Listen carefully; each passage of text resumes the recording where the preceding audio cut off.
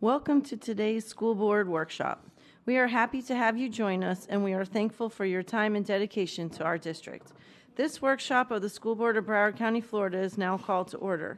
Our primary focus is to create a safe and productive environment for all participants. Please be reminded of the exit doors that are clearly marked for emergency exiting. While in the boardroom, refrain from obstructing the exit doors. All attendees must occupy a seat with the exception of media. Once the boardroom has reached its seating capacity, attendees will be directed to a designated overflow area. Upon activation of the fire alarm, please exit from the room in an orderly fashion and continue to exit the building and remain outside until the authority that has jurisdiction has deemed the building safe to return. Thank you for your cooperation. I will now introduce Fairway Elementary to lead us in the Pledge of Allegiance to the flag.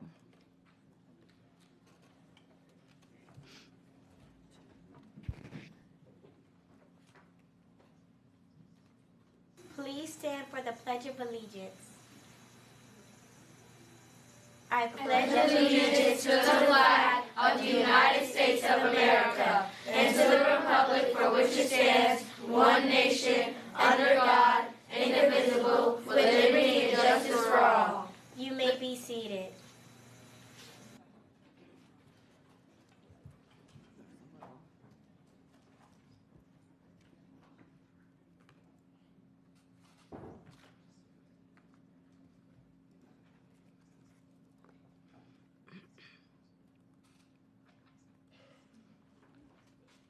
We are Fairway cheerleaders. Pump, pump, pump it up. Pump, pump, pump it up. Pump that Fairway spirit up. Pump that Fairway spirit up. 2, 3.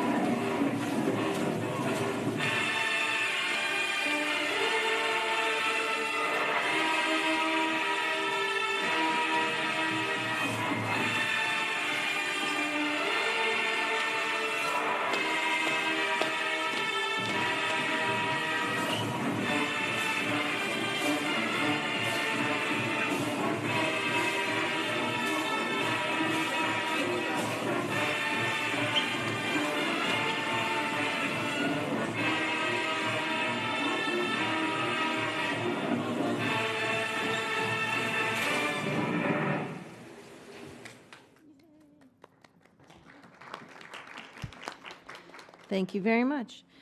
Board Member Holness has requested a moment of silence. Dr. Holness. Thank you, Madam Chair. I do have a few of them, so I'll go with the first. Mrs. Marilyn Pattison Hankerson. I would like to request a moment of silence in honor of Mrs. Marilyn Pattison Hankerson. Mrs. Hankerson served the students and community of Dillard 6 through 12 for decades, dedicating herself unconditionally. As the guidance director, Mrs. Pattison Hankerson poured her love and passion into the field of education. She was not only a friend, a sister, a colleague, and a fellow soror, but most importantly, she was deeply dedicated to the students she served at Dillard. Please join me in a moment of silence to honor the memory of Mrs. Marilyn Pattison Hankerson.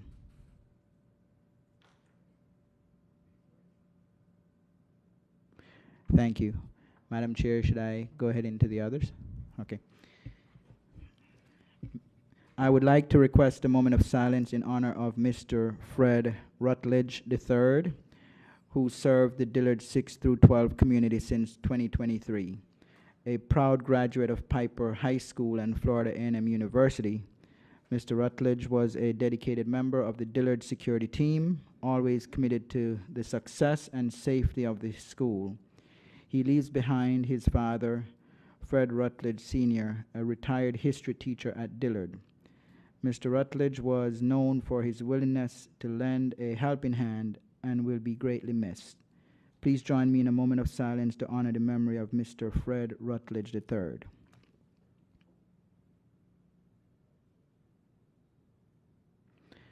Thank you. I would like to request a moment of silence in honor of Ms. Tara Michelle Roll, a dedicated educator with Broward County Public Schools for 25 years. Ms. Roll was a math teacher and guidance counselor at William Dandy Middle and Dillard High, and spent 16 impactful years as the beloved 9th grade guidance counselor at Piper High School. She touched the lives of countless students and staff, earning the respect and admiration of the entire Piper community. Ms. Roll will be deeply missed by all Bengals. Please join me in a moment of silence to honor her memory.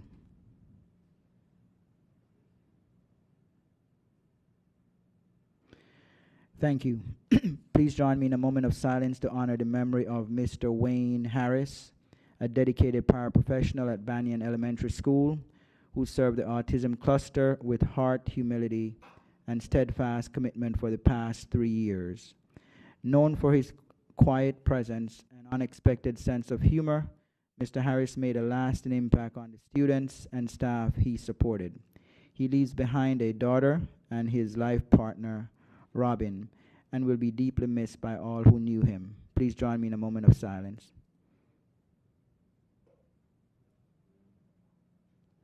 Thank you, Madam Chair.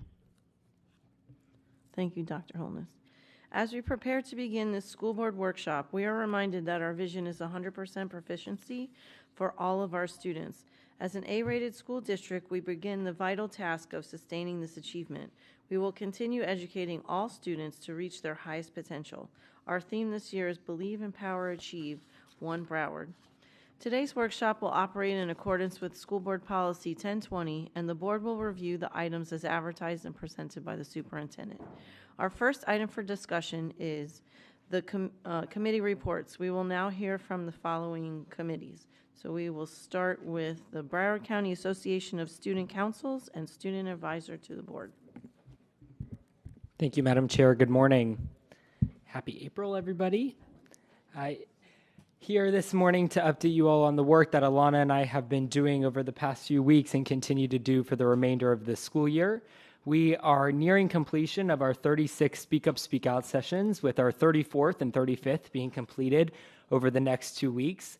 We're really excited about the fact that we have now spoken to over 1,000 students in these sessions, with almost 75% of those students not being student government students and leadership students. So we have spoken in a large majority to the students that come to school every day to learn and may not be as involved as some of their fellow peers. And those are the voices that we wanted to hear throughout the year.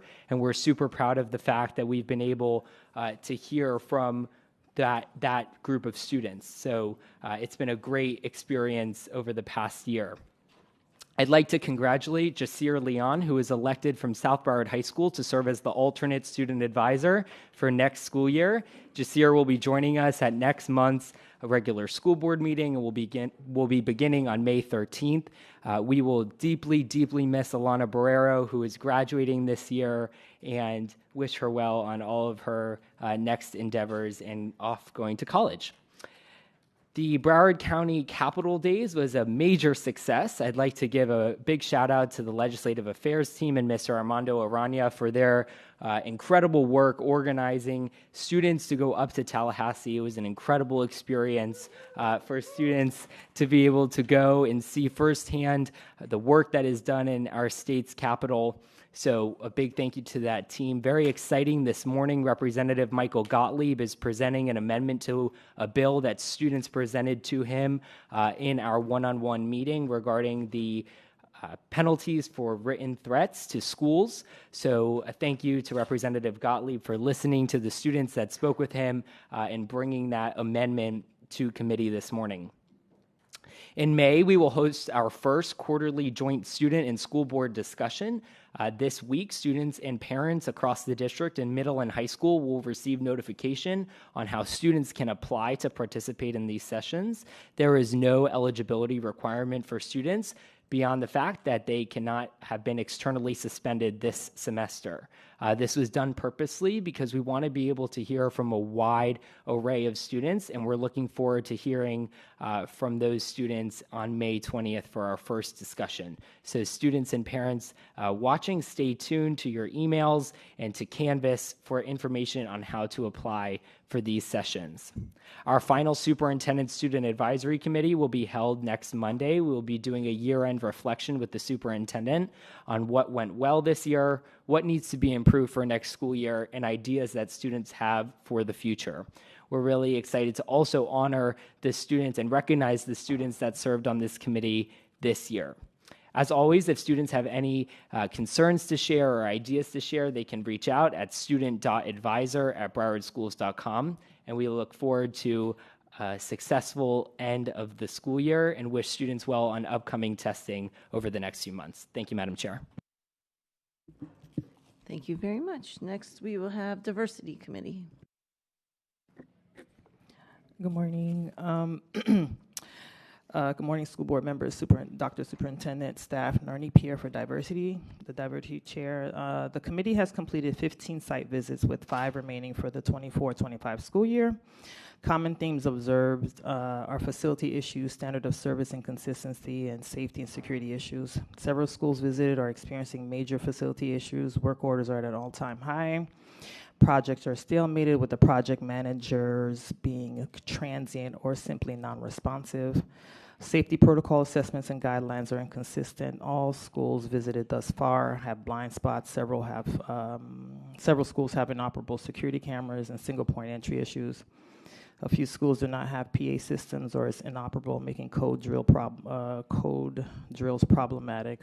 A few schools do not have the safe space insignia. A few schools do not have security assessments haven't had security assessments for this school year. Our meeting on the 3rd, the committee discussed our upcoming report presentation and items that will be included to provide this board with sound recommendations that will be beneficial for all students and staff at Broward County Public Schools. The Diversity Chair has been in collaboration with several other advisories to present a robust report that gives the board a holistic view of the districts from a stakeholder's perspective. This, I believe, will emphasize the board's commitment to actively collaborate with stakeholders. We discussed the indicators for Condition 9, coming to a we're going to be working to come to a consensus to update it for the 25-26 school year. The committee also discussed the HB 5101 potential bill. The committee's concerned about the impact that this will have on our students and staff. The bill, if passed, will cut funding for advanced placement IB and dual enrollment. The district, if this bill passes, could lose about 33 million, excuse me.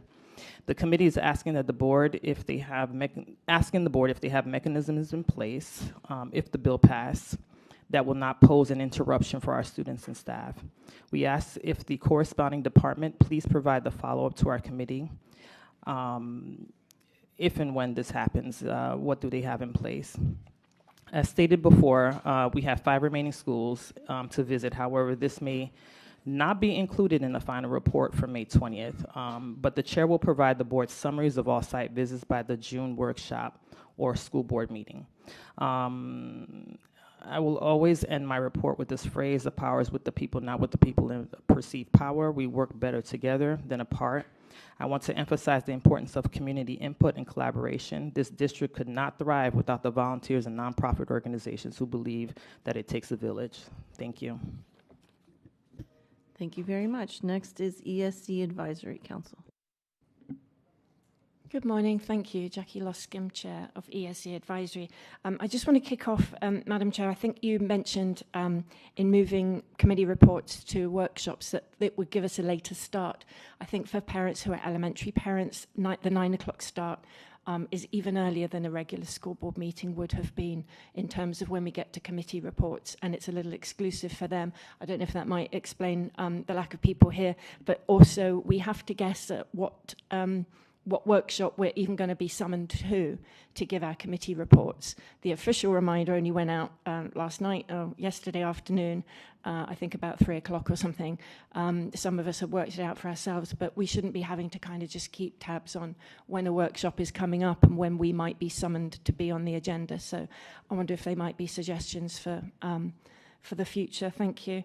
ESC Advisory's March 16th meeting, we did not have quorum. Of the potential 9 school board appointees, 5 were present, 2 were absent, and 2 board members still hadn't, by our March meeting, appointed appointees, though one since has. Thank you for the final 2 months of the year. Having not had microphones at our January and February meetings, in fact been denied them, this time we had microphones but not a camera set up for us, so we have an audio recording only. But a highlight of the meeting was a video summary of the Just Do It Awards that took place in March. These are the annual BCPS Awards, now in their 26th year, recognising students with disabilities and their peer partners. This event is the equivalent of the Oscars for our ESC community. It's just lovely. It celebrates the very best of BCPS. It was heartwarming and uplifting, and folks were thrilled this year to have it at the Parker Playhouse rather than in the multipurpose room at the Arthur Ashe campus. That was thank you to Dr. Licata and I think Dr. Hepburn as well in getting that venue changed. So it was glamorous, it was joyous, it was uplifting, and I so wish that the front row that had been reserved for all 9 of you could have been full. There were 3 people there. And I know those of you who came had an awesome time. It was really special, and I would love to have seen all those seats filled. As it was, parents and kids sat in those seats in the end because the place was full to brimming. A special mention to Gwen Lipscomb from the Florida Diagnostic and Learning Resource System. She's a coordinator at BCPS who has led this now for 26 years. And to Diane Egan and her team. They all worked incredibly hard.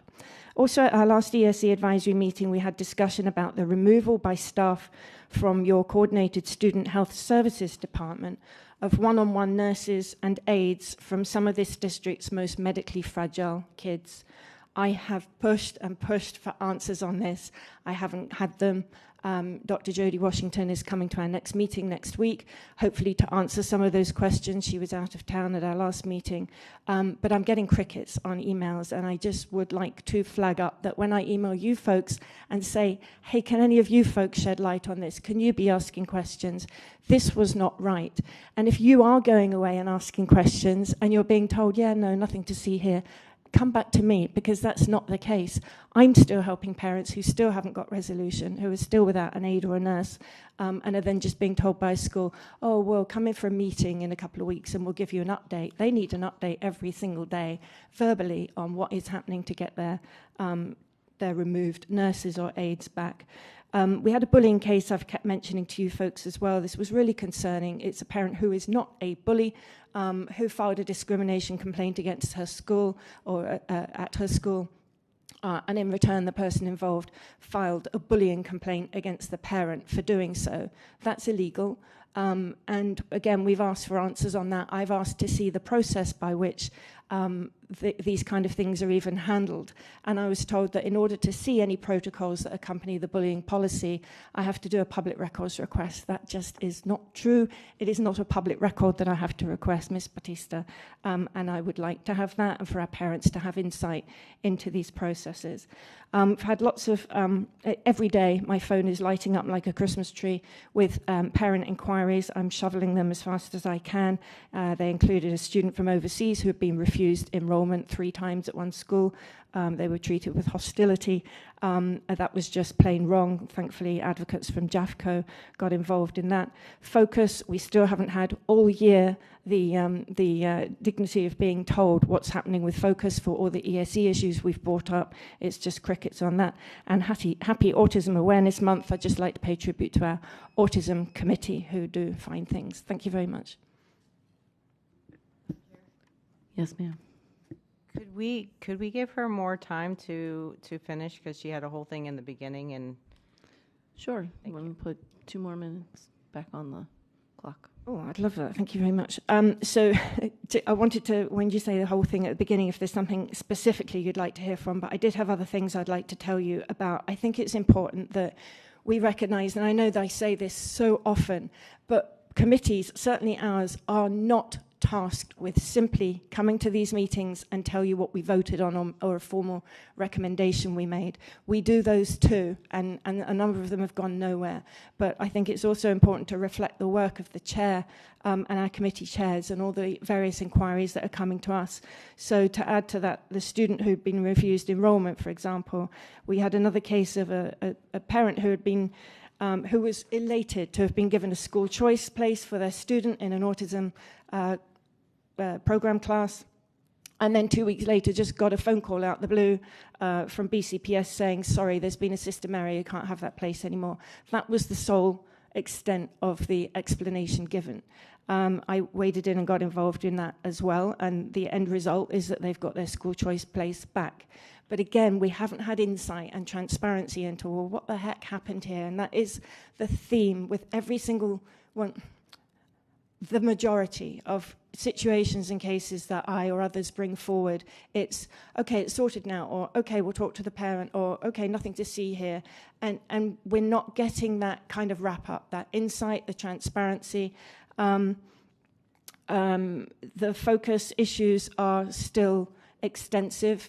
Again, if you are going away and seeing all my emails all the time, or you read my 43-page report on it and went away and asked questions for us, come back to me with the answers you're getting, because they're not squaring with the reality.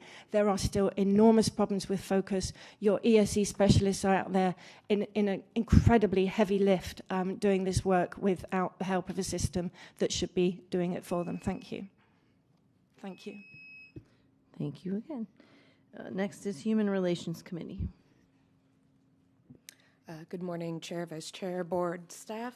Nancy Fry, Chair, Human Relations Committee. So an update after our last March 19th meeting. We were not able to reach quorum, unfortunately, so we actually held a Teams meeting, which was nice because we did get a couple more people than we would have otherwise.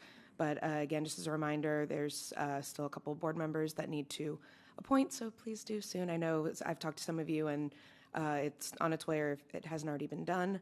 And for the rest, please, thank you. So the biggest update, as a result of the advisory recommendation by our committee, we are thrilled to hear about the latest course in the Leadership Development Program for our aspiring and current APs and principals, Young Voices Leading Change, Leveraging the Power of Student Voice to Improve School Climate and Student Achievement. And we want to give a special thank you to Deputy Superintendent Fulton, who really helped move this along. So why is this course important? The feedback that we have been receiving consistently from students is that we are not responsive to student voice or individuals' experiences. This is hurting our attendance, our student achievement, and student engagement. So we asked for a course, or we recommended a course to be put forward so that we can start fixing the culture from the top down and make sure that our principals and our administrators are creating the type of climate and culture we need in our schools to make it a more positive experience for everyone involved. At the last update I received, the course is currently with Jody Washington for review, and then hopefully from there we will go to approval. This is a course informed by district data and direct feedback and anecdotal statements from our students, including a lot of feedback that we have received directly from the Human Relations Committee. It will include scenario-based training taken from feedback from actual BCPS students. Exact verbiage was taken from student focus groups and meeting participation. Instruction includes working with pro-social organizations, advisors to create student feedback plans, and after instruction on student engagement and school climate, administrators will be given a scenario and asked to devise a plan for how to handle that scenario. So we're really excited to hear how that goes, and we can't wait to see the first group of aspiring and current administrators to take this course. Additionally, we invited our Human Relations Council members to 2 spring student leadership summits. It's hard to get students to attend because it's testing season. These were not exclusively HRC events. There were other pro-social groups that attended as well. And the collaboration between these groups was huge. It was really great to hear that the different groups, from your Black student unions to your Jewish student unions to all of these pro-social groups getting together and brainstorming on ways to improve their schools and all the schools in the district. Some of these organizations didn't know that other organizations existed, so it was a good educational experience for our kids to know what else is out there and what else is going on in other schools, and sometimes even within their own school. And we are collecting information from that to inform the guidance that we're going to be giving to the Human Relations Councils for next year. One thing that we are already planning on working on to improve, we've already seen a huge amount of growth with our HRCs in our schools between last year and this year and over the course of the past few years.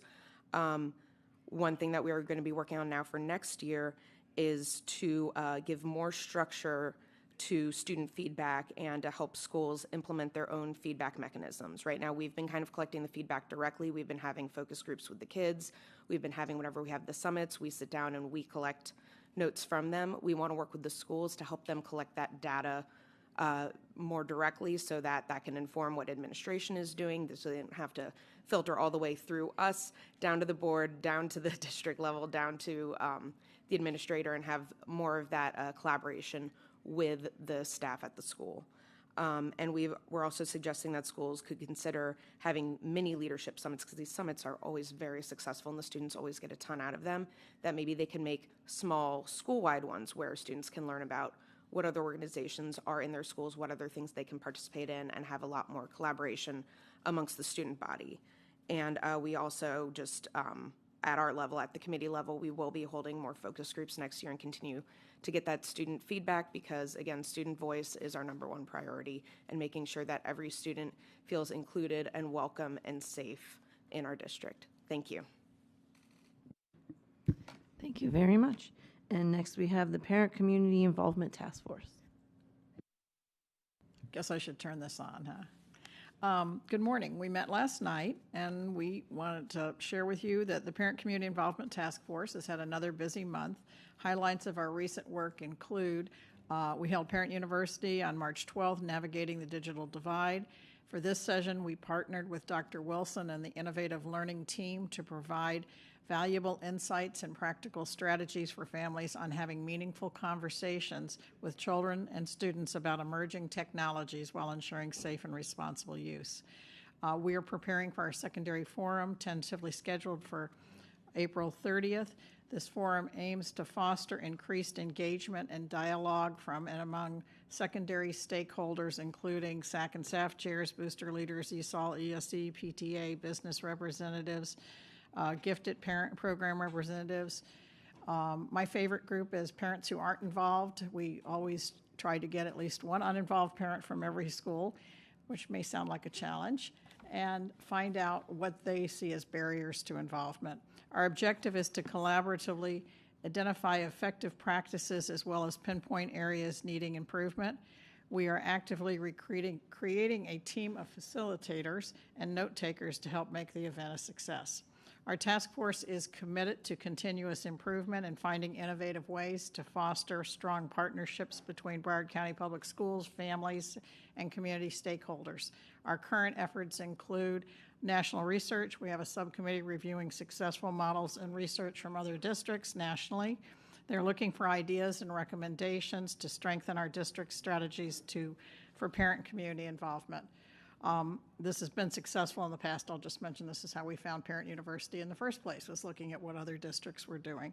District communication and review is another area. We're closely examining existing communication practices within Broward County Public Schools, intending to highlight, strengthen, and address the gaps to improve overall effectiveness. As we've mentioned before, we're still working on our podcast development. It's going a little slower than we had anticipated, but we're continuing to work on plans for a district podcast designed as an accessible tool to educate and engage families on relevant topics. And our nonprofit forum, we had one, as you know, we've already had one this year, but we usually do two, so we're planning our second one for June. This will help to continue to strengthen partnerships with local nonprofits and municipalities and remove engagement barriers and ensure a strong start to the upcoming year. And we usually try to do a June one so that it will give people time to plan for the coming year. At our conversation last night, we have a recommendation for you. We request that the Broward County Public Schools include parent and community involvement as a strategic goal and explicitly place students, parents, and the community of Broward County at the top of the district's organizational chart. This is a practice that is done in other districts, including Palm Beach, and I've brought their chart to show you what we're talking about. And I'll just mention that this has been a strategic goal in the past, but it is not now. We just feel it would send a loud, clear message to the community of your support for community involvement. And our collective commitment to parent and community involvement, highlighting the critical role students, families, and community partners play in achieving our shared educational goals. And we thank you for your continued support and collaboration in our mission to empower families and strengthen community partnerships throughout our district. Thank you. Thank you very much. Do you have any board members that have questions? Okay, right before Dr. Siemens, I just want to make one point. In the policy that changed the reports coming to the workshop, it did state that it would always be the workshop before the school board meeting, but we hear what you're saying, so we will send out a schedule with dates for the rest of the year on when the reports will be given. So. Right, it says the first workshop before the school. First workshop of the month, sorry. So anyway, we'll send out the dates so that you have the actual dates in writing, so I just wanted you to know. Thank you, because to that point, this is kind of an example of where instead of folks just saying, yeah, we get it, it's kind of like, well, it was there. We have to keep on checking a website several times a day to see when that workshop's going to be. So with respect, I get that, and thank you, but I know if it's in the policy, we need. All right, Mr. Hill's going to roll his eyes. I'm sorry. I thank you for listening, and that would be helpful. Thank you. Yes, sorry. Go ahead, Dr. Seaman. Sorry. Thank you. We heard some things I think are quite interesting about from our diversity chair on observations of securities protocols not being followed. I'm just curious if you have any advice for us about what you think we should be doing differently now to make sure that we have the right security protocols in place, particularly the single point of entry. Those are, kind of critical security lapses. And then the second kind of follow-on question is, when you observe things like this, do you get the kind of response from superintendent and staff that you would expect?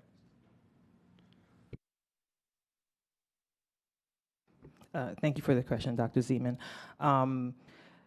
So when we see it, we try not to say anything. We try to talk to the principal first and say, hey, this is what we've seen.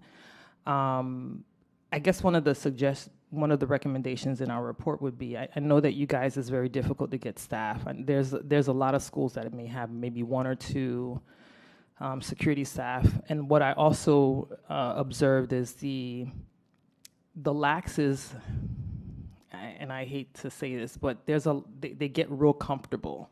And even when the kids are coming in, there's this you guys have the metal detectors. there's a lot of like, just go through, go ahead. Not a lot of checking. And I get it. I get that there's a lot going on, and I get that, you know, they're short staff, but the board has put in place several mechanisms to make sure that schools are safe. And so it's important that staff follows along. The principals are doing the best that they can with the amount of people that they have. I think one of the other things is that there seems to be a very inconsistent way of how one part of the district does security versus another part of the district. Some areas are more diligent about securities, while other areas are a little lax. And I think it goes to the area general security manager, the ones that wear the black shirts, I think it is, I'm not sure. There's some that are really on point about their job, and then there's some are just like, you know what, just get in where you fit in and figure it out. So I guess my recommendation to the board or the staff is there a monthly meeting happening, or is there a quarterly meeting happening where everybody is consistent with the entire district? Are they all meeting together at some point and sharing notes of what works and what doesn't work based on versus high school, middle school, or whatever? There seems to be an inconsistent, because I do ask the question, do you guys meet on a monthly basis? Is it everybody? And we've gotten different responses, so I'm not sure if it's happening or if it's happening in different areas at different times. But that is a major issue, because there's a lot of consistency. There's some areas, and I'm not gonna say the areas, but you separate the district by 3 areas, right? There's one area that's really good, while the other 2 are lacking, so. Thanks so much, Chair. I have a little different opinion about these things. Your visits are announced well in advance. You are a representative of the Broward County School Board as the chair of a Broward County School Board Advisory Council.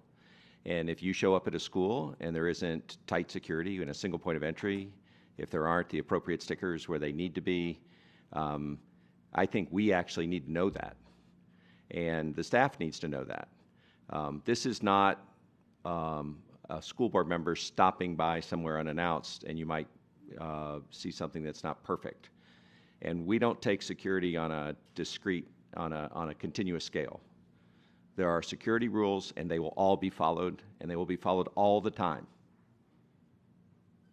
So if a Broward County School Board Advisory Council is visiting a school on an announced visit and sees like critical lapses in security, I would like to know about it, and I think this board would like to know about it. And it's important. We have the Office of Safe Schools that comes and inspects. The scores that we got this year are very, very good, a little bit better than even last year, which were very, very good. This board in this county have taken security very, very seriously, and we do not view security, I don't think, Chair, on a 1 to 100 scale. It's always 100.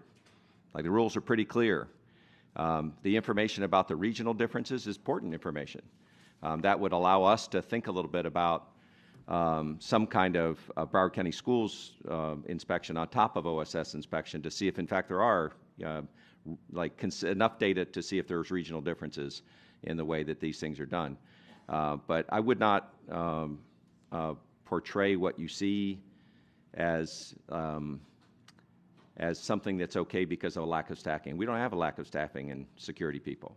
Like, to my knowledge, Chair, do we? Are we missing any positions that are security right now? I don't think there's any. Dr. Hepburn. Comparatively speaking, we're overstaffed. Yes, sir, I get that, but I would encourage any advisory board that visits a school that sees a security lapse to let us know, to be the eyes and ears of this board on a matter that we do not take casually. And we shouldn't take it casually. Every parent needs to know when they drop their kids off, they're going to pick their kids up at the end of the day, or they're going to see their kids at the end of the day one way or the other, to the extent of our ability. And so I appreciate you sharing that, but those comments can't just happen and then not have some kind of reaction from a responsible board. And so I'd like to follow up on that, and we'll ask some more questions of the superintendent and see where that takes us. Unless, Superintendent, did you have any comments? Or Dr. Hepburn. Yes, absolutely. First, I just want to be careful about talking about security in an open forum such as this, just so we don't expose any areas that to the public or to anybody who has nefarious intent. Number two, we do understand the ebbs and flows and gaps that we may have that we are constantly addressing and trying to close. And in addition, we are making org chart shifts too to close a lot of the gaps as far as operations or people and things like that, just to make sure we continue to iterate and enhance our security year after year. So we'll see some changes as far as people who are assigned to certain areas to do certain things, just to make sure we're addressing our needs when it comes to securing our schools.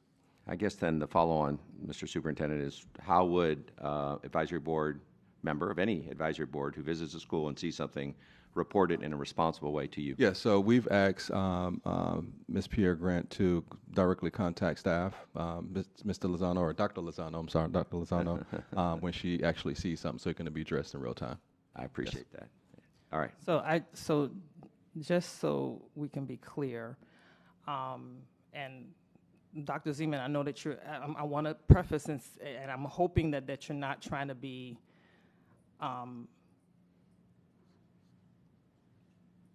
trying to find the right word so it won't come off disrespectful, but I want to make sure that you're not trying to be dismissive, because it sounds like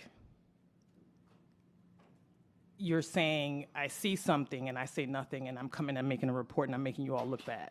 That's not what I Okay, said. I just want to make clear, fine.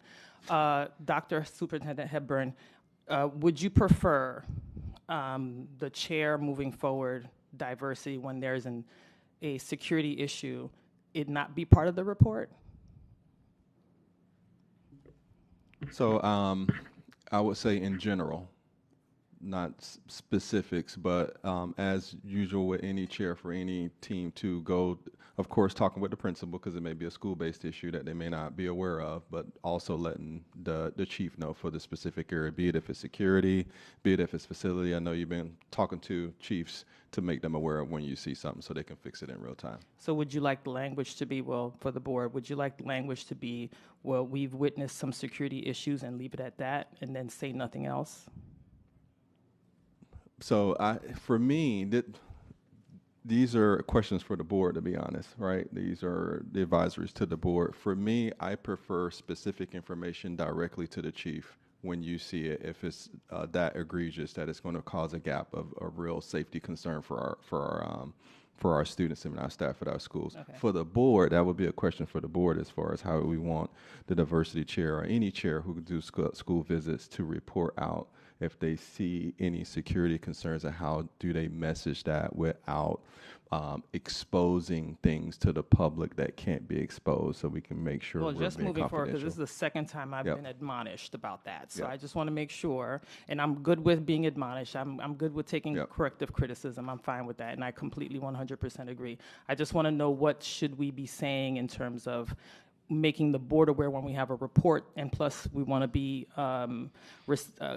we want to be able to provide the stakeholders with information also. So if moving forward, you would prefer that we just say, hey, we just have some security issues and we've made the district aware about that, and if that would be better, I'm more than happy to make sure that's what happens. I'll defer that to the chair, if I may, that portion of it. Yeah, I think that would be fine for this discussion, but what I was thinking also is we each have a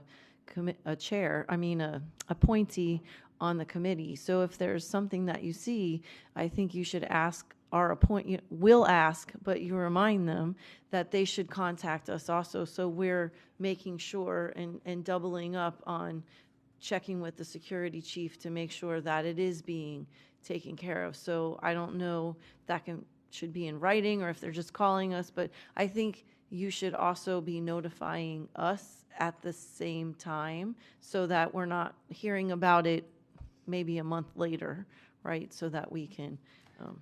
Before you go, if I can get Dr. Lozano to chime in real quick. Thank you. Ernie Lozano, Task Assigned Chief Safety Security Officer. In those specific diversity visits, we added Director LaRosa to that visit, so any identified deficiency can be addressed at that time, because security can't wait. So he's there at these walks, And if he's not, he designates a designee so that any deficiency that is identified on site can be addressed real time. Thank you. Dr. Zeman. I just want to suggest that there's information provided to us from an advisory council that is of substantial value to the board. And there are protocols about reporting that kind of information to make sure that a specific school with a specific door number that was left open at this time, that would be inappropriate for sure. We may want to think a little bit about, at some point, on the onboarding of advisory board people to make sure that they're aware that we want to know that they're free to send an email to school board members with specific information, but in a public forum, that kind of information can actually be more dangerous and more threatening than not. But I appreciate that information, and I think every advisory board, because there's so many of them meet in schools and things like that, are going to see things, and it's great to have a direct line to our Director of Security to put that together, and we need to know it as well. I'm saying something that this board has said for years, that we don't take this lightly. And so we want to continue to make sure that we learn everything we can about it. Thank you. Thank you. Did you have any other questions on that? No, Ms. Al-Hadaf looked like she wanted to say something, so I wanted to hear her thoughts. Thank you. So I would just say that we don't want to publicly release the vulnerabilities at any of our schools, and I think that to let our Chief of Safety and Security know what those vulnerabilities are, because we need to fix them, and we need to make sure that safety and security is followed with fidelity across the entire district, not just in certain areas. And then I would say that the board has also taken this so seriously that we've connected the superintendent's evaluation with safety and security. And then the other thing I would say is that anybody can report something on the Fortify Florida or the Safer Watch app, see something, say something, because we don't want things just swept under the rug. We want to address these safety and security, any of these vulnerabilities. Madam Chair, may I ask Ms. Holliday a question? Go ahead. Ms. Holliday, that Safer Watch, is that something that is fully integrated in the district, and can we, as a diversity committee, add that as one of our indicators in terms of safety and security? Yes, it's absolutely fully integrated. And there's the Safer Watch, see something, say something, where you can report something, and that is offered to parents, staff, students. That's different from the panic button, but I just wanted to make the difference. And then you have the Fortify Florida, that's also the see something, say something, which is the statewide app. Thank you. Okay, Mrs. Leonardi. Yeah, thank you, and I appreciate the feedback around security. In the report, and maybe I didn't hear correctly, I didn't hear any like specific schools or buildings mentioned. Did I hear that correctly? No, when Ms. Al-Hadaf mentioned it last time, I made sure that moving forward that the reports would not state schools. Okay, yeah. I just wanted to clarify that because I think maybe there was like a misunderstanding, but the way that you delivered the information today seemed general enough. It wasn't, it didn't, reveal any information that would put students at risk. Took her suggestion and made it very clear moving forward that I didn't want to mention any school names, but I did feel like I needed to at least include that there are some security issues and that, that we make sure that we, and it was consistent is what I mean. It's just a consistent thing from all the site visits. Yeah, and I appreciated the feedback because, as I visit schools, some of the issues are what I'm seeing as well, especially around PA systems. And so, it's not at every school, but for me, as one board member, I appreciated the identification of certain issues, but like you didn't reveal a specific school site or building or anything like that. And I just wanted to share my experience as a parent and as a school board member visiting schools. And I do, as an employee as well, I do recognize that there are certain schools or certain areas where standards are not at the level of others. So I think it's important that we discuss that and we recognize that as a board, and I'm glad that our advisories are highlighting that as well, because it is a fact of life, and it is unacceptable. But I did want to share, as a parent, I was dropping my child off, picking him up every day at Siegel, and I was having, if I didn't have my ID, I was not allowed in. I had to show my badge. The single point of entry was on lock, and I felt very comfortable and really great about having my child at Siegel. And that's been my experience as a school board member visiting schools as well. Like, one day I didn't have my district ID, and I had lost my license, and I was not allowed in. And that is how it should be, right? Across the board. So I really appreciate that. And I also think it's important to recognize that that's not the experience at every single school. So thank you again. Back to the method for collecting feedback. So I think we've heard a few different improvements that have been made around, our advisories see a security issue. Mr. La Rosa is now he has been or will be going forward a part of the visits. I'm wondering if I'm just a parent or a teacher or any kind of staff member at a school, and I'm seeing a security issue. What methods do I have for sharing that feedback to immediately address a security issue at a school? Dr. Hepburn.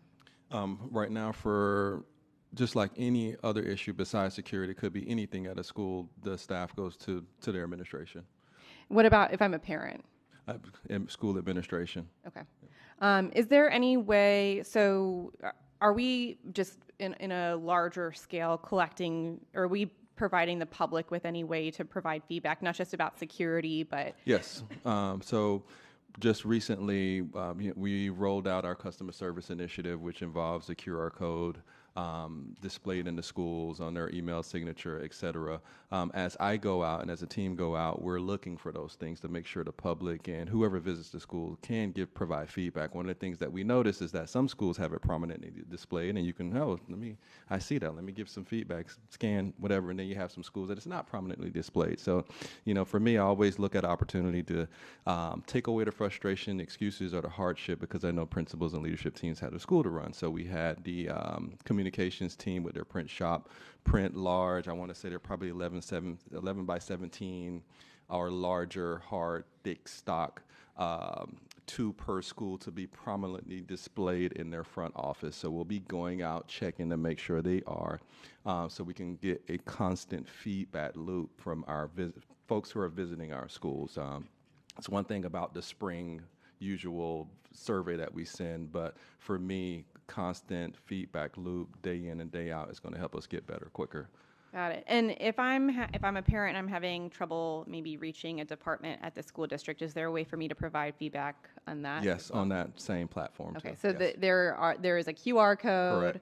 Is it it's on our website? Correct, and we monitor that information. We look at it on a dashboard aspect too. So if we see a school, right, it's trickling in, and we hope that the numbers get better as we send messages out. We know the schools that are very successful and getting a lot of feedback have sent out Parent Link with the links and all that. So we're replicating some best practices from schools that are doing it well, and we use that data to support our schools, figure out what's going well, figure out where the areas for improvement. Same with departments too. So we're trying to figure out the best way to push that information out for departments, because it's not like a school where you can send a message to all the parents, because they're engaging with their schools all the time. So we're trying to figure out the best way to get that information out for departments too, but we do have that accessible for folks to scan that information from departments, and everybody should have it on their email signature too. If a person emails a department and they respond back, they will see that at the bottom of the signature that they can provide feedback. Awesome. Yep. I appreciate that. Thank you. And then just 2 more comments. I think one of the events that was mentioned by our advisories today was actually scheduled on a significant religious holiday for some of us. So moving forward, if we could avoid religious holidays for big district events, I would appreciate that. And then, I think again, I really appreciate all of the feedback. I think our advisories are doing great work. Our parent community involvement task force is a great example of getting parents involved, and I appreciate the efforts to get maybe some uninvolved parents involved. I think that I would really love for us to be mindful of the way we speak about staff members by name. There just isn't the same. A staff member isn't going to sit on the dais and be able to call any of us out, any member of the community out. And, I think in the spirit of collaboration and improvement, it's helpful if we can speak with each other with respect. And if there is a specific issue with a staff member, you can come to the board or have a conversation with that individual. But I just want to make sure that the way we speak about each other is respectful. Thank you. Thank you. Board Member Thompson. Good morning. I just wanted to, our Ms. Pierre Grant, your report has sparked a lot of conversation. I wanted to highlight another thing you brought up, which is HB 5101. I think this is imperative for our community to be talking about, especially because the cuts that we would lose, about $33.5 million, is buried deep within the bill. So if you're not paying attention, it is very easily to miss. And so some of those cuts, as I know my colleagues know, are to our AP classes, our IB students, our ACE, our dual enrollment, our CAP, and more. And these are programs that students are actively seeking out. They love these classes. These are classes and programs that are saving our families money, empowering them to be able to go to college or after programs because they're able to afford it. These are programs that are actually helping students learn important skills for their workforce. And if we are, as a district, not highlighting the impact that could have, I think we're doing a disservice to our community. It's not enough that just board members and staff know it's vital that we are telling parents, that we're telling students that this could happen.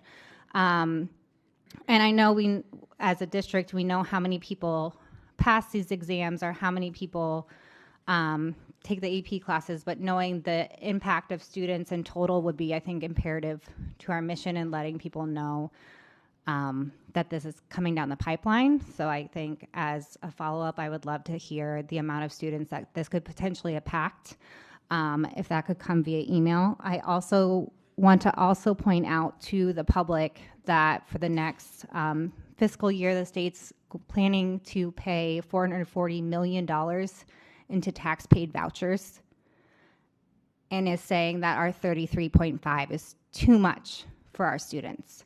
The majority of Florida students still go to public schools, and if we are not raising an alarm on this, I just feel like we are doing a disservice to our community. So I just wanted to highlight that again. Thank you, Ms. Pierre Grant, for bringing it up.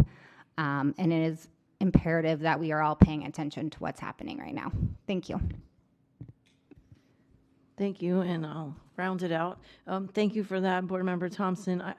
What I understood is that the legislature, because there's an other category and they don't know what other means, figured we didn't need it anymore. So I think it is imperative that we flush out what other is and let people know how important that is, and maybe the state looks at reporting differently so that they have more details as opposed to just scrapping it because they didn't ask enough questions.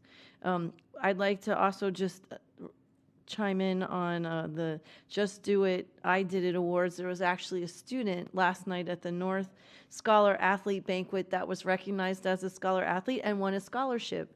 And one of his accomplishments was getting the Just Do It, I Did It award. So I just wanted to let you know that was really special last night. So I have a couple of questions for Dr. Hepburn. The issue that has been brought up a number of times is the one-on-one nurse issue. I don't need you to tell us like individually, but can you please let the board know, is that issue being addressed and resolved at this time? Yes, I'll turn it over to Ms. Hollingsworth to give a quick report. Good morning, Simone Hollingsworth, Chief Academic Officer. Yes, that is being reviewed case by case to determine exactly what the continuum of services are for those students to identify what individual health needs there are. I will put on record there were a few missteps that had taken place, and we've rectified that and are reaching out to all of those families to ensure that that is happening and that they've been touched and communicated with in regards to what their needs are. Thank you so much. Next question. The process that was being asked for is I know we have policy that's written out, but when we have processes or procedures, are they written? Is it just assumed that this is a process? How can we share that? So I think, and Ms. Luscombe, you can help me here, the process for the bullying report, or what it was that you were asking for? Yes, it's specific to the bullying report. So bullying policy spells out quite a lot about if there's a student who's accused of bullying, how that would be addressed. To an extent, it's in policy. But somebody can make a complaint against a parent, but then it kind of tails off in policy. It doesn't address, well, then how does that get handled?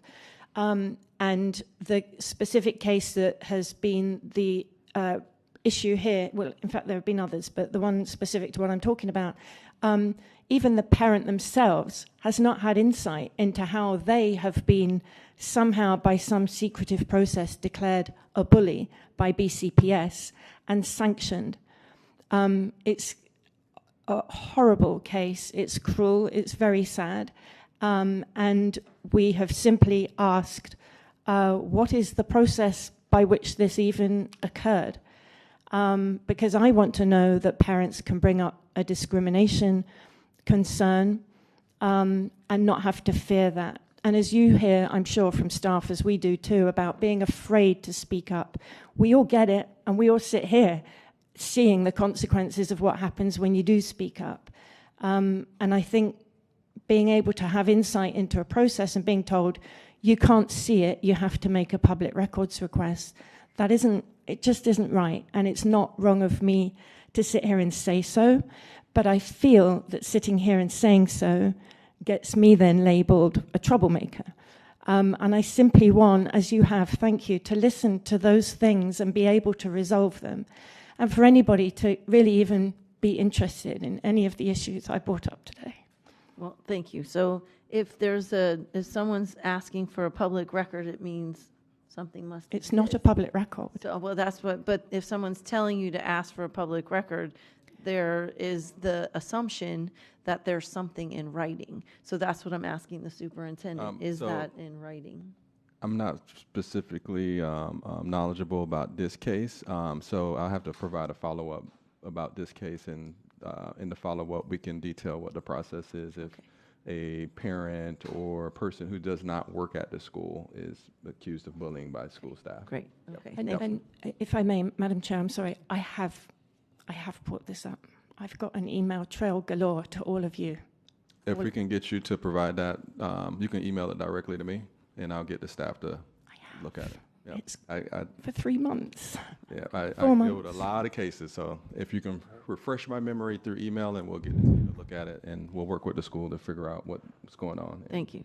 Provide that the Okay. process and the follow-up also. Thank you. And then the last thing, a comment that the Parent Community Involvement Task Force had was about the org chart. So if you look at the org chart now, it says Broward County Community, and it sounded like the suggestion was to maybe flush that out a little bit and say parents, student, whatever. So maybe while you're working on the org chart to bring forward, you could take some of their advice and look at how you could make that more specific than just Broward County Community. Okay, Yep. perfect. Thank you. All right. Oh, okay, Ms. Rupert. Thank you. And I don't want anybody in this room, especially those that are the public that's here in our community. There's good trouble, there's bad trouble. What you guys are for advocates and standing up for our children, our community, you're good trouble, and continue what you all do. Thank you for that. Yes, thank you all so much for coming. Madam Chair, I have a today. question. Yes, ma'am. If folks aren't here but they filed a written report, where can the public even see that? We don't know. And I don't know. I think it would be helpful maybe to just poll those who weren't here, and if they haven't filed a report, and ask them, were they aware of this date? Because I brought up that point about. Right, well, I brought up that point, and, Right, and I'm being told off for having called out somebody who rolled their eyes at me, so I apologize if I called them out. But I also called out names of people who have done incredible, amazing things and needed credit for it. So if we're not to call out names at all, I can't do that, and I would love to be able to. But I called out somebody who rolled their eyes, and I don't think that was the right thing to do. Thank you. Again, like we mentioned, in the policy, it does state that it's the first workshop, but we are going to do a schedule. I know I did speak with someone who was aware that the meeting was today, but just chose not to come, 2 of them. And you only have to do a written report if you're not coming to the meeting, and neither one of them had a written report ready. So that is what the policy says, but as you know, we can't. You are volunteers. We can just make suggestions. But when the report, so Mr. Sullivan or Mr. Hill, can you let us know when the report is submitted? Where does that report go? When it's submitted, I believe, as long as it's 3 days in advance, we can include it in the minutes. The minutes of the workshop? And Correct. where would they go to find that? Well, we post the minutes, but I'll let Mr. Hill expand on that. Thank you, Mr. Sullivan. Through the chair, if it's basically submitted to us 3 days in advance, we're able to post it online to the item so the public can see it, as well as deliver it to the board. Which was the discussion we had, that if you know you're not going to come, you're supposed to submit it early, and it would get attached to the item that we're looking at. Like when you click on there to see what's on the agenda, it would be a blue lighted one where you click it and it goes to the report. But I don't think we haven't have received any reports to date for people that aren't here to give it in person. So when we send out the schedule, maybe we can make those reminders to let people know we do want to hear. I mean, that's why we're sitting in this forum, right? I want you to understand that the changes that we wanted to make were so that you understood we do want to hear what you have to say. We wanted to be in a place where we could have a discussion, and this makes more sense than trying to do it at a school board meeting. But the time, I know you addressed the time. Unfortunately, I don't think we can change that because it's the first item for the workshop, and unless we bump the workshop to later. So it's once a month. If they can't come, they can send the report, but obviously coming gives us the best scenario because we can have a discussion, ask you questions, ask staff questions, and then look at what it looks like coming to the board as an item if it's going to come later.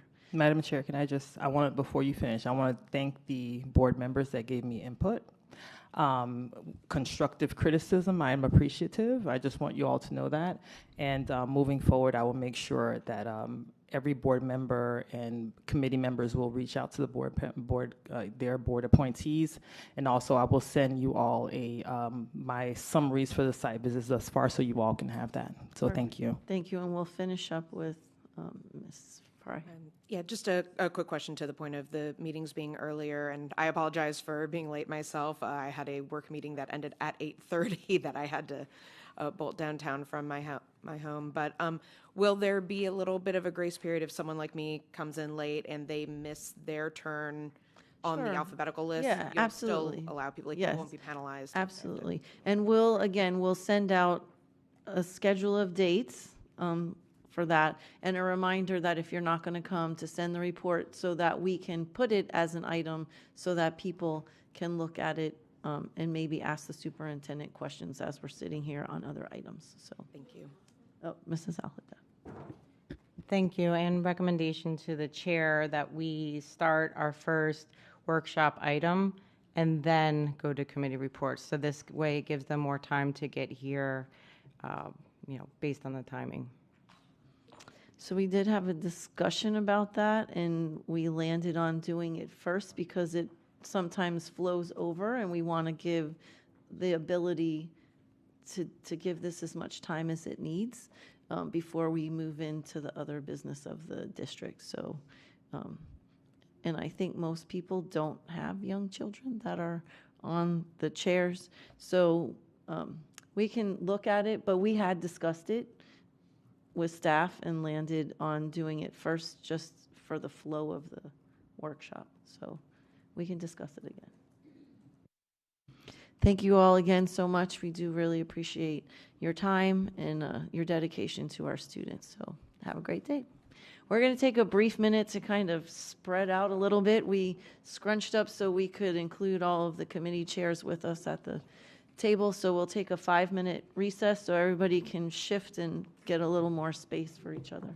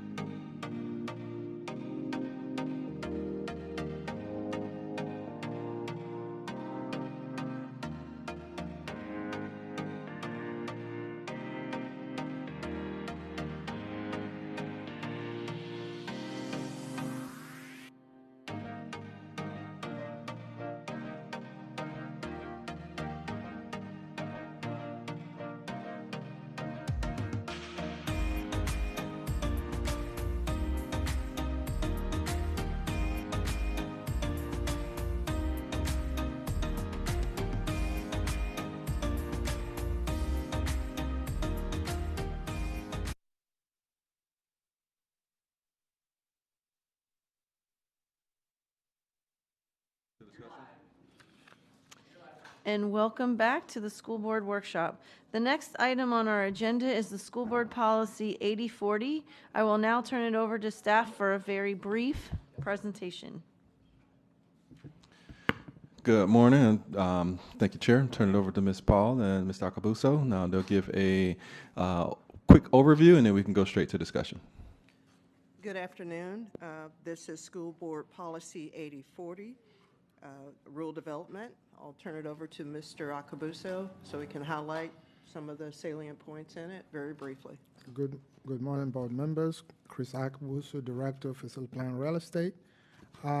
Specifically, the policy is the policy the district utilizes to rent outside facilities and also short-term rentals, by schools. Very, very quickly, I'm just going to go just the rationale. The policy has been renamed to Leases of Real Property and Facilities and Event Contracts.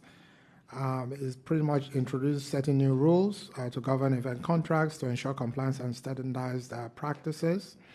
It also has been reviewed via the typical process by the outside counsel, Coward & Coward, and internal Office of General Counsel, and then streamlined to ensure leasing and contracts follow legal compliance, financial soundness, and consistency.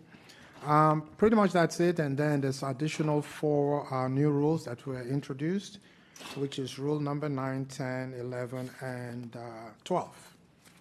That's it. Thank you. Okay, thank you. We have one person registered to speak, and that is Ms. Narnaik Pierre Grant, who was right here. I don't know where she went.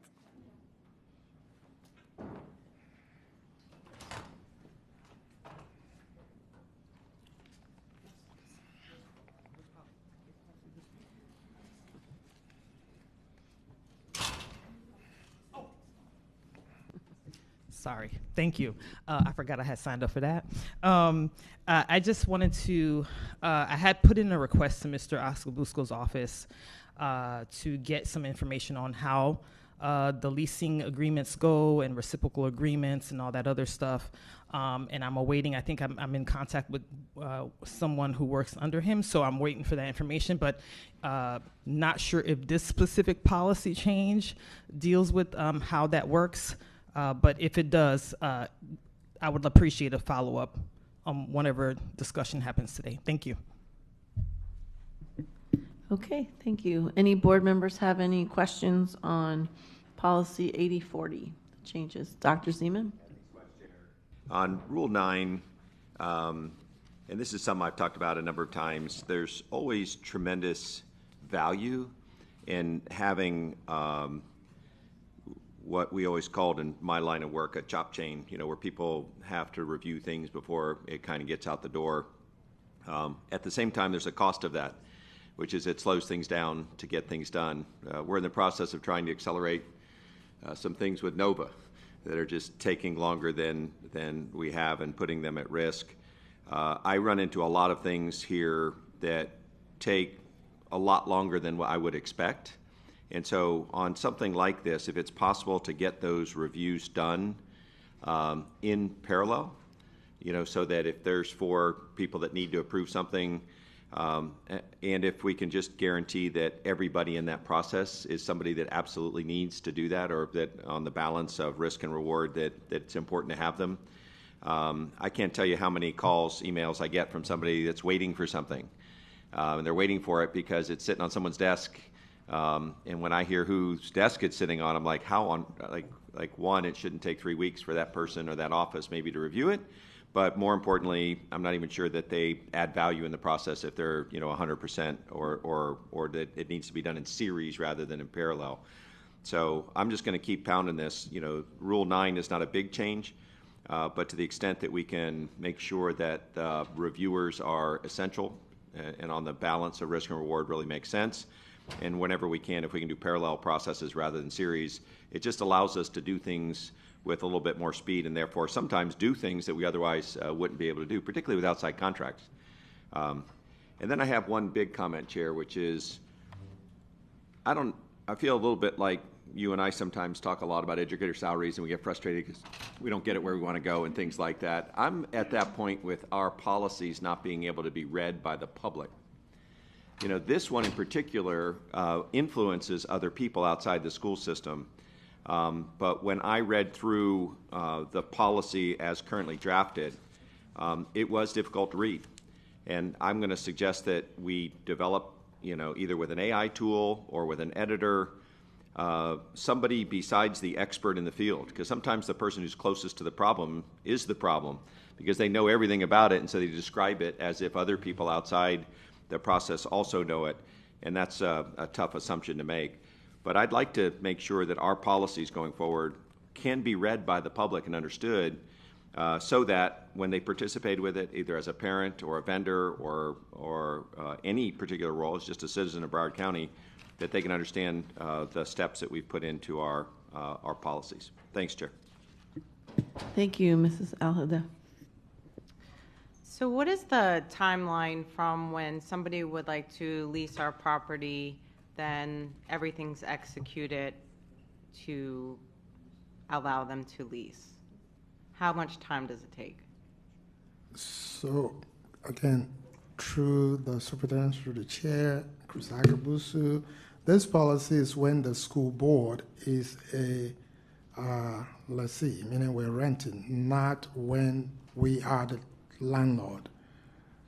So, but to your question, when we have outside leases, it's typically either 1, 3, or 5 year lease, and then you have a term. So the term, typically, again, that's the term, 1, 3, or 5. In terms of when they have to lease, it has to be compliant with the term of the agreement. Okay, so the you're saying we're leasing property, yes? Yeah, this policy, when the school board is a Okay, lessee. so how much time does it take for that lease process to occur? The contracting of the lease she's asking. Well, the contracting, in terms of the process, we try to be expedient as possible. So we have a process whereby if we are the tenants, we generate the lease, then we, maybe the department or somebody in the organization, then we take it to the general counsel's office, and then once they finalize it, goes to the outside party, right? So I know the general counsel's office, I think it's 10 business days they require, and then it goes to the outside counsel, and then hopefully it depends on how long they take. So it depends when it goes out. We try to be expedient. Dr. Hepper, my question specifically is how much time does the process take from 0 start to 15, 15 to 30? What's your estimate from moment engagement with a person who wants to lease the property to completing the contract? And I know there's ranges depending on the complexity, but I think we would need to do the research and provide that information to you, because it is dependent upon the organization and what challenges we may have. But we can provide averages based on the data we have. Okay, and we can't speak to it today? Well, I would not want to mislead or give you incorrect information, so I think we need to go back and look at it from a historical perspective. Okay, thank you. Ms. Bowman. Thank you, Chair. So I was reviewing this, and it took me until I think the second or third page to figure out that we're talking about the school board leasing properties from somebody else instead of us leasing the properties to a third party. So I think it's would be very useful to Dr. Zima's point that we have that very explicit in the top sentence about what this is actually covering, so that you know when you start reading it what to look for. And then I've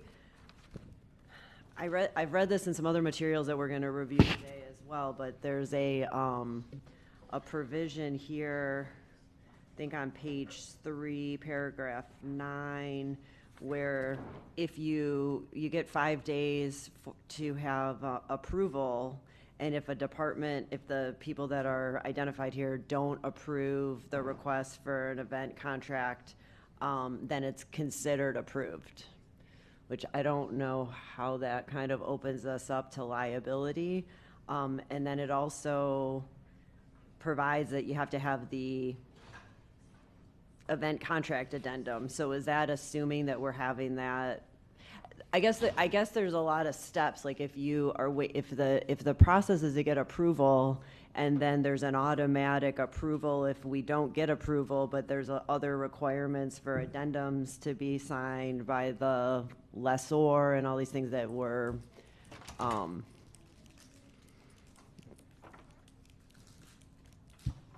There just seems to be a lot of steps that need to happen that if you're just getting automatic approval, that probably aren't going to happen because you don't necessarily know what needs to happen if you're just trying to rent a space for, a theater or something. I don't know. It seems like it just needs a little work to cover us better. Dr. Hepburn. Mr. Akabusa. So that specific Rule 9 pertains to the schools doing proms and events like that. It's to enable expediency in terms of having the schools being able to comply with whatever venue they're using. So pretty much what it lays out is the steps of which is the regional superintendent's office. It goes through that body sends it out to simultaneously those departments, general counsel, risk management, facility plan, real estate. They typically, the general counsel looks at it, and if there's any additional addendum, because the template for the contract is for the landlord. So pretty much those protections have been put in place. So pretty much, again, this specific Rule 9 is to do with things like proms, nothing to do with your typical renting of something. So again, we're trying to work with the schools to making sure. And it's been working well. We've never had a problem if people follow the rules, but it's been pretty working well because all the departments involved simultaneously have to make sure we comply. And there's a form everybody signs, and so I don't know if the general counsel's office has any additional comment, but Ms. Batista. I don't really have any additional comments. Like you said, I think the process has been working well and expeditiously.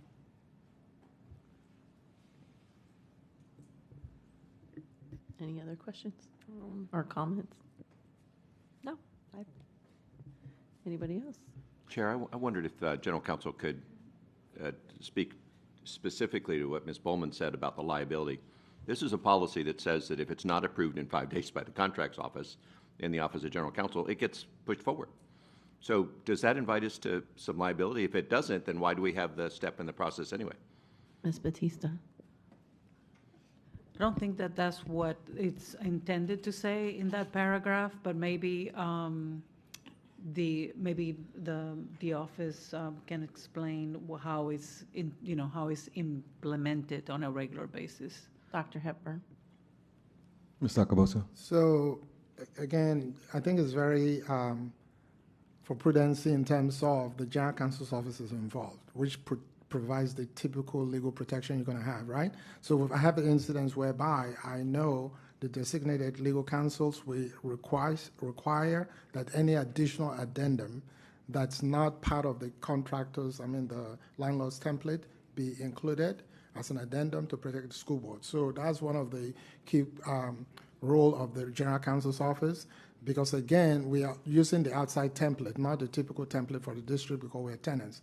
So that the protection is always there, whereby they require additional language as an addendum or strike through on the line. So pretty much that's how it works. But if I may, so when it says the referring administrator, that's not referring to the general counsel's office. That's the part that I was asking what the actual implementation of that language is. The referring administrator is coming from the regional, so if you look at that's Rule 8, when a principal, facility director, executive director of an administrative department, that's the referring administrator, is delegated with authority to enter into the leases, right? And then, again, the process then calls for Rule 9. It has to then go through the regional office. So the referring administrator is either a school wanting to do a prom, facility director, and then it goes through that flow because it originates from that particular silo of the organization. It still says, Chair, though, that the referring administrator can do it if the department's plural general counsel, including you, don't provide approval. So either those approvals are not value add and we don't need them, because that's what the policy says, or they are value add and we don't want to let RSOs assume liability for what lawyers should be looking at. Ms. Batista. Well, I know that that's not the manner in which it is implemented. That's why I was asking for some help, because I know that all of the agreements do come through our office and they are approved by the General Counsel's office. I mean, I guess either we're doing them, I mean, I've never had an issue where the agreement just gets signed without review. So I'm not sure if that language there is not being implemented at all, or if, if we always do it within 5 days and therefore there is not a problem. So I'm not sure why that language is specifically there. Dr. Hepburn. Yeah. Mr. Akabuso. Okay, so I'm going to clarify. If you look at the language, very specific, right? So the referring administrator has been delegated with the authority to enter leases that are no more than 3 days, right? For the use of outside facility, but most specifically provided that those contracts have first been reviewed and approved by the regional superintendent's office, the facility plan and real estate department, risk management, and then the office of general counsel. So that has established a process. Then that referring administrator through the regional superintendent's office pretty much transmits those contracts to those entities, those silos, and then we review it. The key word is to enable Dr. Zeman, to your point, to make things go faster, not to be bogged down. So we have a certain number of days to review them by each different silo. Each different silo, we are all signing the same form, right? And that form, our department will see that maybe the General Counsel's office, we have the same time frame to sign. And then it goes out and goes back. But the key word is the General Counsel's office ensures that the legal protection is there. And through the process, we've seen where they've added addendums. We requested, the General Counsel said, I don't like this language. We're reviewing it for different things. They're reviewing for different things. But again, ensuring that all the protections are there. And again, we've never had any problems to my knowledge. So, I mean, if anything needs to be tweaked, but, generally everything has been working well. Board Member Bowman. Okay, so I think there's like a little confusion. First of all, because this is all red line, presumably this isn't in the current policy. This is all added language.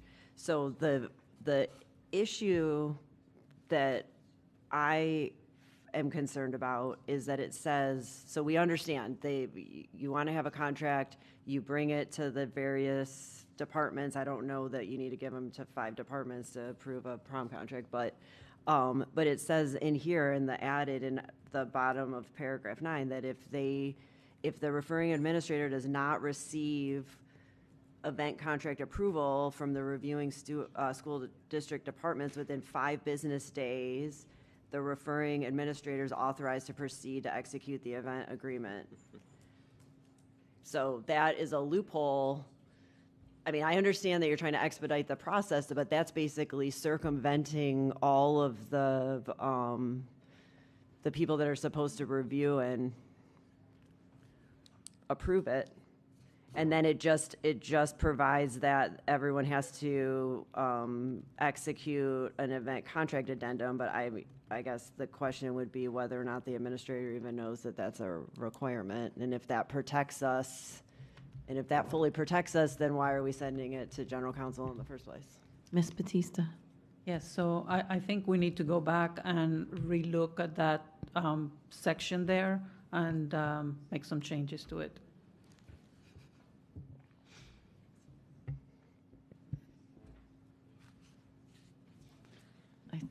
think we would agree. Okay. It seems to be. I mean, you know, we worked hand in hand with the general counsel's office to come up with this language, but if it's not clear, and I definitely agree with Dr. Zeman and Ms. Bowman that we need to look at it, because you know, it's for the outside person, it can be kind of difficult to understand. So we appreciate your feedback. Thank you. I'll just sum up. I agree with Dr. Zeman and Mrs. Bowman about it needs to be easier to read in general. It's a lot of, seems like, I know they're not legal terms, but it's not easy to follow. So if there's a way to make it flow better where we can understand it easier. I also agree with Mrs. Aladef that there needs to be some time frames here, because if I want to rent a facility, how long do I need to make sure I'm approaching with a contract to the district? Do I need a month? Do I need 6 months? Do I need a week?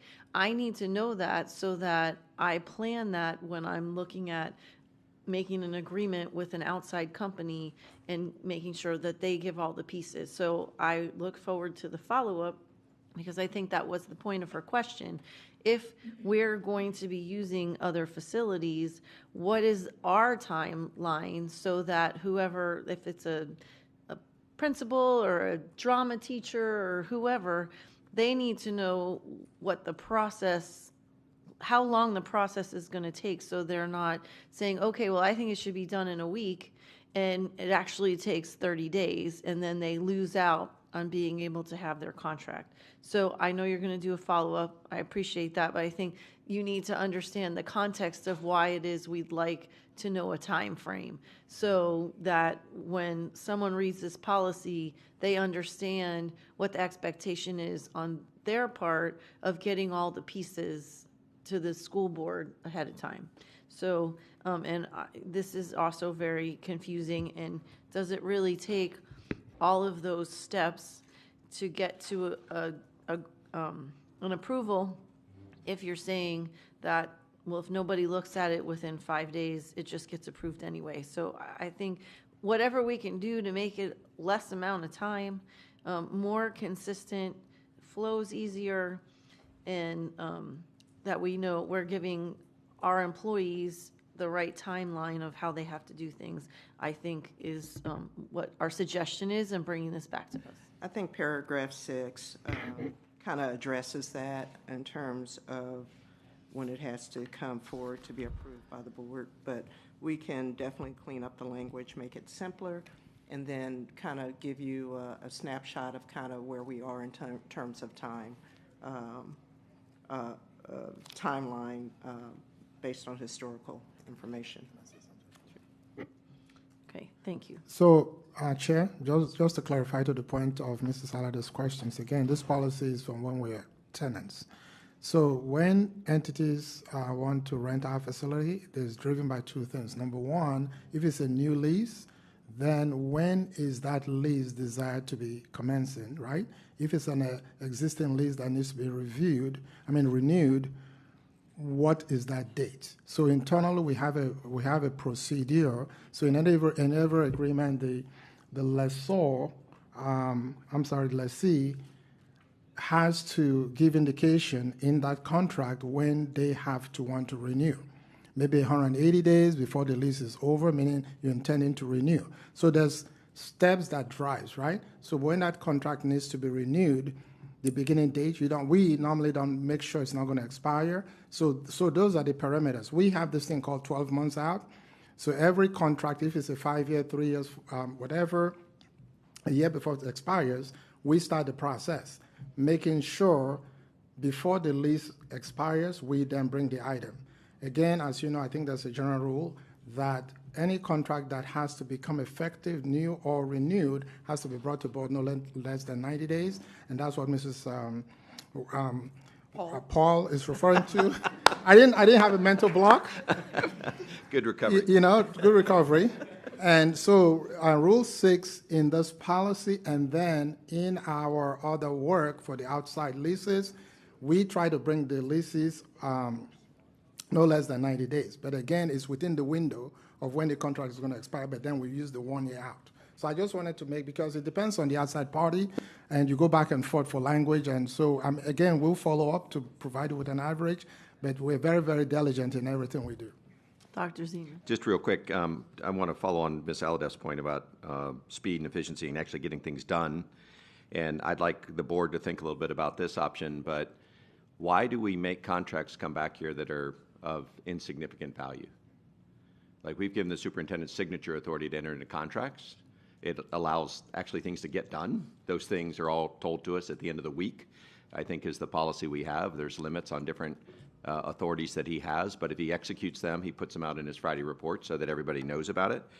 I wish we had a similar thing for contracts, something like $50,000, that if it's renting a adjacent facility for 3 days for a leadership conference or something like that, I wouldn't even, my own preference would be the deputy superintendent. We just don't, we have to build these things so that there's some reasonable speed to get things done. I love the fact that you say 10 days, before an event, you got to get this thing going as a reminder to the trigger to get going, right?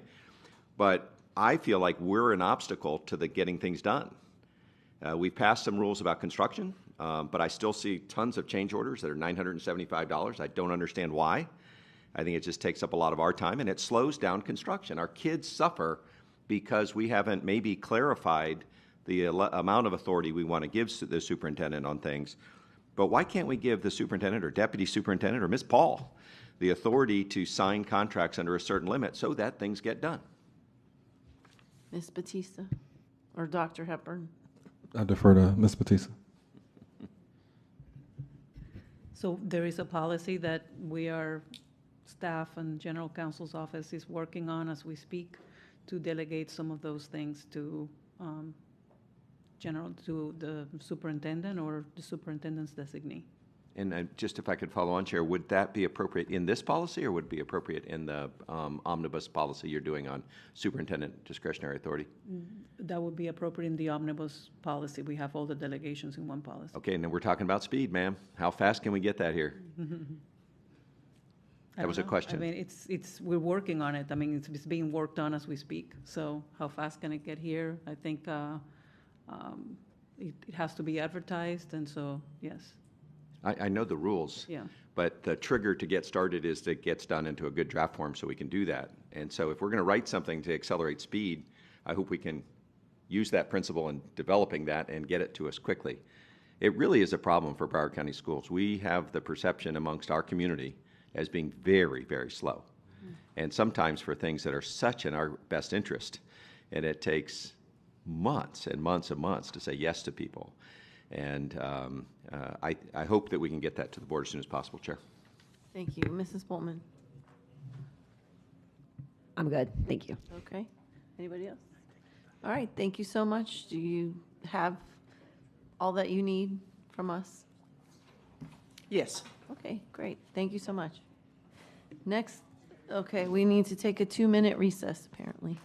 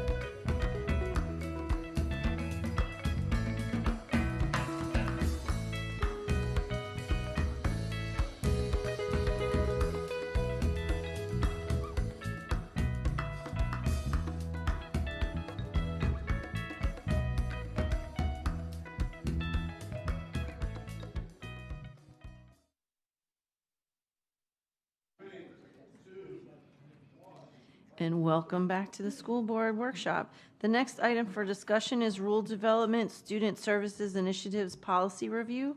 I will now turn it over to staff for a brief presentation. Good morning, Chair. I'm turning it over to Ms. Hollingsworth, and they are ready to go straight to discussion. Good morning, everybody. Simone Hollingsworth, Chief Academic Officer. I have Dr. Jody Washington and Ms. Marissa Sotelo with us to answer any questions. Okay, thank you. So we will go to public comment. And first we have Deidre Ruth, who would like to speak on a couple of the policies. So we're going to give her 6 minutes.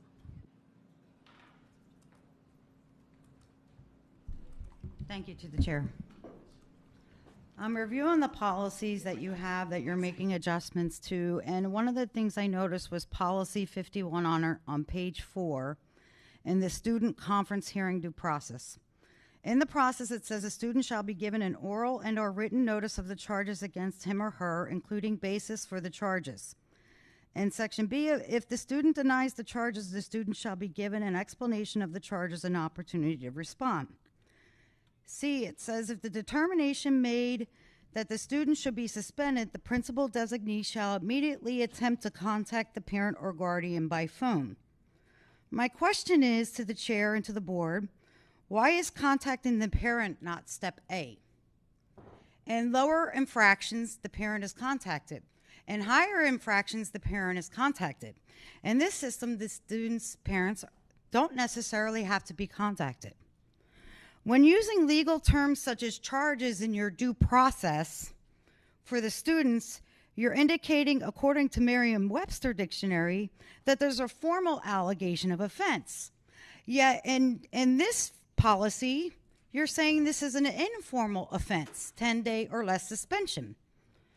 When a teacher has a formal conference hearing of due process, not only do the teachers have a right to representation or a witness, but they are afforded the lack of criminal terminology of charges. They are considered allegations until probable cause is found. But they don't find probable cause with a teacher until that teacher is put in question.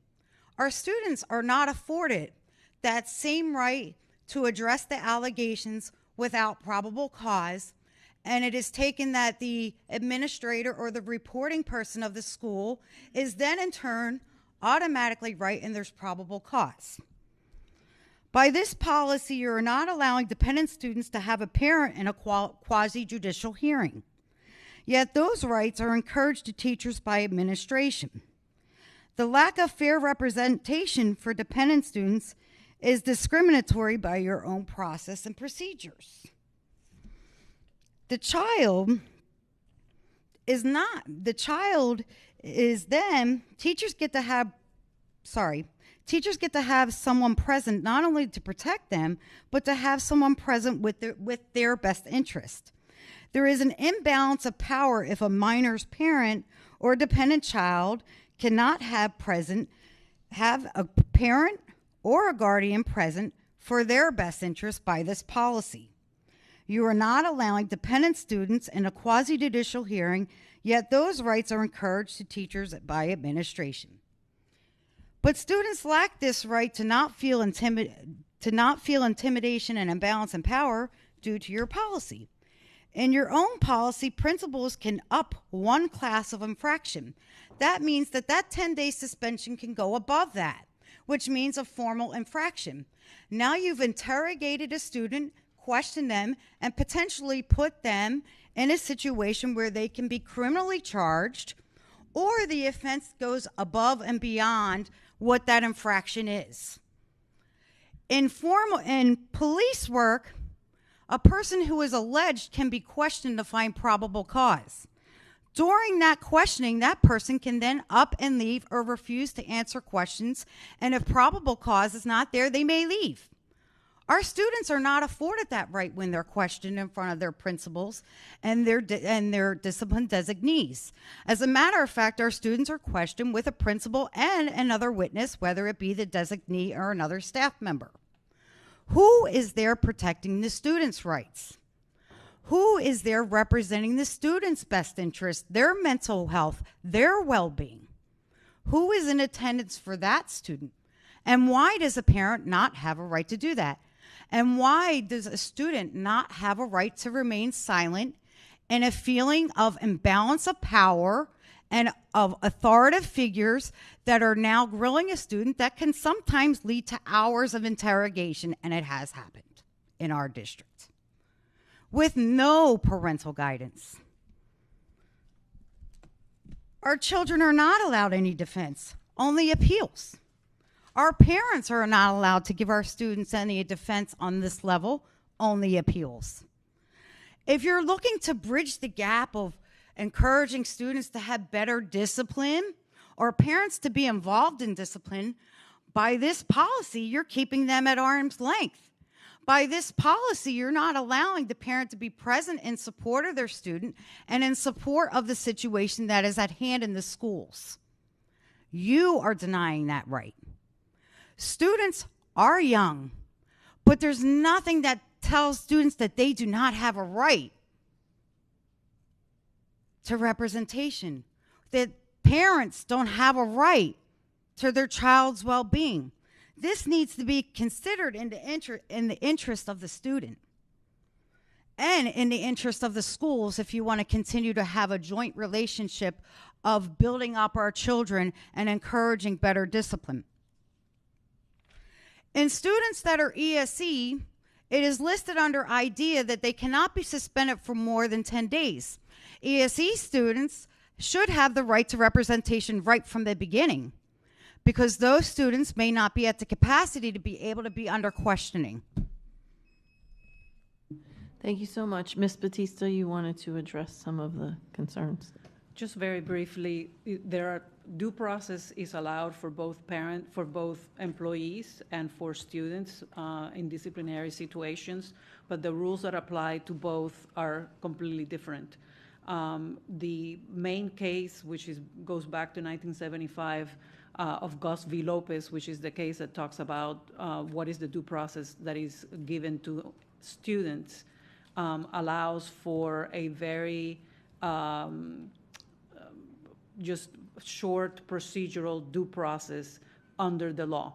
Now, that doesn't mean that the board could not give students more process, but what is applicable and what is mandated by law is it's called a hearing, but the hearing means that the student will be, look at the charges, have an opportunity to respond, and that is done with the principal or administrator at the school. When you're talking about a disciplinary situation with an employee, the rules, again, there is due process, there is an ability to look at the charges and an opportunity to respond, but those come with other cases and other processes that are applicable to employees, which are not applicable to students. Thank you. Our next public speaker is Jackie Luscombe.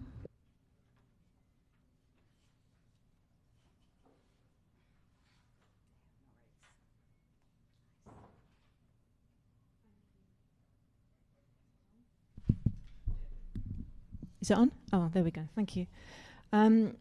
Sorry, how long do I get? I want to mention 3 policies, but I don't. Okay. So on policy 5030 on mandatory reporting of child abuse, I think a point that I wanted to make with all of these policies actually, and this is an example of one of them, is that there is a strong case for having accompanying mechanisms in writing for how they're going to be enforced and enacted. As we mentioned earlier on a different front, it's one thing having a policy, but then another not having transparency or insight and guidance into how that policy is enforced, or particularly how infractions are dealt with. And this, I think, is one of them. I wanted to mention as well mandatory reporting training.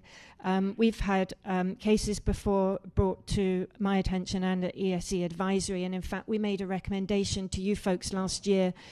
We didn't get, I don't think, a response to it. But it followed an incident where a sub had witnessed an incident in which a child with autism had been tied to a chair, And I said, well, what happened? Did you report it? And this person wasn't aware of who they needed to report it to, and then if they had reported it, where that report had gone. And when I said as well, was it resolved? They said, well, yeah, it was resolved. And I said, how? And they said, well, the kid was untied.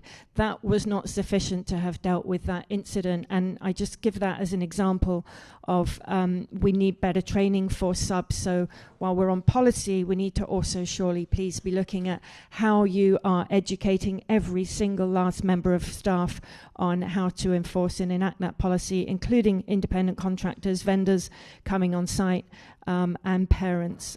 We would love to have some feedback on what went, where our recommendation went. I know we had meetings with Kelly Services, and they filled us in on what training they give their subs, and we reached the conclusion in discussion that there needed to be a more whole effort.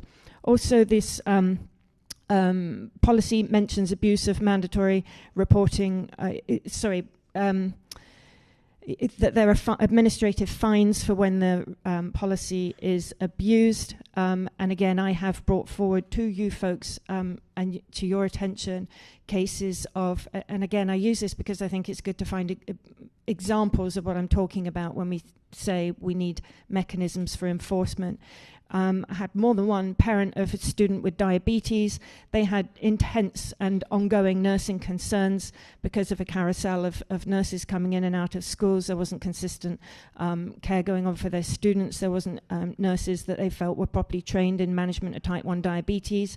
And so they became that, what, as we all know, you become the nuisance because you're on the phone making sure that folks are doing their job, and they're not a nuisance. But that parent then ended up, or two parents ended up then being reported to DCF by the nurse under the mandatory reporting requirement that we felt was misused. That parents that have then been reported just by their perception as a way of retaliating against them for being that parent. These folks then go through weeks of investigation by DCF. Sometimes their other kids are terrified that they're going to be taken away from their parents. It cannot be used as a retaliatory measure. And again, we'd like to see that there is some mechanism or attention being given to how are you enforcing the policy where you've got a requirement about not abusing it. How are you following up on those cases when we bring them to you? Training, retraining, new hires. So when people are coming in through the course of a year, there needs to be a culture across all schools for ensuring that folks know how to enforce and report. To policy 5100, which is the one on suspension and expulsion. Again, we need process. Why? Because, again, a common theme that I've mentioned at this microphone and at meetings and emails and whatnot have been the lack of adherence to policy. The lack of the parent meeting, for example, parents who might get a phone call saying your kid's been suspended, come and take them home and bring them back in 3 days or 5 days, and there's just no paperwork. Regional superintendents are aware of some cases that I've brought to their attention, which they've kindly dealt with and redressed. But again, those mechanisms are not being followed in all cases, and there needs to be more oversight of what you're doing with this policy to ensure it's enforced. And then on policy 5090, which is the Code of Student Conduct, and policy 5100, I'd like to ask, I don't know if it's the intention to loop them, and I note that you're proposing doing away with the looping process, but those two policies would be very good to loop, at least to our advisory, if not others. Actually, I think one other has been to DAC, but I'd like to ask for 5090 and 5100 to come to us too. Thank you. Okay, thank you. Mrs. Rupert? Thank you. And thank you for staff for actually putting all this together. It's a lot to follow. I had a suggestion on 5030. 1, 2, 3. At the, looks like the fourth line, you'll see from maltreatment. My question would be trauma or maltreatment. Was there a reason why that was changed, or does the definition give us more oomph to it? I mean, to me, trauma sounds Dr. Hepburn. more like they've been going through. Go ahead, staff. If you know where she's up, what part she's addressing.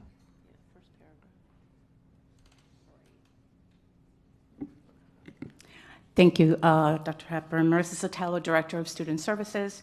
I'm Ms. Rupert. Hi. I believe we kept it, you mean in addition to maltreatment to add trauma? Yes. Yeah, so the goal of the policy is definitely to focus strictly on statute. And so the statute pretty much focuses on abuse, neglect, maltreatment, abandonment. Those are the terms that they use.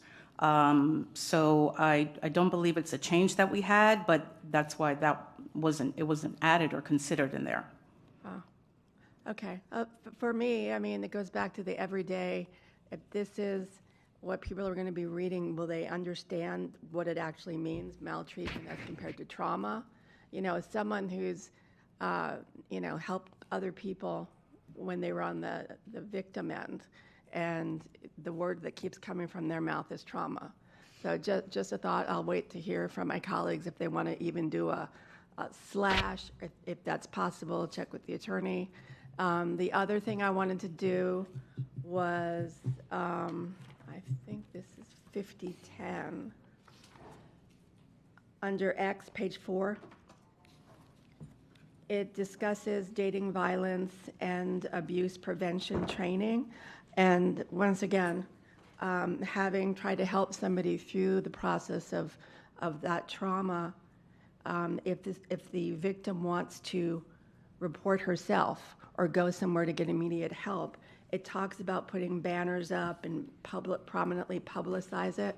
I would just ask that we could add the Nancy J. Cotterman Center to this, and for people who don't know what that was, because I did not know what it was, and it really set me back at least 2 days helping a victim.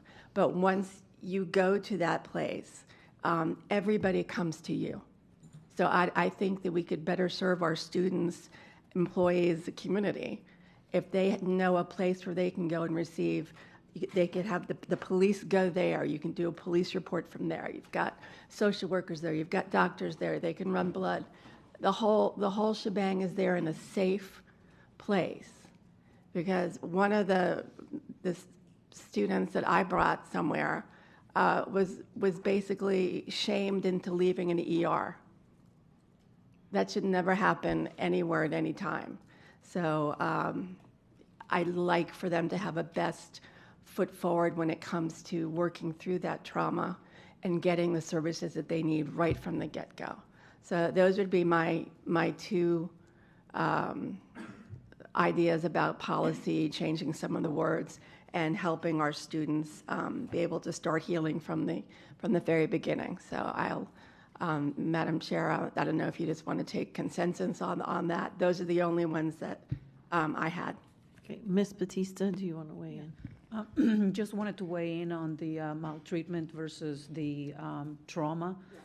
So the maltreatment is the word that is used in the statute and is something that is done to the child or a person. Trauma would be more of the emotional response to the maltreatment.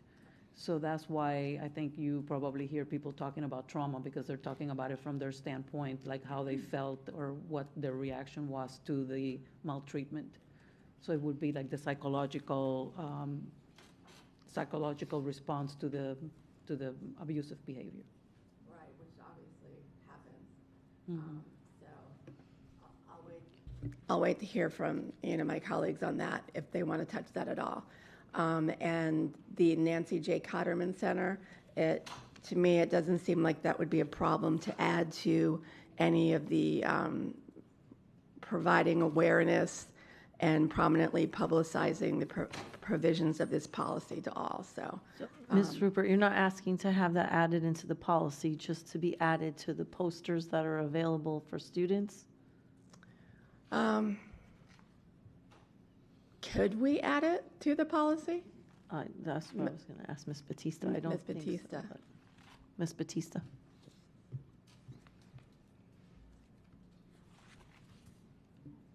I mean, again, I think it's going back to, you know, the purpose of the policy is to sort of like track the statute.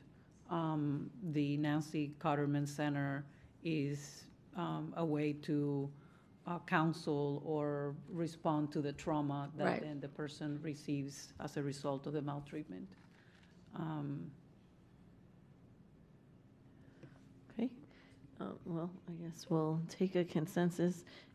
Are there any board members that are interested in adding trauma after the maltreated portion of the policy 5030? No.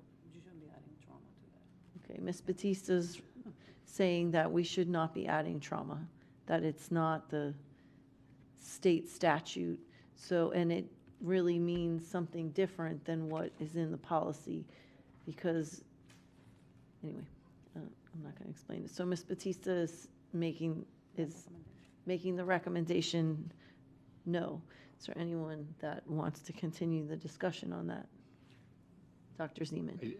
I really like Ms. Rupert's point, and I understand legally it doesn't make sense, but there is so much now written on trauma-informed observations, right? Because a teacher watching a child misbehave or act a fool in any kind of ways oftentimes will think, you know, there's something wrong with that child. But there's been so much written about trauma-informed observations that if that child has gone through trauma, a natural reaction of trauma is to act out, to try and get attention, as a way of really trying to solve a different problem that's totally unrelated to what's going on in the classroom. But I understand it doesn't fit into this policy, but I look forward to a lot more discussions about that, because if we're not doing that in Broward County schools, we're going to continue to mislabel people and misdiagnose people and refer people to the wrong professionals because they're not acting out because they have a problem. They're acting out because they've suffered trauma. And that's just a really important thing that we should continue to talk about, Ms. Rupert. Thank you. And also, on that very same page where I mentioned I would like to see the Nancy J. Cotterman Center in there under 11, I think it is. Yeah, yes.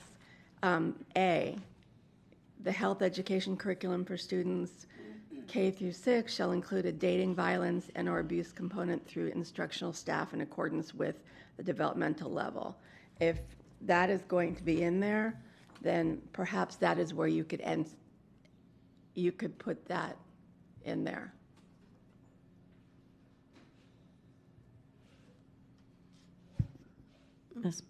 Ms. Batista, again, what is your recommendation on adding an actual, because I don't see any other resources listed. That's generic to the curriculum. So would it make sense to add a specific resource into this policy? So it really, sorry, thanks. So it would be, it's a recourse. It's not really a policy matter. But, you know, I mean, there isn't any reason not to add it. I mean, I would just wonder whether if the organization goes defunct or something happens and it's in the policy, and then it would have to be changed. We change policy all the time. But that's my point. Let my colleagues think about it. It's something I feel very strongly about. And as an educator, why put up a poster or discuss prevention training for abuse if you're not going to, A, look at it as trauma, and B, help them emotionally and physically from right off the bat? That's my point. Okay. Any other, is there anybody who would like to further discuss adding the Nancy J. Cotterman Center into policy for this particular? Yes.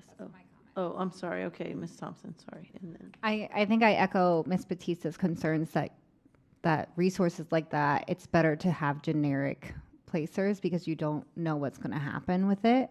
And I think this policy, there's things we can put in practice, like having them on posters, making sure that there's accessible information in like bathroom stalls, because that's where people are more comfortable getting that information. I have concerns putting specific agencies into policies. because it's just better to have that as a resource guide or in a different function, in my opinion. Thank you. Mrs. Leonardi. Yeah, I support it. I'm wondering, like, as a happy medium, if it could say something like such as the Nancy J. Yeah. Okay, Mrs. Alada. So I have two comments. One is, I just have concern specifically picking why this one, why not Eagles Haven, why not, somewhere else, somebody else, and can staff speak to what our resources look like that are available for the students? Like, is there a link on every school's website for parents to access these resources for mental health? Dr. Hepburn. Staff.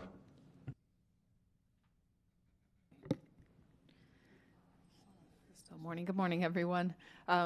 We do have the Mental Health Services webpage. I will look to see if it is linked to every school's website. I'm not sure that is. We do have in every student's Canvas page a flyer that when they log into Canvas, it's one of the first things that pops up of how they can access mental health resources. In terms of mentioning one specific entity, I know that we do 211 Broward, which does refer out to specific agencies based on whatever they're experiencing. So, for example, if a student was experiencing teen dating, violence, abuse, sexual assault, something like that, I would imagine they would refer to an agency like the Nancy J. Cotterman Center. So we try to include more global resources that are at the fingertips of the students. But I will look to see if it's on every single school's webpage. I know that we have it on our district webpage. Thank you. And I would just say to that is a lot of times things on our district webpage, you have to do like 5 clicks just to get to the resource, and that's a problem. We need to be able to get the resources in our parents' hands, and the way we go about doing that is putting it on our school's website and making it easy, accessible directly for parents to access those resources. Thank you. Mrs. Bowman. Is this, are we moving on, or are we still on that topic? Oh, sorry. Well, So I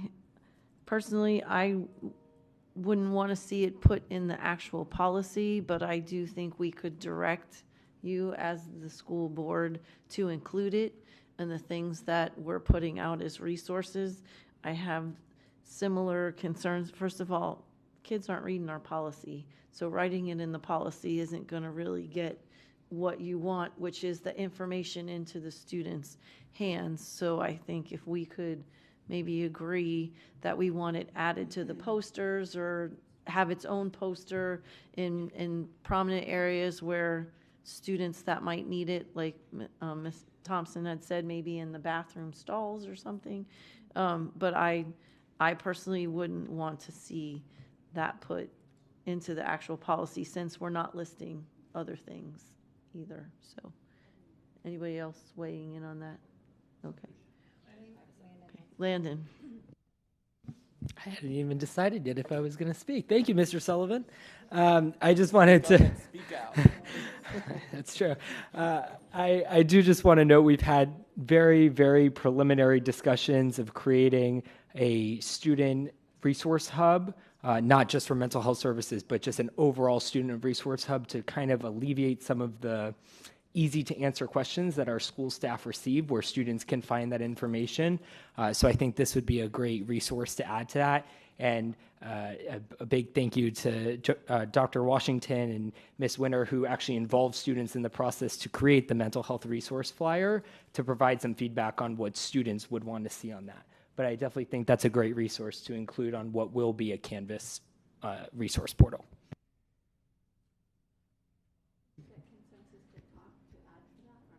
So I don't think there's consensus to add it to a policy, but are we all okay asking them to add it to the resources that they provide? So yes, good job. Okay, you're welcome. Dr. Holness. Thank you, Madam Chair. So my comments and questions will be based on policy 5090, Code of Student Conduct, specifically page 60 of 216. This is in regards to the use of wireless communication devices. So I do have some questions. Dr. Hepburn, what is the district and or state definition of instructional time? Staff. Currently, the state does not define instructional time. I will say that, and maybe Mr. Sullivan can jump in here, there is legislation that is moving through right now to prohibit the use of cell phones during the school day. So they're moving away from the language of instructional time and prohibiting use during the school day. So we, in our policy, have defined instructional time as the start of school, the first bell, to the last bell of the school. That's how we, in our policy last year, based on action and direction you all gave last year, was the start of the school day to the end, and that currently aligns with the legislation that is moving through Tallahassee right now. Okay, so was that definition of instructional time used to create the policy as it pertains to cell phone use, or did that definition has always been a part of the district's defining of instructional time? I can, oh, sorry. Go ahead. I can only speak to the changes that were made in the Code of Conduct last year in terms of if instructional time is defined in some other place. I'm not sure of that, but in the Code of Conduct, the change that occurred last year was defining instructional time as from the first bell to the last bell. In previous iterations of the Code of Conduct, instructional time did not include passing times and lunch. That was the main change last year. Okay, so prior to last year, there was an existing definition of instructional time that was modified last year. Is that what I'm understanding? Yes. Okay, good. All right, so we did have, regarding our cell phone policy, Dr. Hepburn, for the sake of the public, what was the purpose of restricting cell phone use in schools during instructional time? Dr. Hepburn. Staff. If I can summarize the discussion the board had last summer, to the best of my ability, it was to increase students' engagement in classes and improve their interpersonal skills while transitioning from one place to another, as well as during lunches, by removing their personal devices and allowing them more opportunities to interact with one another during the more unstructured time. So I think twofold: increase their attention during the academic day, as well as improving interpersonal skills. Disconnect to reconnect. Thank you, John. Good. So, John, thank you for the comment, disconnect to reconnect. So the follow-up question to that is, and just from my recollection, was there any research base indicating not just instructional time, but disconnect to reconnect during lunch times, right? That shows that would be beneficial to students.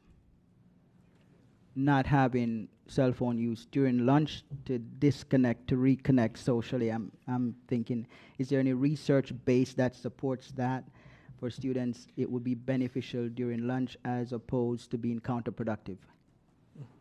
So we currently have the FAU doctoral cohort of students that are conducting our research study. They're in the phase where they're gathering data and are working on getting participants for a focus group, because that was a question the board asked, I believe it was October and November of last year. And we gave you kind of the one pager of the next steps that we were taking to dive deeper into the research. Last year, when the action was taken by the board, I have not done my own deep dive of research into specifically lunch and passing times. I do know that there's research to support students' restriction of access during their class time. But there's also research to support that using a device can be helpful if used in the right way. So I think what you're looking for, you'll find, and that's why we wanted to work with an outside group to have them dive a little bit deeper into what it all means. Okay, so currently we do not have any conclusive data or research to suggest that restricting during lunchtime is necessarily beneficial. We're supposing it is. It appears that our conclusion is subjective at the moment. I am aware there are research to indicate that it is beneficial to restrict the use during instructional time. I think during lunchtime is where we're still lacking information and research to suggest that that is beneficial to students. And it may be based upon our assumption that it is because we don't have any data to validate such conclusion. Is that correct? At the moment. I mean, I understand there are pending research taking place, but we still haven't had the results of that. So is it fair to say it's an assumption that it could possibly benefit students to not use cell phone during lunchtime, as John says, to disconnect, to reconnect? Is that an assumption, or is that based upon, well, I know it's not based upon any research because we're still pending research. Is that fair to say that it's more of an assumption that research may lead to that conclusion, but not currently so? So I'll yes, you can say that assumption, but I do know there is research out there just about the ineptness as far as students and how they socialize, or lack of socializing in appropriate manners like they used to in the past prior to cell phones. So there's research that supports that. Again, like Ms. Washington said, if we go out and find research to support either argument, we'll find it. Right. So I can go out and find research to support either side. So that's why we tag team with FAU to help us out with our own research and how it's applicable, how this current policy is applicable to the district, and what are the benefits and what are areas for improvement as we move forward to next year. But as with the first question, as far as what's going on in the state, this is being fast tracked through, so we're already in alignment with what's going to come out at the state. Most likely, highly likely, what we're doing right now is going to come out of legislation at the end of session, and we already see school districts within the state have pivoted during this school year, plus school districts across the country have pivoted in the middle of the school year to restrict cell phone use throughout the whole entire school day instead of just through class time. So we're already seeing that movement. We expect that to come out of Tallahassee, so we don't have to pivot. We've already done that at the beginning of the school year. Understand. So I have some more questions. How important are our stakeholder input in our decision making as far as anything, including the use of cell phones? It's important, but it may be a moot point because the legislators are going to pretty much tell us that this is what we're going to have to do. And if I may, sir, go ahead. I just want to remind the board it was board-driven to change this policy. Right. I understand. Well, I just wanted to, I know Dr. Zeman had mentioned in the past that it takes approximately 20 minutes or so for students to settle down upon using cell phone during lunch, and I understand that. But I also believe that it's important that we consider the input of our stakeholders as well, and why they gave such input, right? Because when I look at the survey regarding cell phone use, parents agreed to cell phone restriction during instructional time. Parents, however, had concerns about restricting cell phone use during lunchtime. And when we look at the data, to which I went back and checked, approximately 50% of parents basically oppose not for students not to have access to cell phones during lunchtime. 34% of parents agree with that. 50% of parents did not. The survey data revealed significant opposition to comprehensive device restriction, with 50% of parents either disagreeing or strongly disagreeing with the proposed policy. This represents half of our parents' community who have concerns about completely restricting their children's devices during the lunch hour. I believe that when parents collectively show a level of resistance to a policy or parts of a policy, it warrants for us to carefully consider a more balanced approach. I would like the board to consider, and I'll state the reasons for that. for cell phone access during the first 15 minutes of lunchtime. The reason for that, when I spoke to several parents, there are several concerns. Sometimes a parent needs to get in touch with their children regarding after-school arrangement activities. Sometimes a student may need to do a quick research or study on a topic during lunchtime. Sometimes parents need to convey important information to their children, not just after-school arrangements for sports and so on. And in addition to that, sometimes students have stressors that create emotional, that has emotional concerns, and they need that emotional support to make a quick call to their guardian, their parents, during the lunch hour. I believe that if we allow them to use their cell phone during the first 15 minutes of lunch, it would achieve what Dr. Zeman is had mentioned as far as 20 minutes to settle down, and would also provide that quick option for kids to get in touch with their parents for that 5 or 10 minutes that they need, and that parents certainly agree with, to make any kind of after-school arrangements for emotional support and so on and so forth. So I'm asking the board to, I believe this will still continue to meet the goal of what we're trying to achieve with restricting cell phones, while at the same time providing a beneficial opportunity for parents and students to interact for a few minutes before they head back to class. So I would like the board to consider having some small time frame during the beginning of lunch to have a quick access to their parents and their guardians. I believe this can be beneficial to their mental well-being as well, and in having that connection for that time period. So those are my statements, and I hope the board will consider that. Thank you, and I'll take a consensus, but just to jump in there, I didn't agree with not allowing phones at lunch in the first place, so I don't disagree with you, but they're not enforcing it now. To add 15 minutes, who's going to monitor that? So I would either say we're either making them not use it or we're allowing them to. I think the 15 minutes, although I appreciate the, trying to compromise there, I just don't think that that's a feasible thing to happen in the schools, because now even the principals will be the first ones to tell you, listen, I just don't have the manpower. I'm not watching them at lunch. So I personally would like to see it removed completely unless state statute makes us include it, because we have a policy we know we can't follow, and that drives me insane. So that's my own personal opinion. Anybody else want to weigh in? Dr. Zeman?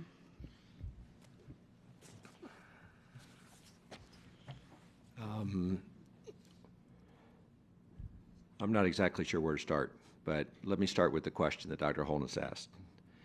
There is substantial evidence that indicates that teenagers' brains can, while they're trying to be wired to act as full-fledged adults,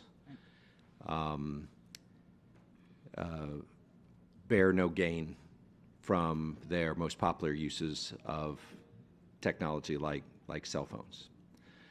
And there's significant now empirical evidence that it's not correlated with mental health issues. It causes mental health issues. And so I appreciate Dr. Washington's and even the superintendent's attempt to castigate the whole entire research community. But if you talk to 1,000 child psychologists in the United States, 999 of them today will tell you to take cell phones out of schools and take it out all day. That is the evidence. So you can go find a study from Canada 17 years ago. Second point, the United States federal government gave immunity to social media companies who are in the attention economy trying to suck our children's attention onto social media pages so that they can sell their attention to other people. We are in the active lawsuit against them for destroying our children's minds. And so to think about undoing this policy for any minutes of the day makes no sense, none at all. And I'll tell you the practical matter, and I don't agree with Chair Hickson on this at all, is that the cumulative effect of not being distracted by the things they want to use their cell phone for. Because for the first 15 minutes of lunch, let me just cue up Landon here real quick. Landon, if we gave explicit permission for 15 minutes, What percentage of students would call their mom or dad? What would they do, Landon, for 15 minutes?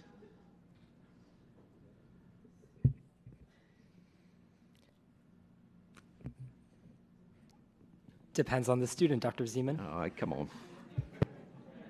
I know as a spokesperson. Insta. I will give my comments, but to answer your question, Dr. Zeman, I believe it depends on the student. Okay. Okay. Well, let's play like seriously about what we are here to do, which is to educate our children. And our policy is not only, I don't know why this timer's going off. It's the students of Broward County, Dr. Zeman, that are Oh, is that right? saying your time is up. Actually, the students I'm of Broward kidding. County. I'm joking. Right, but I mean, this is not entirely a joking matter in some sense. Absolutely. And I think that the students' perceptions and even the parents' perceptions of this policy have shifted dramatically since the survey you're citing, Dr. Holness. You know, when I hear a teacher say that I have 23 students, for the first time in my career, I have 46 eyeballs watching me during instruction time. When I see students asking for recreation equipment at lunchtime. When I see fights down, Dr. Washington, what percent at the middle of the year fights were down? 17%, thank you. Because we had to look that up in the middle of the year because we were talking to the state about what kind of legislation they were going to put together and to the media about, you know, how to portray this. This is a policy that has generated huge benefit. It's generated huge benefits because it's consistent with the research and the science.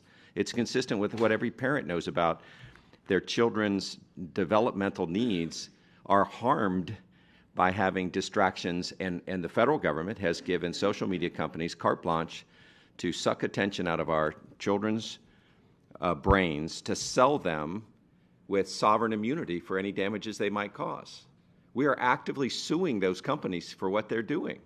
So it's completely inconsistent for a school board to sue them and then at the same time say, oh, but you can use it for a minute. And by the way, they're allowed to call their parents. All they have to do is walk up to any of our 13,600 teachers in Broward County and say, my baseball practice got canceled, can I call mom? I doubt any teacher would say no to that. Call, text, whatever they need to do. That's what our policy says right now. And so I think we were very thoughtful about this. We're going to get it jammed down our throat by legislation anyway. And the reason we're going to get it jammed is because it's an effective policy that works. It works when its cumulative effect allows our children's brains to develop throughout a day. The last point on this is that we are hearing from families that at nighttime their engagement with their children is different because their children have learned that they don't have to have their school their phone on during the school for 6 or 7 hours, depending on what level of school they're in. And that effect is incredibly meaningful, and it allows us to do good things. As other people have stated, this is a policy that's being replicated all over Florida voluntarily.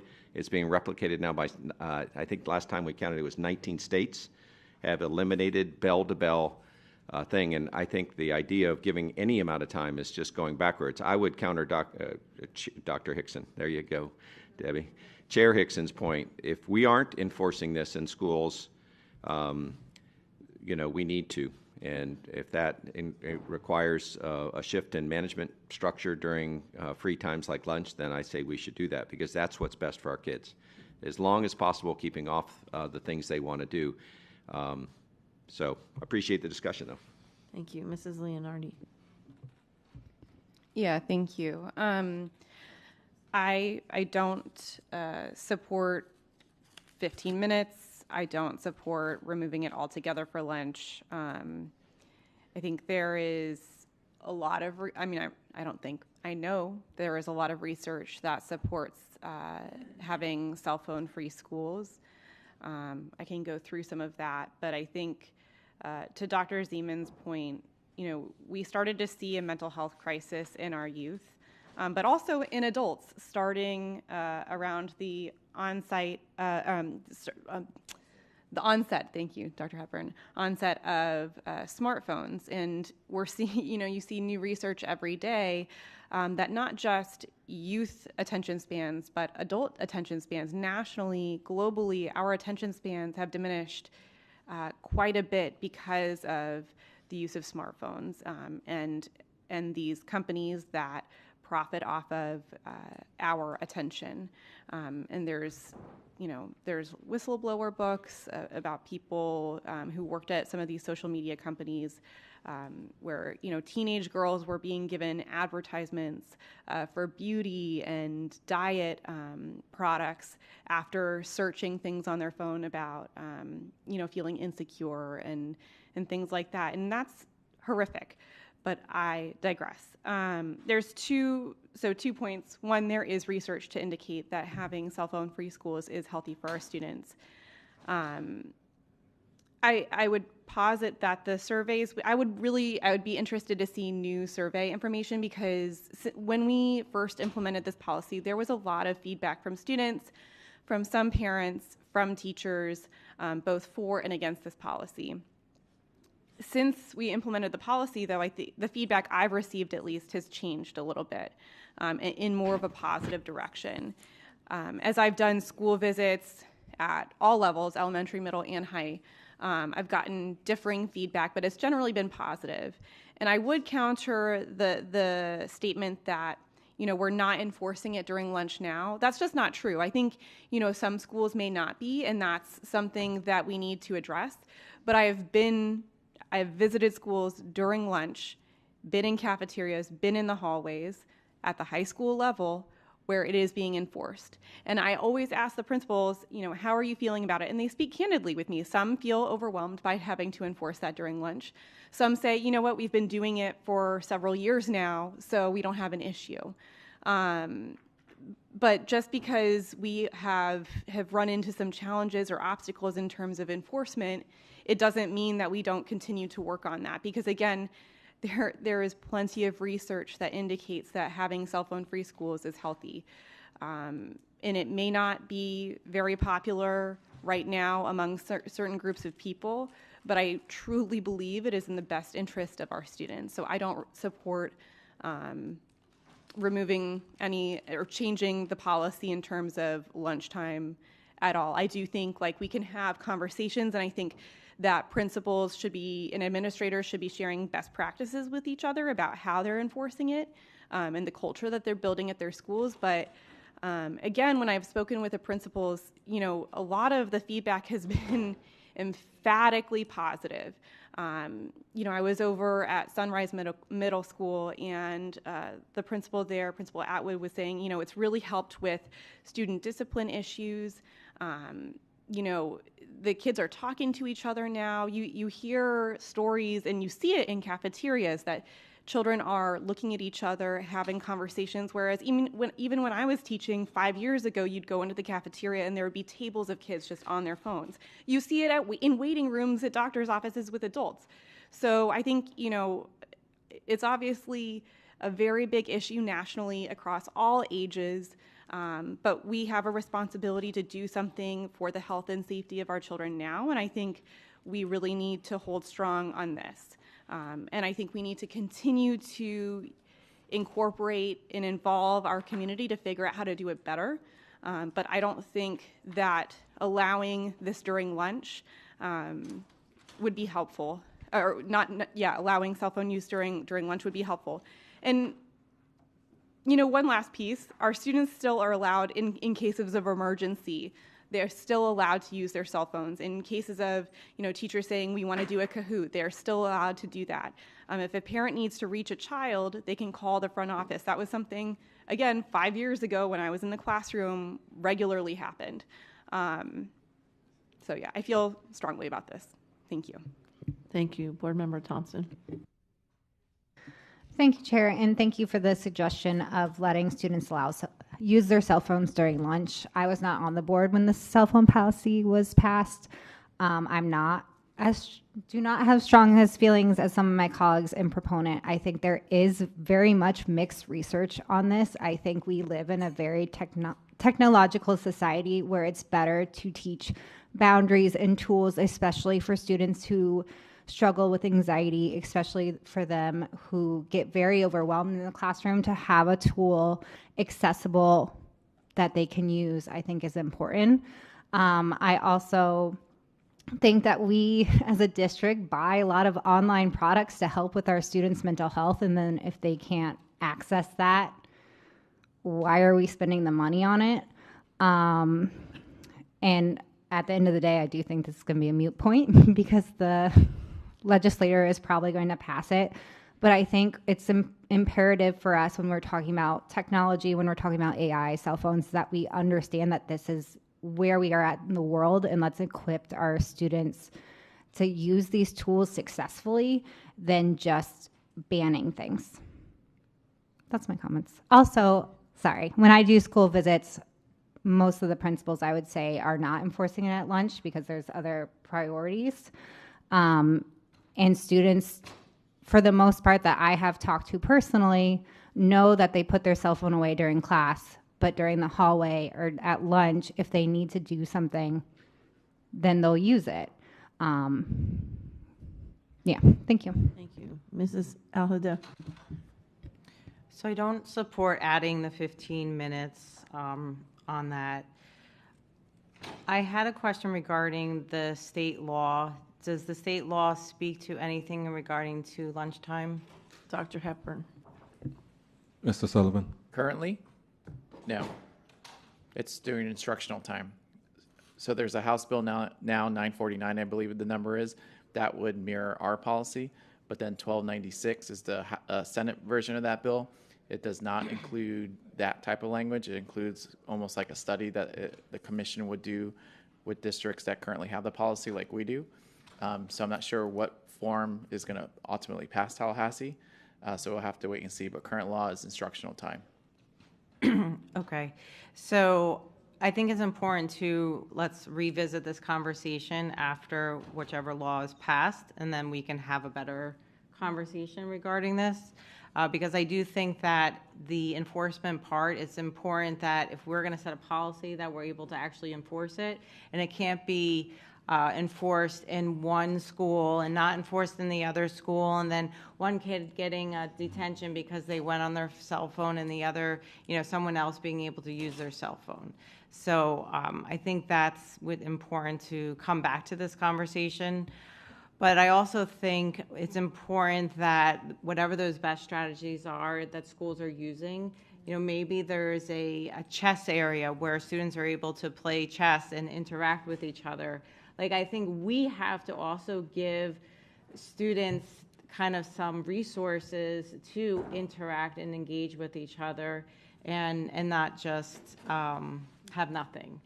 And then also, I would be very interested in understanding how bullying has been reduced because of our cell phone ban and what those statistics are. So I don't know if we're keeping track of that, but that is something that I would like to know when we revisit this conversation. Thank you. Thank you. Board Member Bowman. Thank you. I agree with Ms. Alhadeff about, revisiting this after the statute passes or doesn't pass, and definitely agree with the idea of uniform enforcement, because it really is unfair if some people are, getting in trouble for having their cell phone and then other people are allowed to do it. I know this is happening just on a parental basis from school to school. Overall, though, I support the ban for the reasons that have already been stated, and just, as a parent and the experiences that I've had. And I always go back to an article or a couple articles that I've read over the past few years, which basically describe the people that have made all the money developing all these apps and all of these social media. And you know what their kids are doing? Not on cell phones. They're going to schools that don't use any of this technology, and they're building chicken coops while they're selling it to us. So I think we really need to take that under consideration when you're talking about what you're doing. When you're talking about mental health, solving mental health with the thing that is causing the mental health issue, I think is problematic. And we really need to look at what we're doing for our students to be able to really cope as they're going forward. And in terms of I know there's a lot of concerns with the ability for parents to be contacted during the day. That is inconvenient. I know that because sometimes my children don't have their phones for various reasons, and I've experienced this. So I think that we could, put policies in place to better allow access through the school for these kinds of things where the parents can contact their kids or the kids can contact their parents and, and kind of avoid the mess that's in the middle. So I will wait for the statute to come down from the state. Okay, thank you. Landon? Thank you, Madam Chair. I'll be quick. I don't want to belabor the point, but I do want to make a few comments by first saying that I think I absolutely agree with the point on class time. The reference to more eyeballs paying attention is 100% right, Dr. Zeman. And I think we have seen improvements when it comes to class time. Also want to recognize the good intent that the board had in putting forth this policy. It wasn't just to take away phones, it was to make a positive impact on our students' education. I will say that I personally believe, and I do not have a doctorate, I have not gone to college, so I may be wrong here, but I'm going to throw this out there. I think that we would be mistaken to directly correlate a decrease in bullying, a decrease in fights, and an increase in academic performance to a removal of cell phones. I just don't think you can make that correlation without proving the correlation. There are many other factors and improvements that the district has made this year that could have impacted those percentages improving in whatever direction they did. But I don't think it's fair to say that a removal or a alleged removal of cell phones has caused those data changes. It feels as if in a lot of this, and in this case specifically, and I said this in July, I said it in November, and I'll say it again today. It feels like we gave this policy out to schools and students and said, here you go, reconnect, do all these magical things to make students get to know each other. But we as a district didn't take all the steps to help schools and students do that. We've compiled activities for schools to implement during lunch, and we've tried to do all we can from a student perspective to try and support schools in making this policy a success for students. But I remain concerned with the notion that we've seen incredible improvements in data without being able to prove that that is exactly the case. I agree regarding this conversation of the state statute, that this conversation may be premature. But ultimately, I would say that any board member could look at a school's cafeteria, especially at high school, and you will see students who, even without a cell phone ban being directly enforced, are talking to one another and socializing. But there's also those students who have a hard time doing that and struggle to be able to reconnect with others. And to me, that's what hurts most about this policy, because we have left behind that population of students. It's been said that the cell phones have created that problem, and the cell phones are not going to fix that problem for those students. So then I ask, what are we going to do as a district and you as the board to help those students? Thank you. Thank you, Landon. Dr. Zeman, on this same topic. Absolutely. And I suspect that while I still view this policy as incredibly advantageous to all those things you mentioned, that because so many things affect mental health and so many things affect academic performance and so many things affect the interest in violence, I don't think you can, with any data, prove, in fact, that this happened. But when you look at this over a long period of time, the evidence is overwhelming that the policy that we have is in the best interest of our students. I do want to point out, though, that we, and I just spent 2.5 days at an AI conference out in San Diego, we are not preparing our kids to live in the world that they are going to have to function in. We have a few kids that get a chance to take a tech class in middle school. They benefit tremendously from it. We have a few classes that use AI and STEM classes and things like that that try and use some things. But our children are going to grow into an adult world in which not just cell phones and laptops, but AI, meta-analysis, large language models, and other things are going to be omnipresent.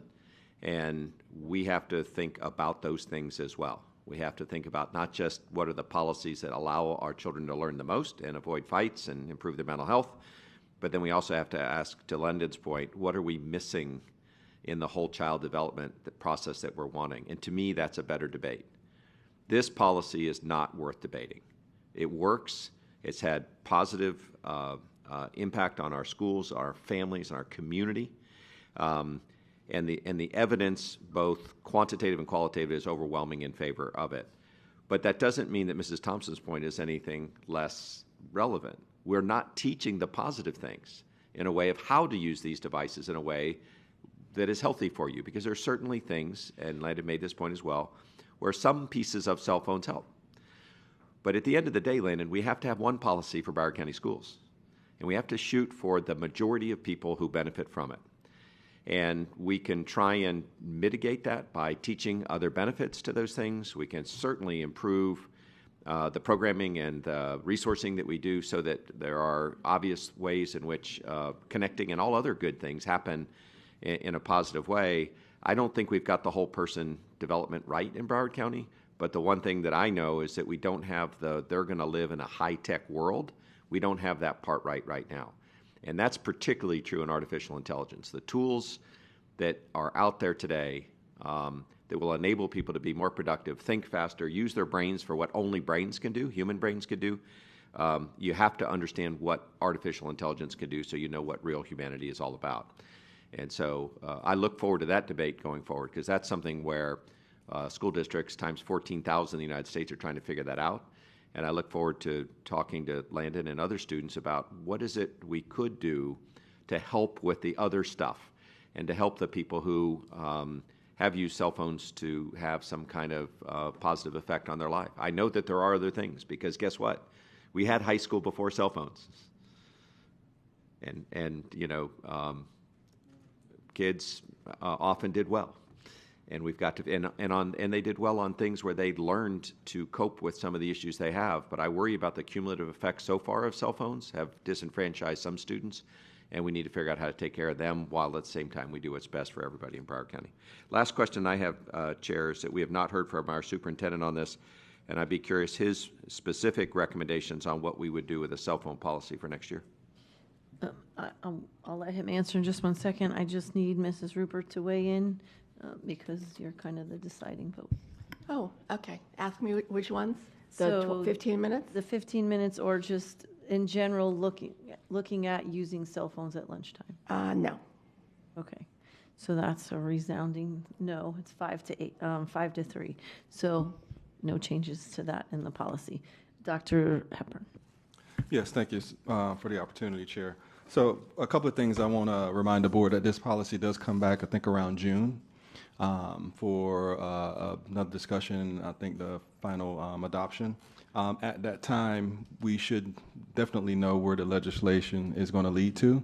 Also, in addition to that, just a reminder that we do have FAU partnering with us to do research on this topic. So we'll have robust research data also to help with the decision making. Also, we do have a principals task force with some key principals on that task force to help identify best practices that they can share out with their colleagues. As I said last summer, students have had cell phones since they were 0, not even 1 yet, many of them. So this is an appendage of many of our students. So it is not an easy task to transition many of our kids from cell phone use to just not utilizing this during the school day. So the ebbs and the flows of implementing this policy are real. And we'll get better year after year. As I think one board member mentioned, you go to some schools, the principal says, I've been doing this for years already, and that's why I don't have any issues. And you have some schools that are still trying to figure it out in those large times when there's lunch or classroom change. So those things will improve over time as we scale out best practices and help principals know how to manage that time and those tasks wisely. I also want to give a kudos to BEF because they've been supporting some of our schools as well as the District 2 with recreational equipment, such as for chess, games and activities that students can participate in during lunchtime to give them some other things that they can do besides just sit down and talk in collaborative spaces and things like that. But for me, as a parent, as a superintendent, as an educator, I support no cell phone use during school. I also want to remind the board that we will be going one-to-one for all of our kids. So every kid will have a device on their person, not something that they're leaving in the classroom, not something that they're leaving in a laptop cart. They will have their own device. So I think the conversation will definitely shift next year once all of our kids have one-to-one devices. Being able to do the work not on a cell phone, but actually on a laptop instead of squinting their eyes on a small screen. I mentor 2 students at Parkway Middle School, and we have these discussions all the time. I see them every 2 weeks. Those are the type of questions I ask. How do you accomplish your work, electronic things? And, I get their frustration with trying to use an iPad or even a cell phone. The laptops will alleviate those concerns. I'm pretty sure Mr. Davis and his team can help us identify web-based apps where we can communicate differently with kids to parents and those things, if just where it's not a disruption like a cell phone. So there's more to come with the ability of going one-to-one that enable our students to do things differently without the worry about having a cell phone in their hand that could be disruptive and not monitored during the school day. So that's where I stand, and I just wanted to update the board on what's to come this summer as far as data from FAU, also the closing of legislation session, and what's to come with one-to-one devices at the beginning of the school year that could help alleviate many of the concerns that we're discussing right now. Thank you. Ms. Bowman, did you have something else, other policy to, you're on my list. So we're moving from the cell phone policy. Yes, but that was, Chair. the general consensus was to leave it the way Right. it is. Madam Chair, I just have a couple of questions. It's not pertaining to the consensus that we've reached, but I just want to ask a couple of questions that will take a few seconds because Okay. I wasn't quite finished.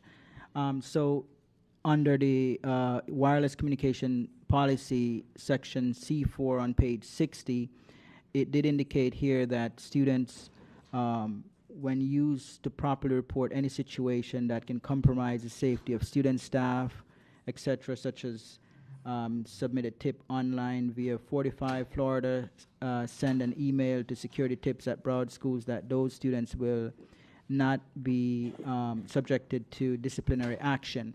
So the question I have is, how is the district making students aware that they can, for safety purposes, they can use a cell phone and will not have to worry about disciplinary consequences if they need to report that something is happening and so on and so forth? Is there any action plan in place, or is there any awareness brought to the students that they're able to do this without having to face discipline?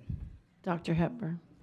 Yes, from my understanding this year, and this is just from my awareness, I don't know if staff has anything different, we haven't had any cases of a student that's reported through Fortify or Alyssa's Alert that has faced discipline for using their cell phone for that purpose.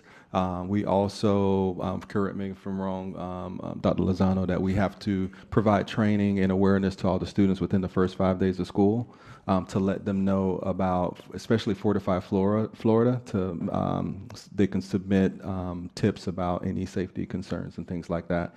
But I do know students still use their cell phones to send those alerts and those safety tips because we receive them and we respond to them, and they're coming from student cell phones sometimes during the school day. So I'm not aware of any student that's facing any discipline consequences for that. I understand that. I just want to make sure that we are making all students aware that they can use the phone in any of these safety circumstances. I would not expect there would have been any disciplinary action for doing it, but there might be students who are not aware that they can and may be reluctant to do so, even in situations where there might be safety concerns. So are we bringing awareness to our entire student body, and how are we doing that so they know they can use a cell phone in any situation that would compromise safety of students. So I'll double and triple check, and then we'll double down just to make sure and communicate to make sure that all the students understand they can use any electronic device, including their cell phone, for any safety alerts.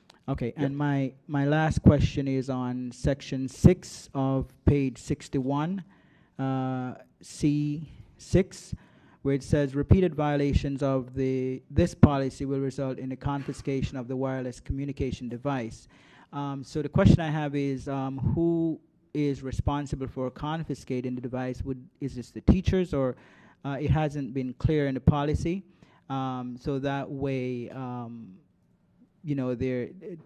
teachers are aware of what their role is, and so on and so forth. So who's responsible for confiscating the phones when there are violations? So technically, the teacher or the person that's addressing the student could be teacher, coach, whoever's in front of the student. But we've given guidance to teachers to not put themselves in that predicament with confiscation, and to have the administrator do that if the phone needs to be confiscated, because we know what could result in back and forth with a student and a teacher. Okay, so has this been made known to the leadership of the schools district-wide?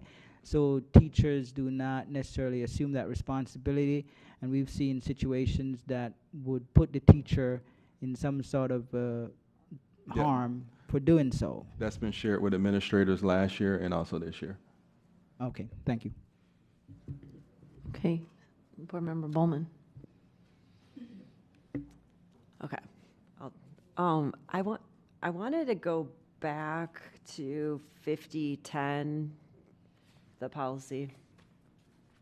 And I have it somewhere. This is like a lot of stuff here, but I had a question I know that there's a statute that requires that we have this policy. So I just had a couple of questions about this. One is when we're defining dating violence, and if you look in 2A, like what abuse stands for, it includes the word insults.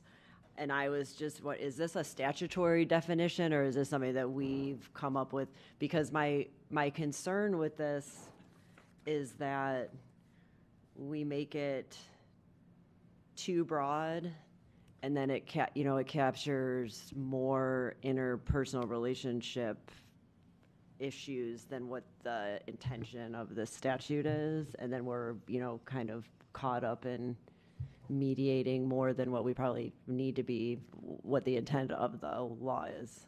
Ms. Batista. Shoot.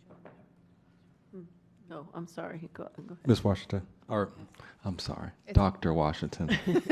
It's okay. This particular policy is governed or guided by the state's model policy for teen dating violence and abuse. And so the majority or the bulk of what you see within this is directly from the state's model policy, which we are required to follow by statute. Okay, that was my next question, is if we have a copy of that. So just because the word insult is kind of vague versus, obviously like social sabotage, sexual harassment, stalking, that's all very significant. Insult seems to be like a minute-to-minute thing that's happening interpersonally with teenagers. That is a word, that definition that you see in our policy is directly from the state's model policy, which okay, we're so there's required really to follow. nothing we can do about that. Okay. Just making sure. And then the statute requires that this is taught in health education. How does that look in practice for us? Is every single student getting this education? So, great question. So this is included in our supplemental reproductive health and disease prevention education, but we also include it in our resiliency instruction. So there is a portion of a module in that is required instruction that all students get, but we go deeper into teen dating violence and abuse prevention in the supplemental reproductive health. So it's kind of a twofold. Yes, everybody gets a basic level of it through the resiliency lessons, but we do go deeper through the supplemental curriculum. So in the absence of the supplemental curriculum, the children are not getting the full education that is intended by this particular statute. I wouldn't say that they're not getting the full intended by the statute. The statute intends that we inform them of what teen dating violence and abuse is and how to properly respond and report when it happens, whether it happens to you or it happens to somebody you know. And we do give them that information through the resiliency. In the supplemental curriculum, we go deeper into how to recognize it at a deeper level. So they get some of that in the basic instruction. The supplemental gives them more. So I wouldn't say that we're not meeting the intent of the statute. Okay. But they would benefit from having more. We could agree on that. Well, we could agree that they would benefit from having more in all of this, but there's just not enough time in the day. Right, but there's a aspect of the education that they're not getting right now because we're on a. They're not getting the deeper dive. They're not getting the deeper dive, right? We're pending approval for that. Okay. Well, then, once we get approval, parents always have the right to opt their child out of that. And we had last year about overall, I can't remember off the top of my head, but somewhere around like a 10 to 15% opt-out rate. Okay, which is, I mean, that's their right to do, so. Correct. But for the people that don't want to opt out, it would be more beneficial for the students to have the full programming since it's a statutory requirement. Okay, so I had another, this is a very two-sided, very large document to try to go through, you know, in a period of time. So I'm just gonna go to one thing, because I have a couple things here, but we don't have all day. So I just wanted to go to page, I guess it's page 66 on the red line. Which policy, sorry? It's a policy regarding drugs. Are you in 5090 though? I'm in 5090, sorry. It's the policy with the 277 pages. What page again? 66. Thank you. Wait, hold on. I'm looking at, wait a minute. I might be incorrect because I'm looking for the one about the drug sniffing dogs. Oh yeah, that's right.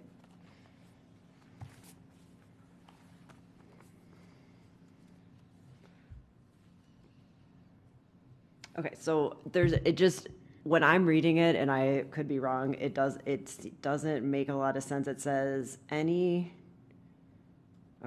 First of all, in paragraph 2, there's the statute here saying like a student's locker or other storage area may be subject to search based upon reasonable suspicion of possession of unauthorized substances, whatever, which may result in search of a person. Any personal property brought on school grounds may be inspected by drug sniffing dogs for drugs or other prohibited substances. And then if you go into B, reasonable suspicion of improper, let's see. Drug sniffing dogs will not be used to inspect students for alcohol, drugs, or other prohibited substances.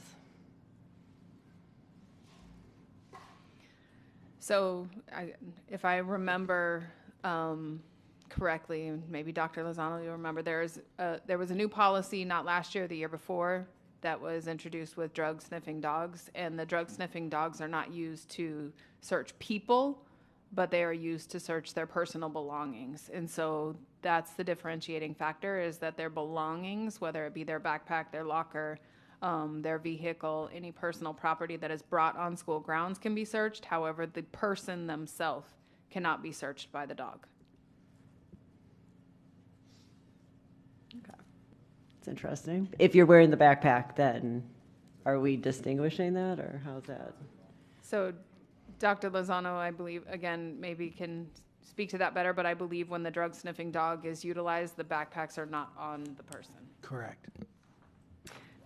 And then I really can't find that in here right now to reference this, but to a point that was made at the beginning of this portion to the speaker, in the event that someone is found to be suspected of having some kind of a controlled substance, which also the definitions are a little odd in there too.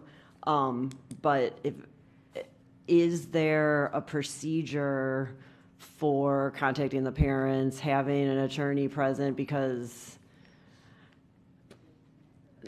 I think that's very important that people know their rights, regardless if they're students or not. I understand that if there's a right for the drug sniffing dogs and all of that, if that's a statutory right, but once you have any kind of suspicion, the children should be advised immediately that they can be represented or call their parents. Ms. Batista?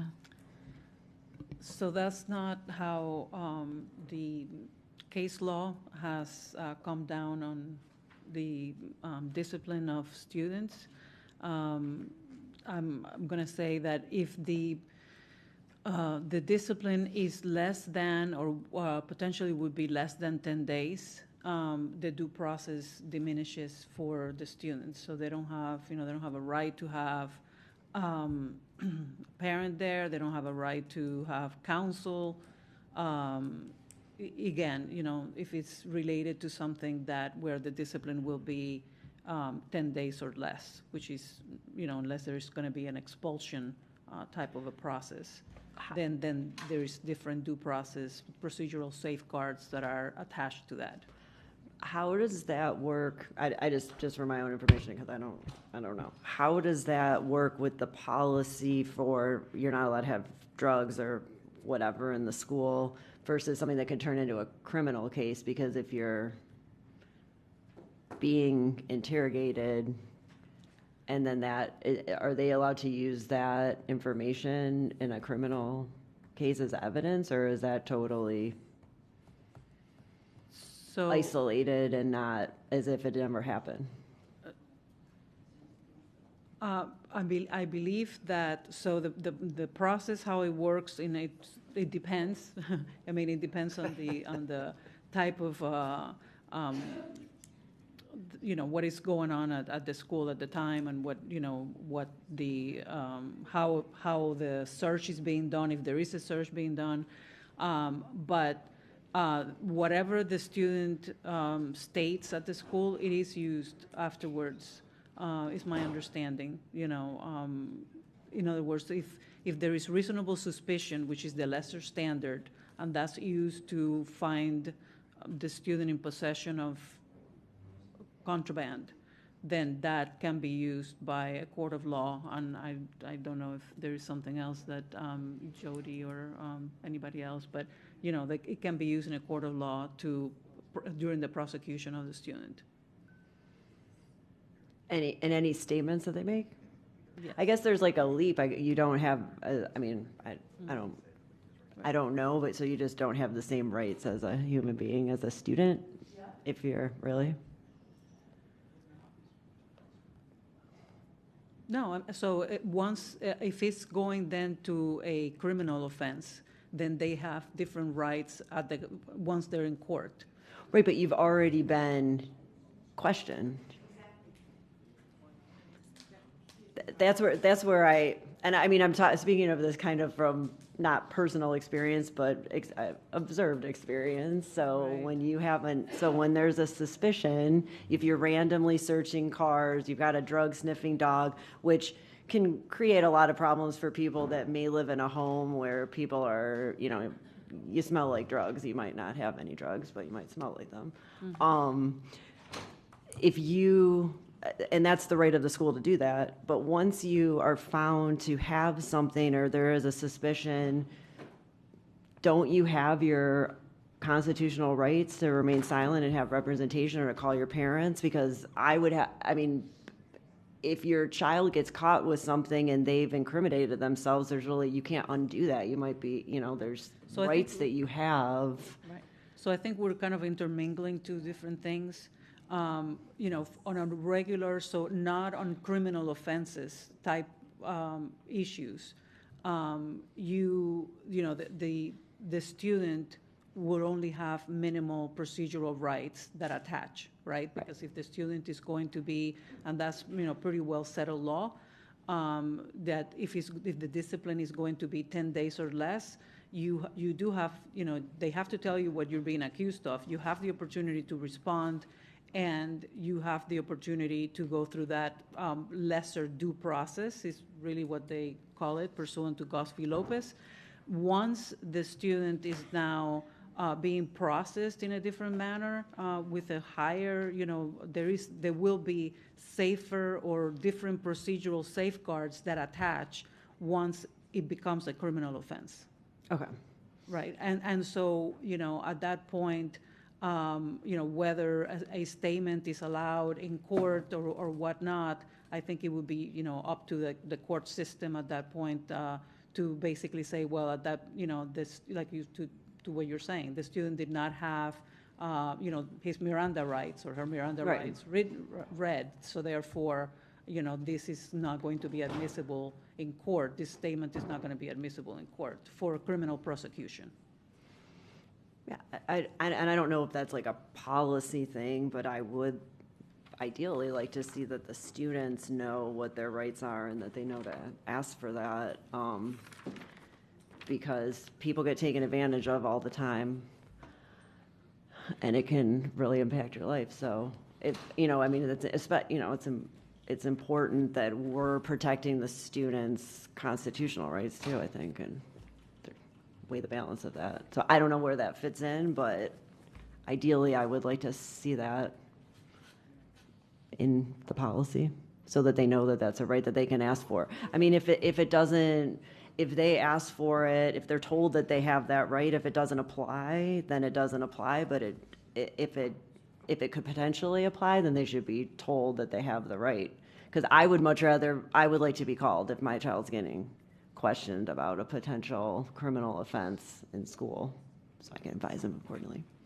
Right, and I don't know whether that's, I think we do call the parents, and I don't know at what point to what was stated before, but certainly the parents are, part of the process in any discipline, even if it's not criminal, which has criminal sanctions that could potentially come from it. But we'll look at it again. I don't think that there is any need, in any of the steps that we are taking for internal discipline of the district to, ask the child or tell the child that they're going to, that they need a lawyer or, any of those things. But we'll certainly look at it again and see if there is any additional information that can be added onto the policy to make sure that it differentiates between criminal proceedings and the proceedings that occur at school. Okay, thank you.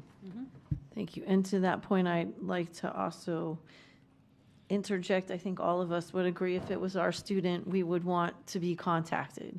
So it seems like parent contact is further down in the process, according to public comment. So I think, agree with Board Member Bowman.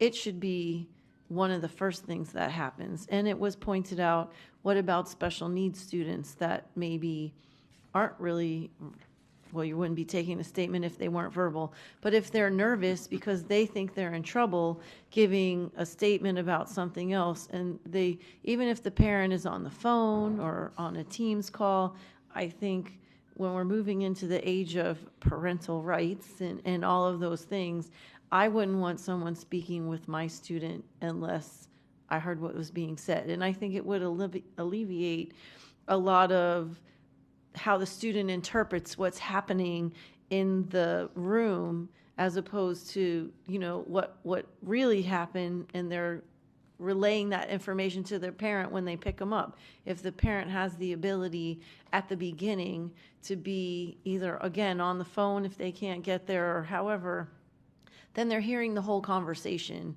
and you're not relying on a student who's anxious, who may be scared, who's nervous about, they heard something, they go home, they'll tell their parent, it really wasn't the context of what the conversation was, and then it blows up into something that it really wasn't because that student had a lot of emotion tied to what they heard. So I think it just helps everybody if we put that parent at the beginning of any conversation if there's discipline with a student. So, which is what teachers are supposed to do in the beginning anyway. Is that about this topic? Okay, go ahead. Just point of clarification. So in the case of like a BTA, as someone who's done it, so if we're getting witness statements, is the board or my colleagues suggesting that if you get a witness statement, you have to get the person's parent on the phone? And how does that interact with like student rights to privacy? So if it's a witness statement about two other students interacting and now that parent's on the phone hearing about everything happening with these two other students, like how... I definitely understand the argument of wanting parents involved, but how does that actually work in practice, and how are we protecting students who might be being gossiped about or something from other students? I hope that makes sense, but I just don't know in practice how that would work. And like, does it include witness statements? How do we know that that parent's not going to then tell the entire community that that's happening and now there's a recording of it? A follow-up question is that recording of the phone calls a part of their student record, and whose record would that student, what record would it go into? Is it the student that's being accused or the student that's giving the statement? And then I think in practice there's a lot of things that are red flagging, and I'm not against it necessarily. We really need to think that through and what that looks like in terms of a very complex BTA process. So what my suggestion was is if a student is getting in trouble and they're called to the office and there's a process there, a parent should be called. I'm not necessarily, and Ms. Bowman can answer in her context, but I'm not saying anytime a student comes down for a witness statement. It's just if your student is being called down for discipline in some way and has to give a story of what happened, the parent of that student who's being disciplined should be at the beginning part of that. And just I might be wrong, but do we record phone conversations? Just because someone's on the phone doesn't mean it's being recorded. Mm-hmm. So, I mean, Teams might, and even Teams, unless you've actually recorded it. So I wasn't suggesting any of that.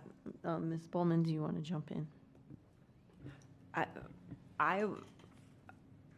My concern is more in a criminal capacity. So when it can turn into, and I mean, with a behavior threat, I mean, if you're threatening, it could, but if your child is at risk of having some kind of criminal repercussion, criminal charges, they need to know their rights, and the parents should be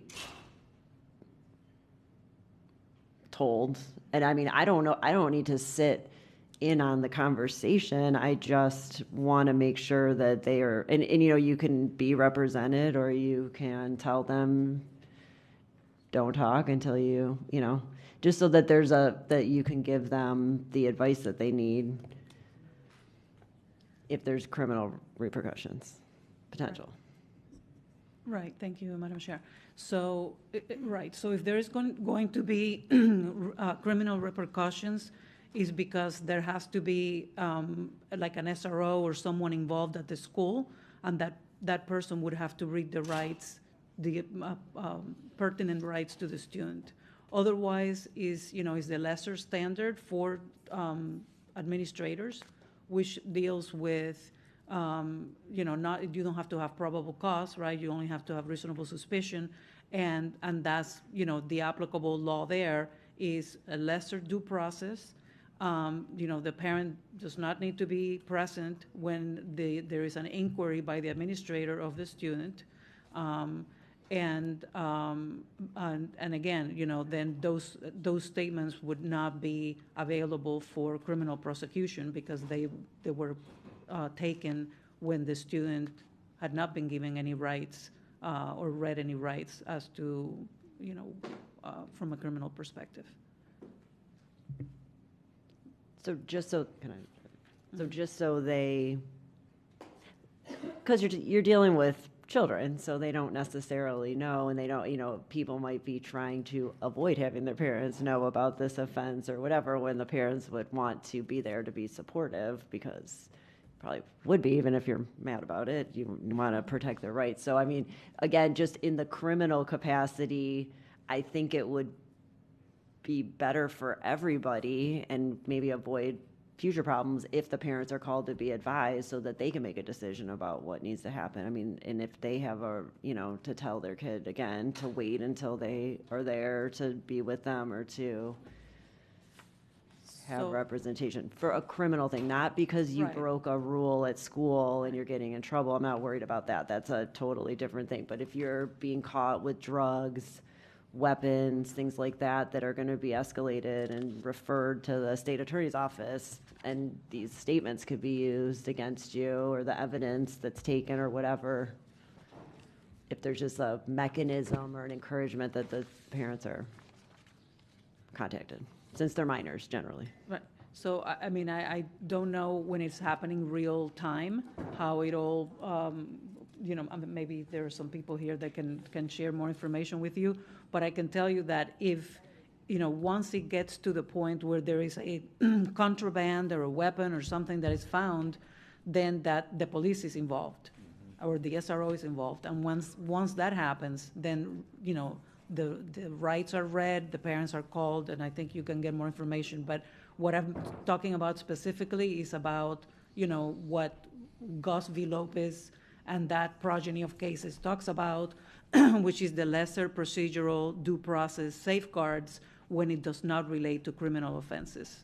Yeah, I was going to add too, just waiting for Ms. Batista to finish, is that parents are called if students are arrested and read their Miranda rights. I know there are very few cases like this, but sometimes there's multiple investigations going on, and the arresting officer may direct the staff not to call the parent because it's an open investigation. And the staff could get arrested for impeding an investigation in those particular matters. But oftentimes, when a student is arrested for whatever contraband, whatever the issue may be on campus, parents are called. So they are well aware. They can come up. They can, as a past principal, they've been on the speakerphone talking to their kid and with the officer and all those things too. So, if Dr. Lozano or even Chief Nosowitz want to add anything. Good afternoon, Chief Nosowitz, Police Department. Yeah, listen, so looking at I've heard some of this conversation, and some of it's administrative, right, on the school end for discipline, and some of it's on the criminal end. So any criminal allegations, I've heard weapons brought up. Typically, the student may be arrested for bringing that weapon into the school. They'll be read their Miranda rights, and parents will be contacted. Now, whether they transport that student down to the juvenile assessment center or they're released with a court date, that's just dependent upon each circumstance, and it's a little different. But they are afforded those opportunities. I know parents are contacted.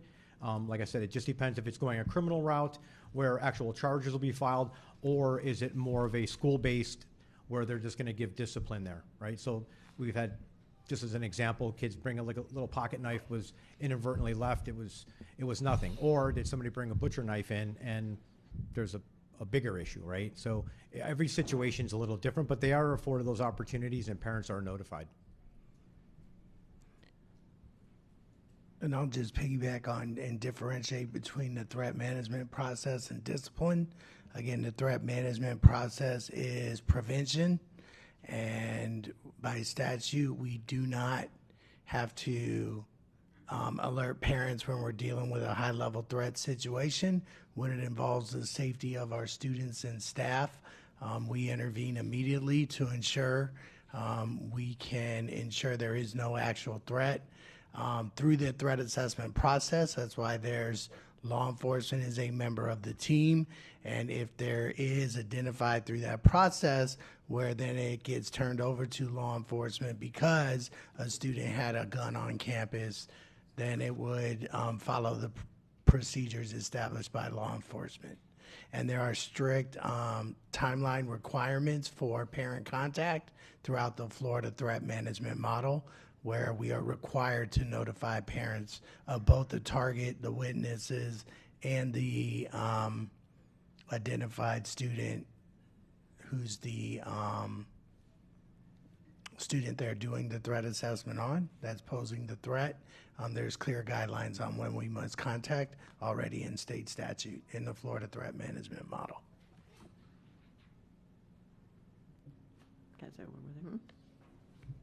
Okay, and my real interest here is not in like violence.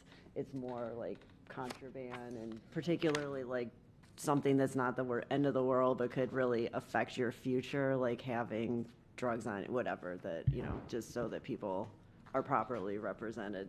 That's all. Not violence. And so my question would be, is it a problem to move in the policy where parents get contacted in general discipline? I know I'll it's look back- beyond the state statute, but there's nothing that says we can't do more than what the state statute requires. So, I mean, I just don't think so the parent is always called. At what stage the parent is called is the question. I'm not understanding if what the board is looking for is for the parent to be called anytime that there is a discipline situation before the student talks to the administration, which is not a realistic expectation.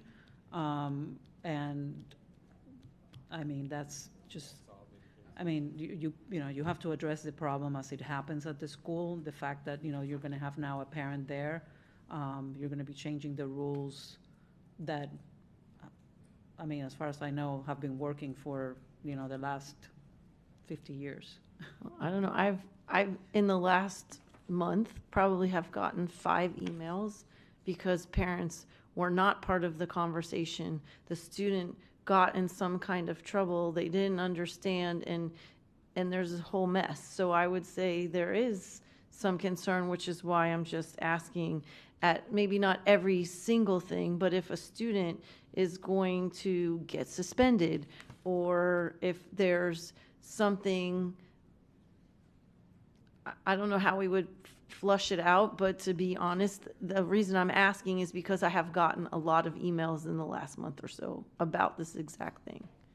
So just if I can, administrative guidance that we've given that started this year is that if a student is going to be externally suspended, prior to issuing the suspension notice, they must give the parent the opportunity to have a parent conference, to sit down, meet with their kid. And we've even told administrators if that means that the parent can't come in until the next morning or isn't available that afternoon, that you wait to issue that notice. The kid, if you can't get in touch with them, the kid comes back, is an internal suspension until you can give that parent an opportunity to participate in a conference when it results in an external suspension. Again, there are a lot of things in our Code of Student Conduct that result in lesser discipline that we don't, parents are contacted in everything, right? Once administrators get a sense of what is happening, something's been reported, the administrator immediately begins some level of investigation. Typically starts with a student reports something, okay, tell me more about that. Then we go to the student that it's been reported about. This has been reported, talk to me about what's happening. They are given the opportunity to give a verbal statement or written statement. We have students that refuse to give a statement. They write, and you know, they'll refuse to write anything, they'll refuse to say anything. That refusal is documented as well. And then what is determined in terms of discipline is based on what the administrator can piece together from witness statements. If the accused refuses to give a statement, then their voice, it's hard to include their voice in that process of determining what infraction has occurred. But once that initial portion of the investigation is completed and we have a sense of what code or what rule in the Code of Conduct has been violated, at that point the parent is to be contacted and given the opportunity to speak to the administrator with their child, without their child, however they want to do it. And then once that conversation takes place, that is when the external suspension notification is to be issued. So again, that's a process that changed this year. That was part of the training that rolled out to administrators this year based on conversation from the board last year. Okay. I guess that's sort of what I'm asking for, so, okay.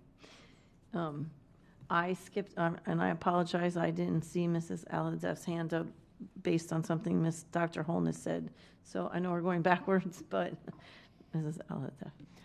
No, just to Dr. Holness's point in regards to the cell phones with being able to report something, but I did want staff to, through the superintendent, to speak about the ability on the focus for a student to report something on Fortify Florida or the Safer Watch app. Dr. Hepburn.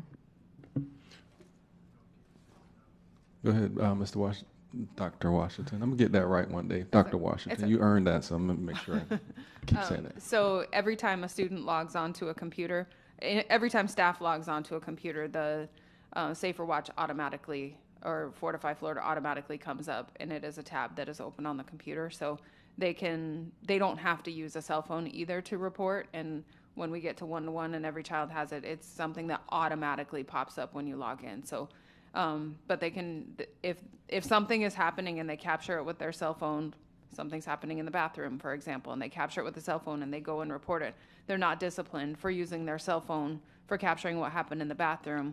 They can physically show it to somebody, they can email it, they can call, they can submit it through any one of, and that's why we list those particular avenues in the policy so that they know exactly how they can report it. But if I decide that I'm going to go stage a fake fight in the bathroom so that I can post it on social media later on today for some likes and some shares and boost my profile, that's not appropriate, and they can be disciplined for that. So that's how we try to differentiate what appropriate use of a cell phone is when you're capturing an unsafe situation, because we do have students that will go into the bathroom just to record this staged fight, and they're not using that to report. And so, yes, they can be disciplined for that.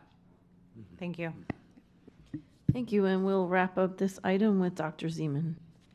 Thanks, Chair. And I shared my thoughts on student conduct code for cell phones, but there's a couple other ideas on 5030, our policy on child abuse.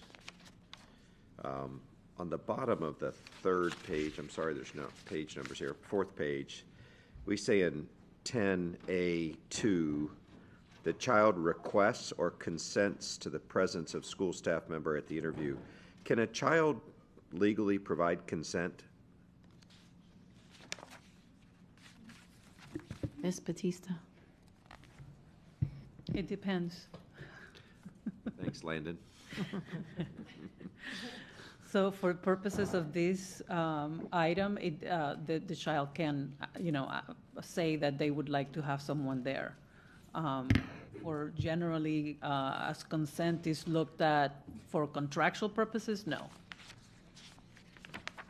So is there a better word for our policy besides consent, which sounds like the legal version of consent? Because you're literally asking them, would they consent to an interview, which is kind of the context that's used for legally often. Maybe agree to, I think just if I can speak from a school-based administrator's lens, when this has happened, a child services investigator comes in to speak to a child, the kid may request, I want Dr. Washington to stay in the room with me, or they may not request it, but maybe their school counselor is in the room and the investigator says, are you okay with Ms. Sotelo remaining in the room? And that's where the child would agree. So maybe agrees to is better than consents, but that's really in practice, that's what it means. Terrific. I would prefer agree, but you guys can take that. I don't think it's a big deal.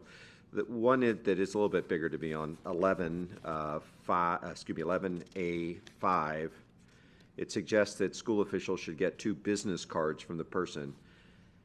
Am I right that anybody that has the authority to do this is a government employee? Or is acting on behalf as an agent of a government organization? Dr. Hepburn. Yes, they're a government employee, Department of Children and Families. I'd feel a hell of a lot better as a school board member if we got their ID and made copies of it or something rather than business cards. I'm not a big fan, and I'm not sure that everyone carries business cards anymore. There might be an anachronism. But again, I will defer to the staff on that, but it's just something I wanted to call out. On policy 510 on dating violence, kind of a big question because this term doesn't come up in my reading very often. How do we define dating violence? Dr. Hepburn. Staff. So the definition that is included in the policy is how the state defines teen dating violence and abuse as in an all-encompassing definition, and that is the policy, that is the definition we have to adopt in our district policy per statute. So by statute, if there's sexual abuse but you're not dating somebody, is that covered by this policy? Dr. Hepburn. Dr. Washington. I'm going to have to do a little research. So here's my suggestion. The state statutes also talk about dating violence to include dating, sexual, or intimate relations. So if that could be added to it, because other parts of the state statute use that more broad term, we would be writing a policy called dating violence, but it would cover any kind of sexual, domestic, intimate violence. And I think that that's what we want to do. I don't want to get confused about whether or not people are dating and not to kind of say that that's not something that should happen and we want our own policy about it.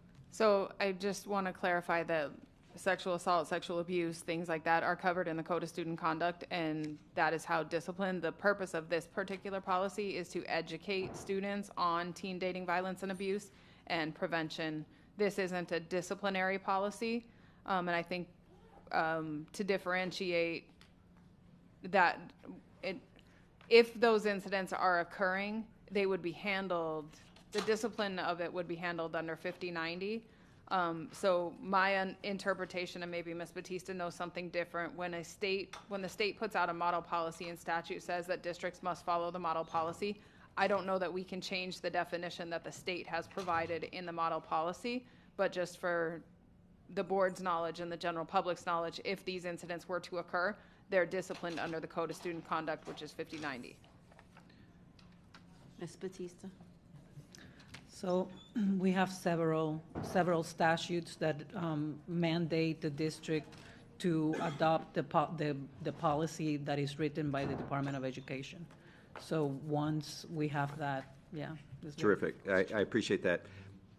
For my benefit, and maybe for the benefit of anyone else that kind of pulls this up, it sure would be nice to say that at the beginning of the policy, that this policy was directed by statute, and here it is, right? Because we're basically looking at this and wondering, like, what could Broward County say about it? But a lot of this, I think, comes right out of statute, and we have no authority to do that. Yeah. I'm sorry, go ahead. We have several policies like that that are based on the model policy by DOE, and we cannot change it. I just wonder if in those policies, when they come up, if we just say that on line 1, and then that way people understand we are kind of sharing Department of Ed policy, not creating a Broward County policy on its own. I think that'd be helpful. I would point out, though, a little bit of an inconsistency on page 2, 4, third line. We say that anyone whose reasonable suspicion of such an act has occurred may file a report. I think in other parts of it, if I read this correctly, it says should or is strongly encouraged. I would prefer the latter rather than the former. I don't think we want to say that if you've seen these things or your reasonable suspicion of it, you may file a report. I think what we want to say is that they either should or are strongly encouraged to. Ms. Batista. Yeah, that's fine. Thank you. And the last one is on page 4, on section 10A. Does state statute require us to do this for all grade levels? Dr. Hepburn. Dr. Washington. State statute requires for grades 7 through 12. Okay. So it's Broward's discretion whether we do elementary schools? Dr. Hepburn. Dr. Washington. I'm wondering how that fits in with the the requirement for us to K-12 teach about sexual abuse, exploitation, because that is a requirement, which we meet through Lauren's kids, versus what is we have to get approved by the Department of Education as supplemental curriculum. And I don't know where the intersection of that is, but I do want everybody to know that we do teach our K through 5 students about the prevention of child abuse, including sexual abuse and exploitation, through Lauren's kids, and that is statutorily required instruction. And is that covered in another policy besides this one? The K through 5 part? I will have to look and see if that's covered in the progression. I don't know if it's in the progression policy or another one. Thank you so much, Chair. Okay, thank you so much, and thank you, staff, for the presentation. Do you have everything that you need to move forward? Great. All right, thank you. Can we take a 2-minute, or we're going to take a 2-minute recess?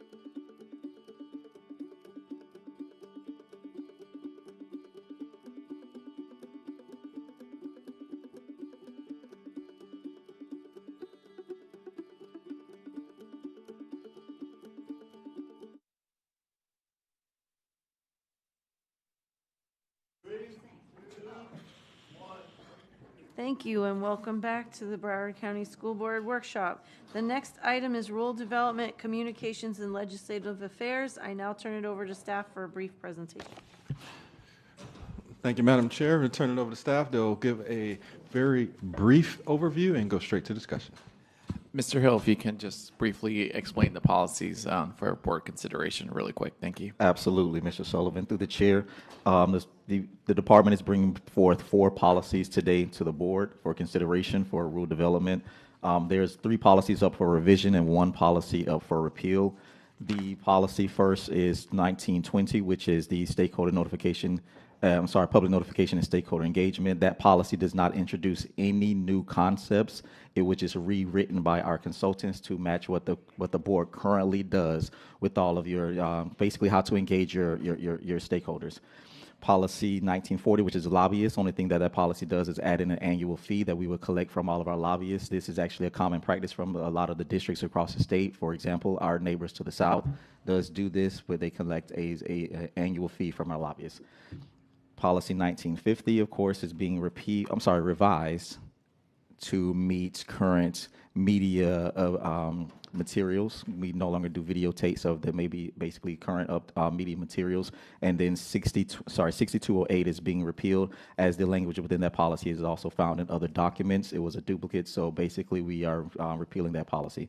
And with that, Madam Chair, I turn it back over to the board and for your comments. Thank you. Next, we'll go to public comment. First is Jackie Luscombe. Hi. Good morning. I'm surprised by that statement because to say this is just rewritten by consultants and it doesn't introduce anything new, it certainly takes some stuff away. And I think that's where you're going to have some confusion on our end, certainly as to what the purpose is.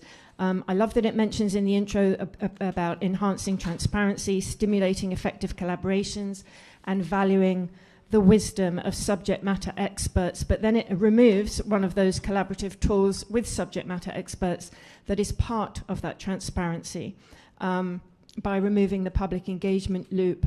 I like any proposal that will expand in the methods and forms by which you can encourage stakeholder engagement, but I do not see that removing the public engagement loop is going to achieve that. It's actually going to contradict that stated purpose. In bodies such as District Advisory, ESE Advisory, Diversity Committee, Parent Community Involvement Task Force, and so on, you have concentrations of people ready-made who are those subject matter experts, a ready-made pool, and parents with lived experiences who've gone through, traditionally have been part of giving rich feedback on policy and should continue to be. It can be a constructive, educative process. I'll wait. Thank you. When used well. So why remove it? Because its effect would be one more erosion of that community voice. One suggestion I had, as well as on transparency, which you talk about, on the agenda, you could make it more community and friendly when you're talking about stakeholder engagement. There's a whole bunch of policies on today's agenda, and they're just there by a number. And each person has to trawl through and click on them to see what they actually are, and some might be, remote, and some might be major things. I think identifying them on the policy could be a good move. The red line has removed more substance than it has added. I'm not clear what language on page 2 means, for example, where it talks about part 4A, stakeholders shall engage with the district with the belief that their feedback is ultimately for review and consideration by the school board members. I'm not sure you can mandate what anybody believes, and I found that curious wording. Overall, the end result of it, while removing some clutter, is to actually repeal 1164, not just retool it to make it more effective. And repeal is exactly what this board attempted to do in 2022 and rejected. I love that opening statement, but the rest doesn't bear it out. It doesn't set down a process for how public engagement will roll out. It makes it very arbitrary. And I think taken cumulatively with the moves to cut minutes for public speaking at board meetings, the proposed cutting down of advisories and committees, and language in that proposal that I know was withdrawn, suggesting that we're a poor use of staff time and resources, I think it's cumulatively not making for a good effect. Thank you. Thank you. Next is Brooke Bordy, sorry. Hello, my name is Brooke Bordy. I'm from Plantation, and I have 3 minutes, so I'm going to read fast. I'm here today to comment on the proposed wholesale replacement of Policy 1164. My general thoughts center on the situation as a country when we're closing our Department of Education. Our county is targeted by our state government, and as a school district, we're trying to build public trust. Given the current climate, I feel that this is a misplaced effort. I also take issue with the comment that this new policy doesn't introduce any new concepts, and that it's simply being done to align with current practices. I feel that this is an admission that the current policy 1164 is not being abided by. If the current process is to not loop, then we're not following the policy that we have. Another critical timing issue is to consider that phase 2 of the superintendent's plan for redefining Broward County schools will roll out for the 26-27 school year.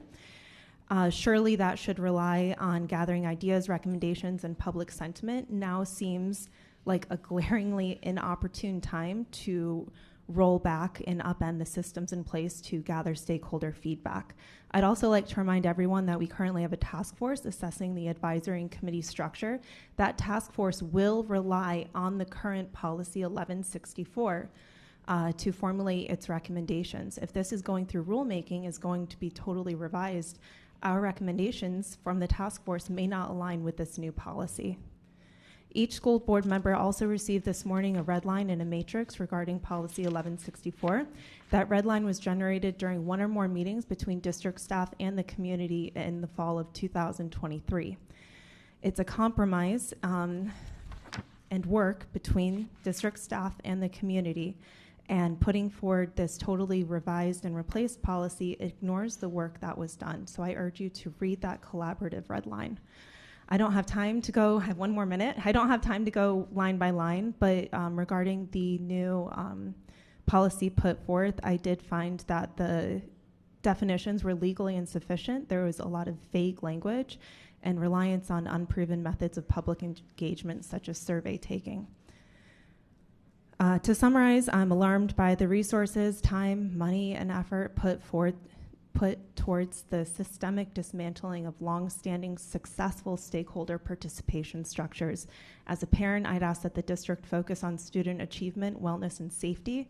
To the board, I ask that you not only reject this proposal outright, I ask that you, in the lead up to rulemaking, you review the red line and matrix. I also ask that staff be directed to actually comply with 1164 currently written, which would include looping these changes through the advisories. Thank you.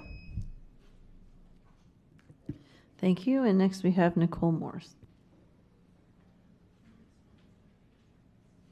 Good morning, Nicole Morse, Coral Springs. I will say also that if we hadn't been alerted by advisory leadership, that I wouldn't even know that this was on the agenda today, as it wasn't mentioned as 1164, and we're not familiar with 1920. The complete overhaul of policy 1164 has reduced this policy to a feedback session or a survey. Dr. Zeman, you recently made a comment that you would like to hear from real parents. Well, the advisory and looping meetings is where you get the raw feedback from the real parents. The looping process is where parents, community leaders, teachers, students, principals, etc. come together to learn and discuss policy and policy changes that affect their schools. Oftentimes we go into the discussion with one opinion and leave feeling completely different after hearing other perspectives. This is also an opportunity, sometimes the only opportunity, for people to have direct conversations with staff. If you change the format to what we have seen in the last couple of months, you will do the very thing you were trying to avoid, which is only hear from the people who are already driving down here to speak anyways. So looking at the policy 1164, it's not being followed to fidelity, but I will say that you can't eliminate the sequence of events that we have now that ensures that all of the information for the policies coming down get from the most involved to the school level of the parents who only attend their SAC, SAF, and PTA meetings. That's how they learn. If you change it to what we've done in the last 2 months, which has not been looping, you have 4 or 5 of the same people. You have me, Mary, you know who, that come out, that are able to come out on a weeknight. But at the beginning of the year, we set our staff agenda so these parents know to be there at these meetings and they get the full scope of what's going on. The last two policy reviews seems to be a new way that was thrust to us and not customary of how looping the policy was done. It's worth mentioning again that the proposal to repeal this policy was rejected in an 8-1 vote in 2022. I'll say that the last couple of months feels like it's just an attack on advisory and parent and community input. It seems like week after week or month after month we're undoing policies that keep our voices from being heard or giving feedback on policy. And so I hope that this again will be rejected and we will look at maybe changing some of the items, but you can't take out the looping process. Thank you. Thank you. Oh, you guys presented already. We're going to questions. Oh, I just wanted to say something. Oh, go ahead. Just generally speaking. 1164, staff has been complying. Either the superintendent or board direct the looping process. So the statements that staff hasn't been following that is not accurate. As it relates to looping within the new policy, it is in there, same as it is now. So if we're directed by the board or the superintendent, staff is happy to loop. Thank you. Thank you. Do any board members? Dr. Seaman, before I just want to ask Ms. Batista to do something real quick.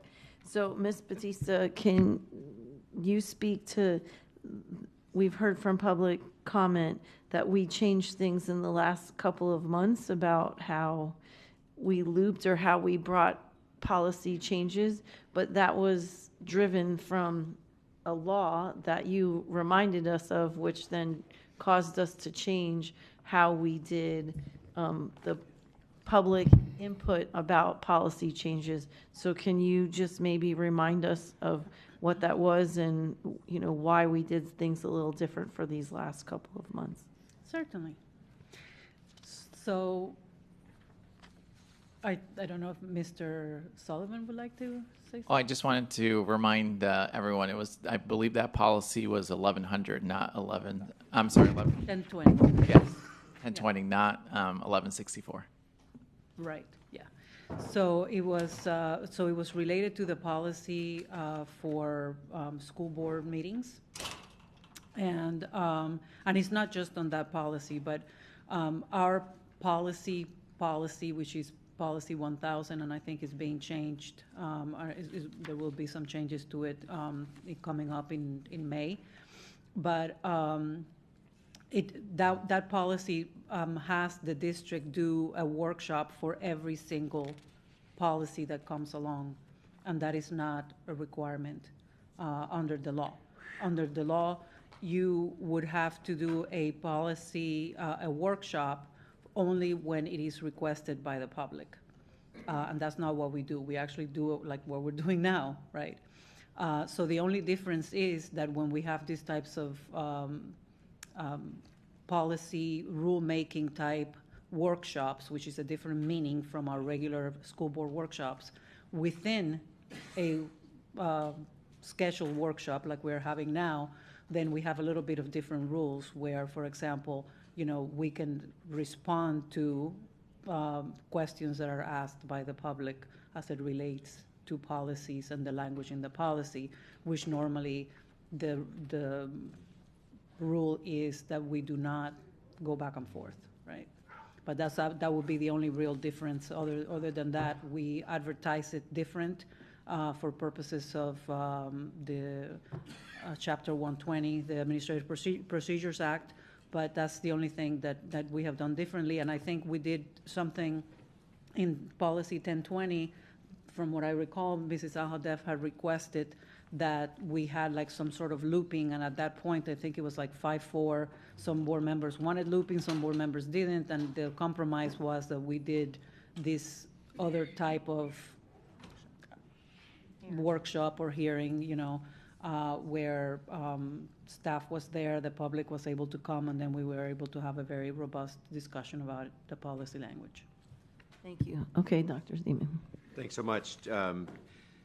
Chair, I understand in a previous thing that we had authorities for both the superintendent and the board to determine looping. I just want to read it real quick. I had it and then I lost it, sorry.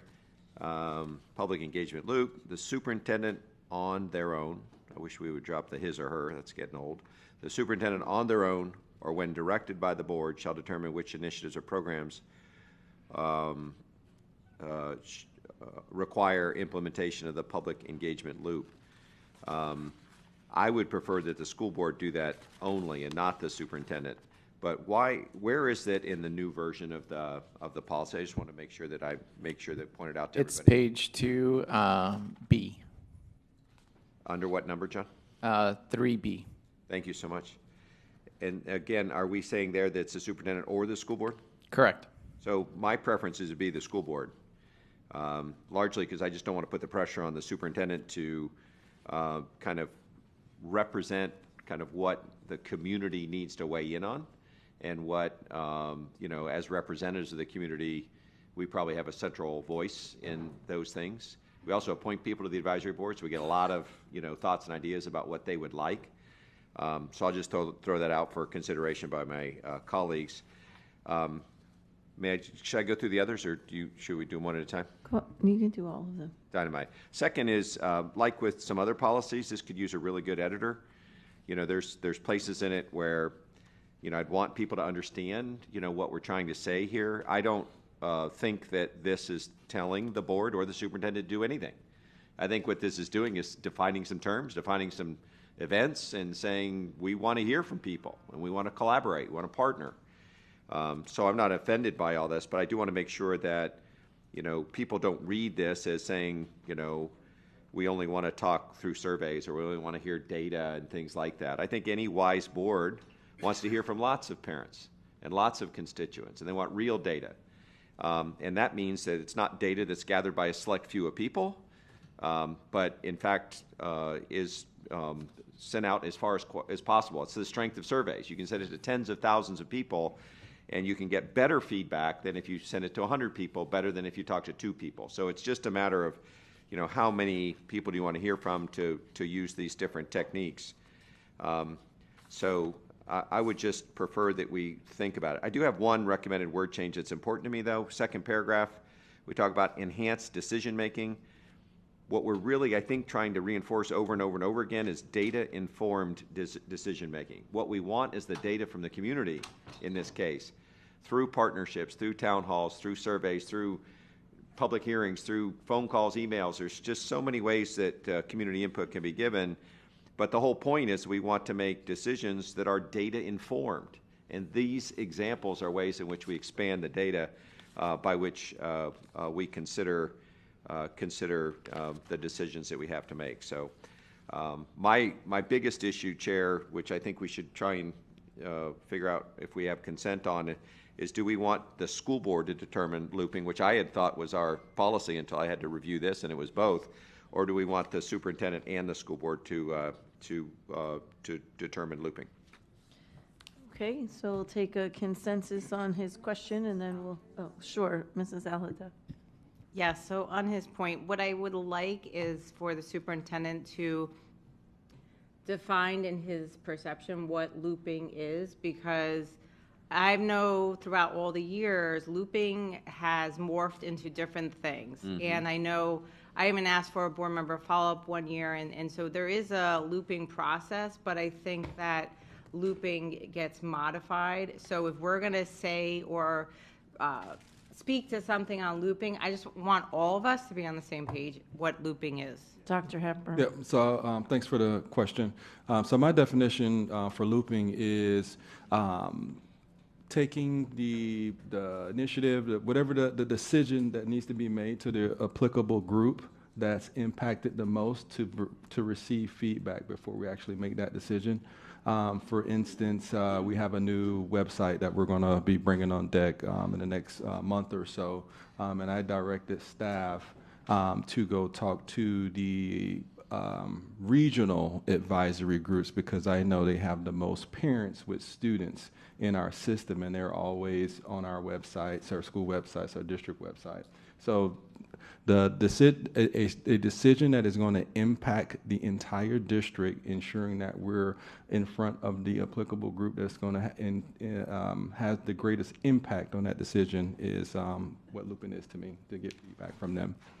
Okay, so that is a different looping from my understanding of the more thorough and detailed looping through, even starting at the school level, going through the PTOs and SACs and SAFs, and then, right, so I guess if we can just put that in writing, I don't know if the board has to vote on that, but I just want us all, meaning the board, the community, the committees, everybody to be on the same page, so when we say looping, we all agree that's what's going to happen. So are we agreeing to what that definition is as a board right now? Is that the process we're taking? Well, I don't know if it has to be now or if you bring something to an agenda item. I think that would probably be better, maybe. And on this topic, if you don't mind, Ms. Aldeff, would you and the superintendent then say that looping is confined to advisory boards, or could it also it could be to a independent group of parents? It could be an interview panel. It could be whoever you think needs to review it. So it's not restricted to advisory councils, according to the superintendent. That's important to know. Yep, not for me. Not from my standpoint. Yes, sir. It may be it's not confined just to advisory boards. There may not be the audience that can provide the best feedback for whatever the initiative or the decision that needs to be made at that time. And if I could, just to continue on this specific point, Ms. Aldeff, you're not confining yourself to decisions by the school board then. You're saying that looping is an activity where you could roll out the final draft of a website to the 3 regional advisory councils as a way of staffing that and getting feedback. I had always thought, Ms. Aldeff, that this looping was about an item coming to a school board, and the looping would go to specific advisories to get feedback or to ask for a survey, which we have done before as a way of looping. So I wonder if we don't need a staffing kind of verb and then a school board kind of verb, which is, but we're about to get this item, and we need to hear from the people that we've nominated to these specific committees to come back and give us things. I think there may be 2 different things, because I think what you're describing is like a we have CEO, superintendent exactly. rolling out. You don't need our permission to roll out a website. There's tons of things that don't come to the board that I want feedback from specific groups that are ultimately going to be impacted, but it's a district-wide initiative. So that may never come to the board, such as the website, correct. But I know there's things that ultimately come to the board that the board may want us to loop through specific groups, be it advisory groups or a town hall, whatever the case may be. Yes, sir. So it could be then, if we want looping to be both of those things, that the definition here is very consistent with what I think would work best. The superintendent could loop a website, and we're looking at some big hairy issue that we would love to get some input on, and we'd say, could these 3 groups see this and come back and give us some ideas? So if looping is going to be defined as this general reach out to groups beyond advisory councils, then I don't think that only us should do it. I think certainly the superintendent needs to be able to do that as well. Mrs. Rupert. Thank you. And just on this point, didn't want to really interrupt you. I think it'd be very interesting for us as a board right now to get the language of what looping was in 2010. 2010, a little bit early 2011, but mostly 2010 and prior to. That's when I was involved. Lori Rich Levinson, I can't remember the other ones, but we started with advisories. And it's an important, for me, I have seen the dismantling of public input happen every single year with a great superintendent, not with a great superintendent, but it just happened all those years, and you could see it little by little. So at this point, if this were a vote, I would not be supporting it, because I would love that we go back to the system that used to be, where there was no back and forth. The public, it was so different. And when I was first elected, there was one thing I never worried about, was parental input and the other were our grades as a district and how well our kids were doing. And you can see we kind of all came around that way and we're back. But the point is, it needs to be, it needs to be, I think Lori just found it, no? Yeah. There you go. I was going to say, we need to look at it and see what it was like that was working back then and see what would be good for this time around. I would definitely not mind a segue. Yeah, and to that point, I would say I would like to see this come back with, in that area there where it was about engagement. Or B? Yeah, so where did we? I'm sorry, here? 3B. Yeah, so 2, methods of engagement, it goes A, B, C, D, and maybe add an E that has looping and include what Mrs. Rupert was just referring to and Mrs.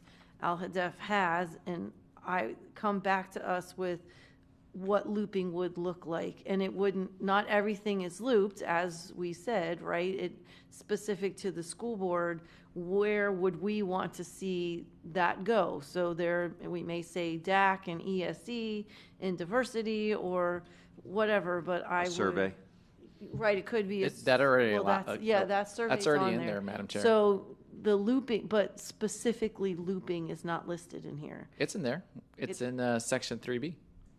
I think It doesn't come nomenclature. across as being looping. I think it needs to be very clear that, because we have something else, which is the policy where it's a workshop or a public hearing or whatever you want to call it, and that's what I read in the B language here. That Well, we're trying to do plain language because I'm not sure the public knows what looping is, but B is looping. So I don't read it as that way, so I would like to see it more defined as my colleagues have just mentioned. I mean, this could be interpreted for a variety of different things. It's not just looping, and I think it lacks what it needs to be specific to us, to the committees, and to the public, so.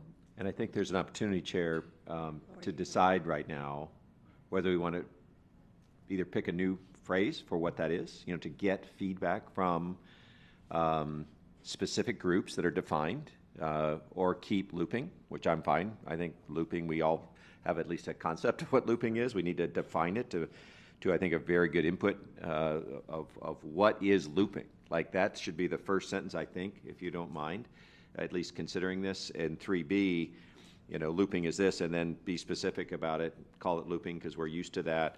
But let's define it, and let's say, this is why we're doing it, so that this school board and future school boards and this superintendent and future superintendents have a good guideline for when they would want to do that, either for superintendent initiatives or for school board initiatives. Which is why I say add an E, call it looping. I don't agree with that, though, because it's not really, it doesn't fit functionally into that group of types of meetings. It fits in the standards, because it's a way of getting.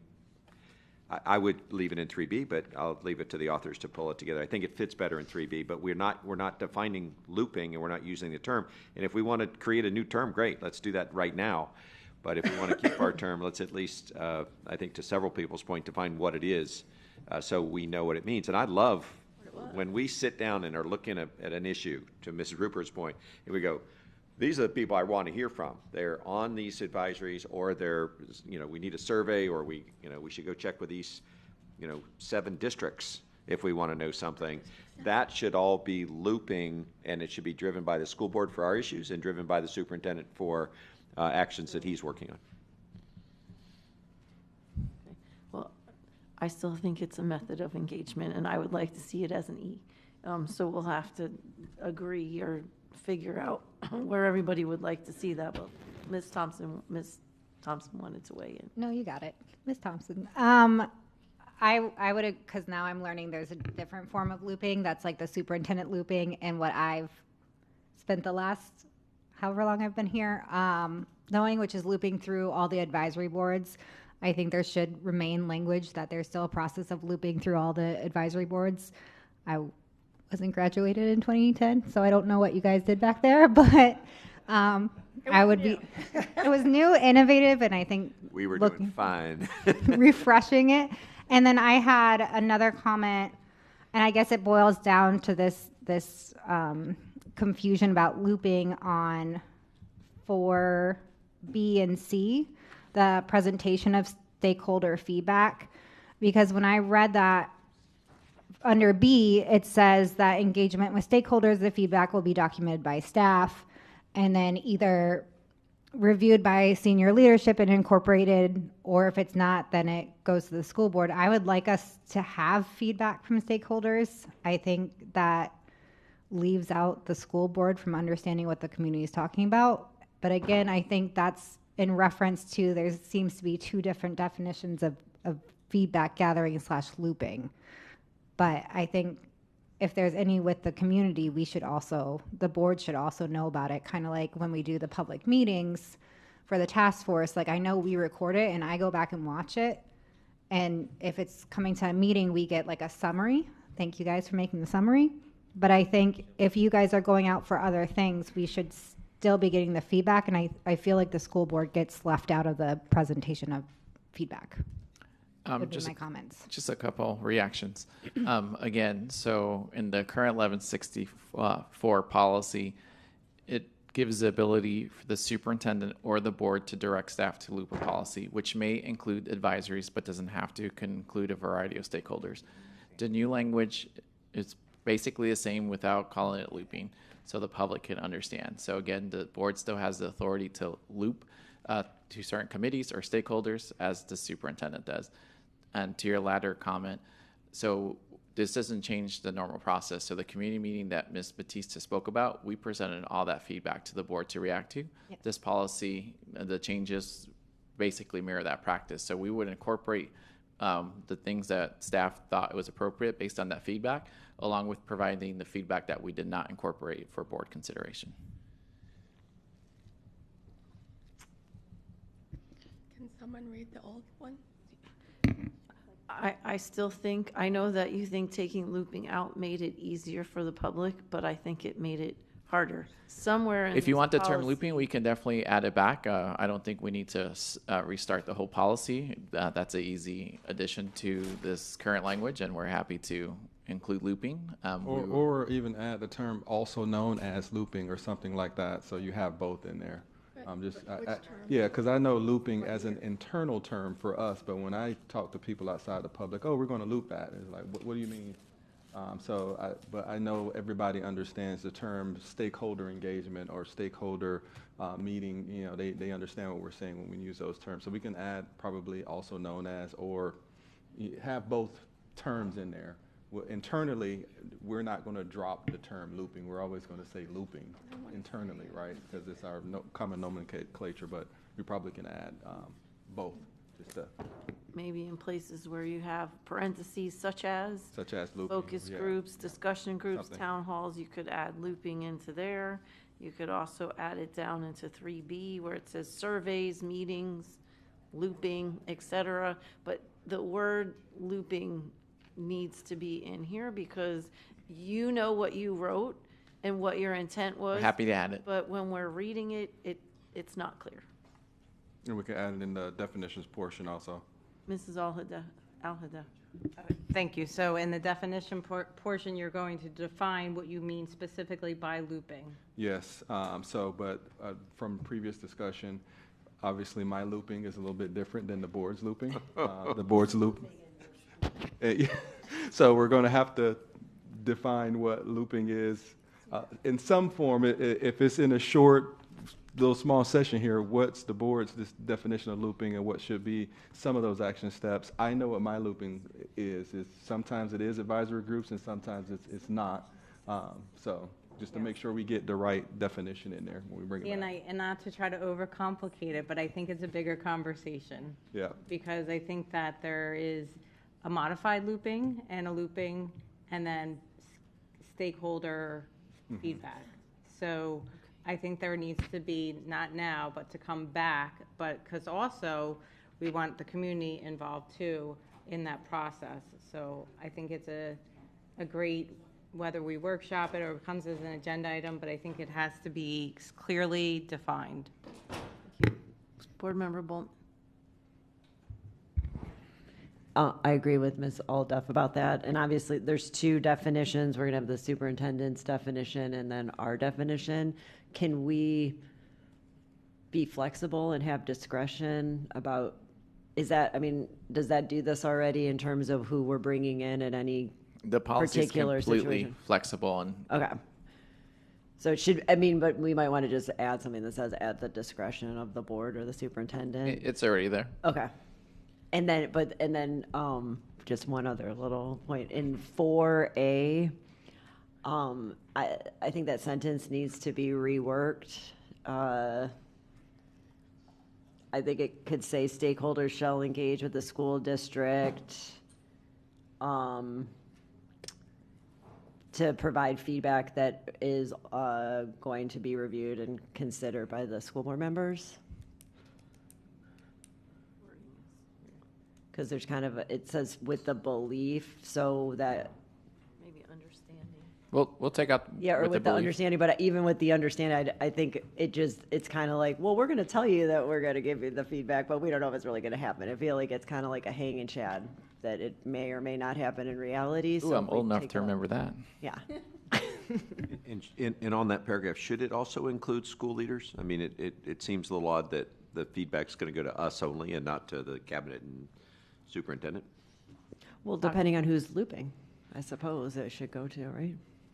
Could say and or. Yeah. Okay, thank you. I have one quick question before I go to Mrs. Rupert. When you were looking at this, did you use the matrix and all of the feedback that you had gathered from the meetings that you did with when it was looped in 2022? No. Okay, thank you. Mrs. Rupert. All right. That was one of my points, but I think I just have to say this. Talking so much about looping is making me a little loopy. Gotta say it. We all were thinking it. Now, come on. Okay. I would still very much, really much like to have the original definition down. The original being 2010, and also a comparison with what was 2022. You know, let's get all the information out there.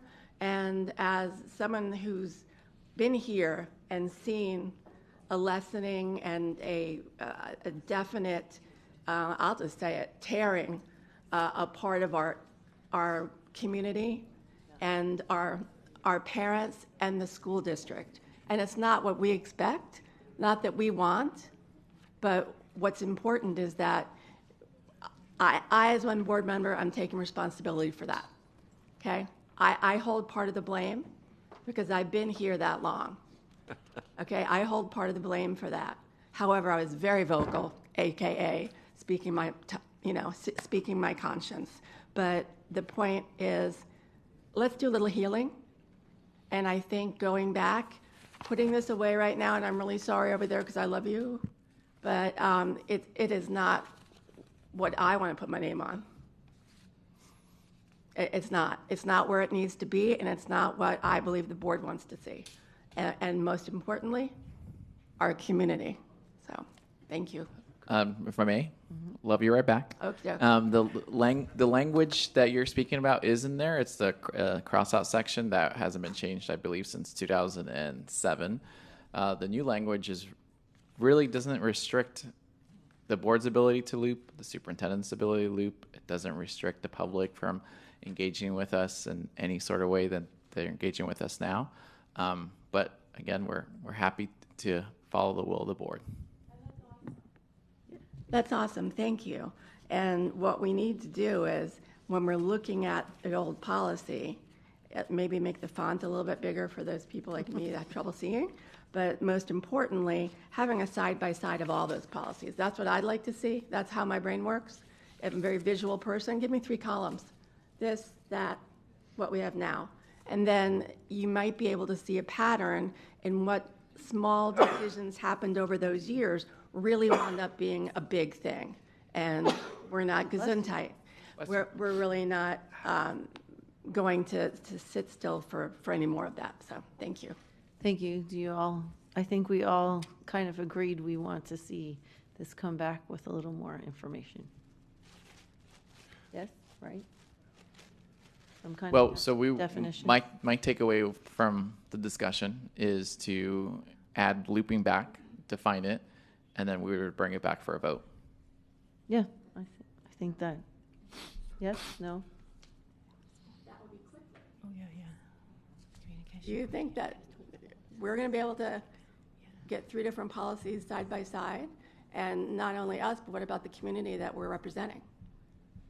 I just think it's fast. You know, if you guys can do it in a matter I of don't know time. that we were asking that. I thought we were just asking to add in the definition of looping.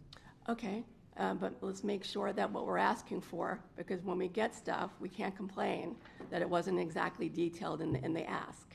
So do we want it to come back at another workshop? Yes. Is that what you're asking? Okay.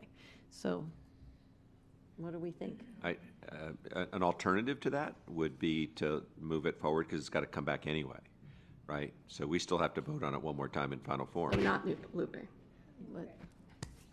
I'm sorry, maybe I missed with my sneezing Mrs. over Rupert, here. are you asking to loop this policy? I give up here today. Yes. Okay, Yes. so Mrs. Rupert is asking us to loop the policy through different, we'd have to direct which committees, right? Go back to the committees from 2010 and any new ones that have started over the last 5 years. I don't know what to needs tell to you. loop through every single committee. Then loop it. It'll never come, yeah. I'm trying to get it, back to there, but okay. All right, well, let's take a consensus here. So Dr. Zeman is a no. So Mrs. Rupert is asking to loop it through all the committees and then bring it back at a new workshop. Loop what specifically? This policy.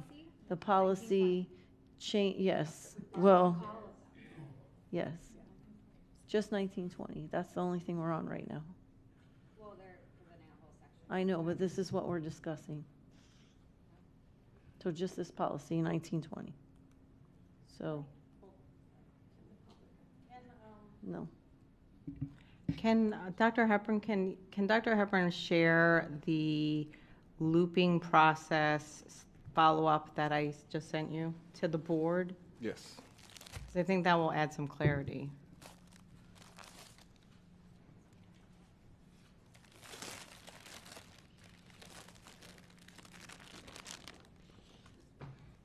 Say that again. 2-minute recess. Sure, 2-minute recess. He's asking about.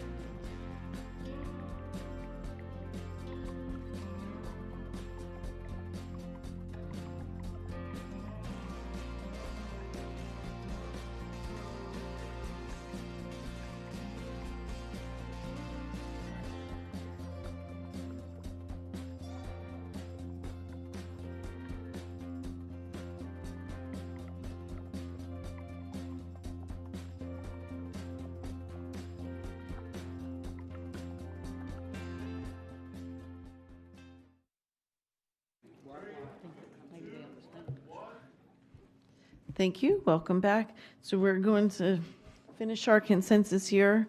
I believe the question is, do we loop this item and then bring it back as a workshop? That's what we're trying to get consensus on. So Dr. Zeman is a Board Member Bowman is a no. Mrs. Leonardi is a no. I'm a no. I don't know where Ms. Thompson is. Mrs. Al-Hadef? Yes. Okay.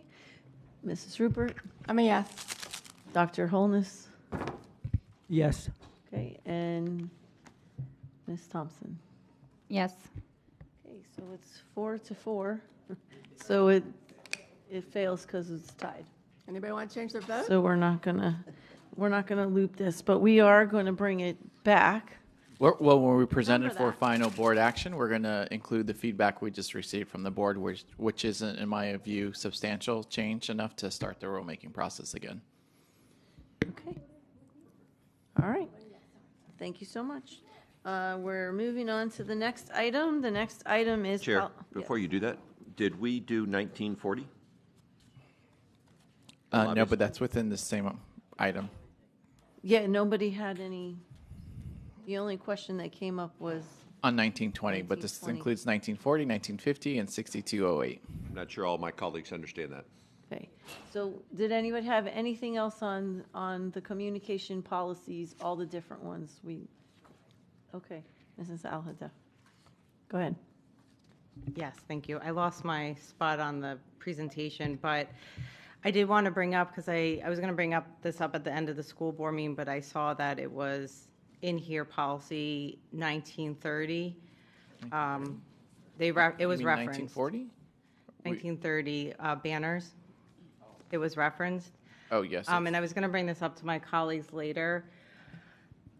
So I don't know if you're getting feedback about the new banner policy and the rollout of it, but I wanted to ask my colleagues if they were interested in kind of two things. One is bringing back the banner policy so there can be more robust conversation with the community and the impact that the policy has on our schools and directly on for our students. And then two, giving the current policy for the schools to comply with the new policy on the banners till January of 2026. Ms. Batista, do you want to weigh in on the second request? So when the board adopted policy, the banner policy, 1930.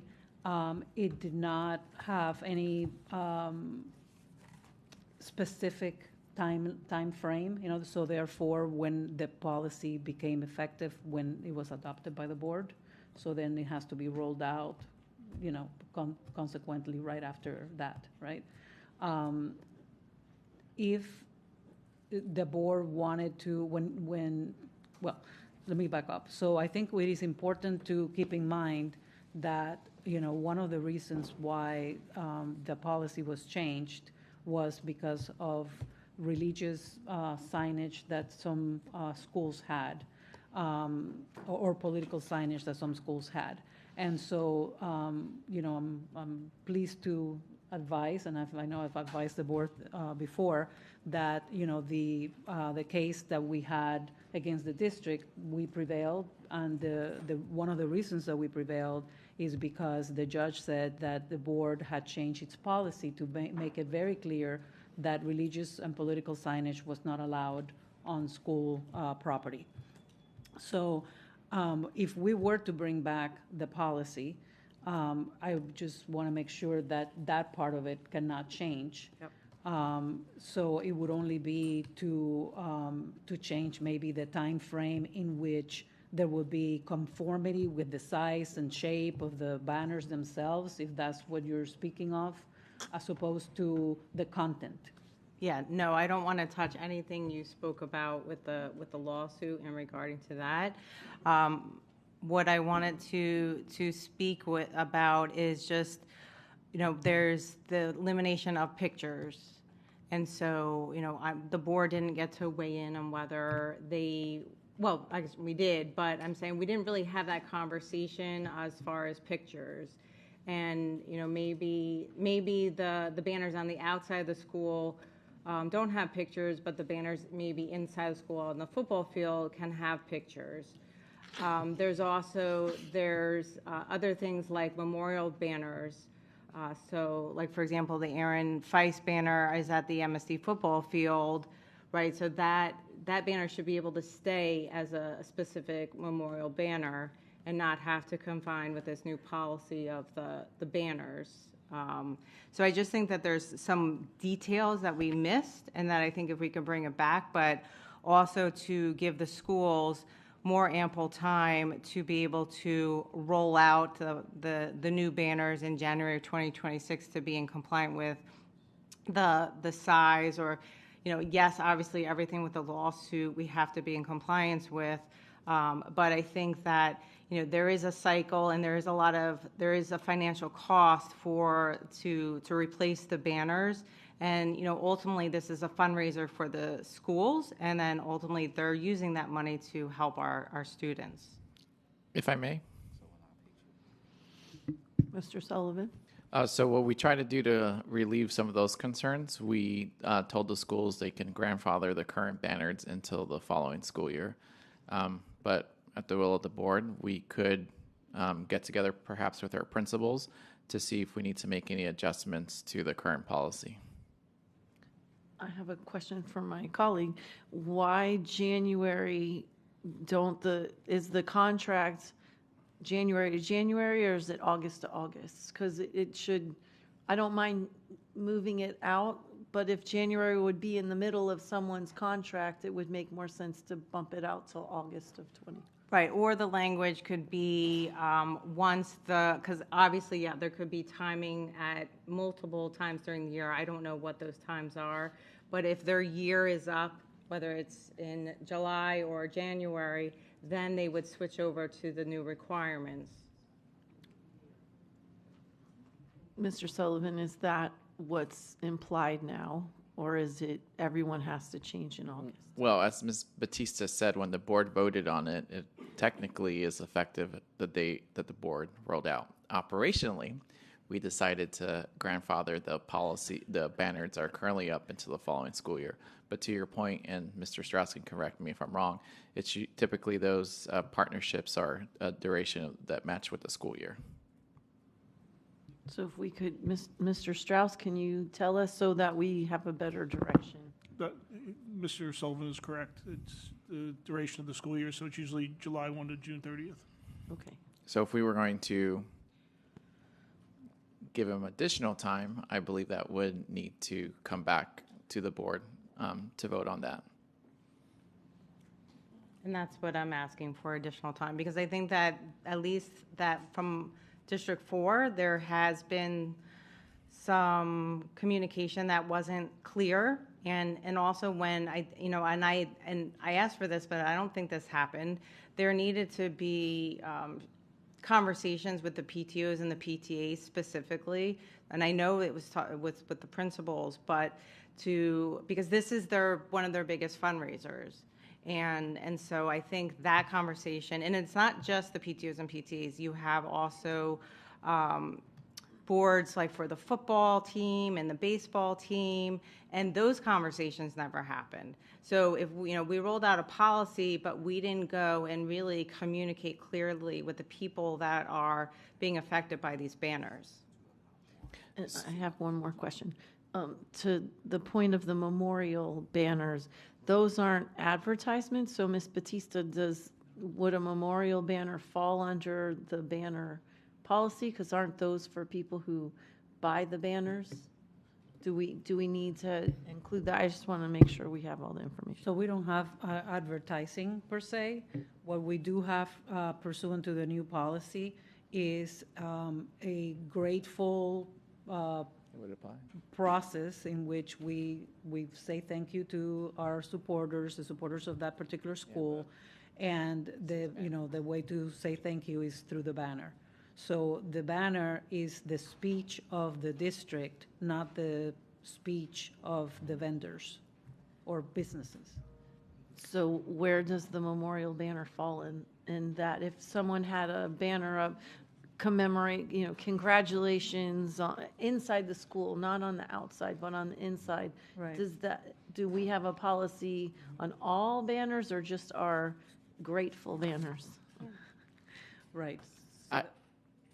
I believe it would apply to that banner based on section 2, page 1, because it says temporary, it defines banner as a temporary signage display on school board property.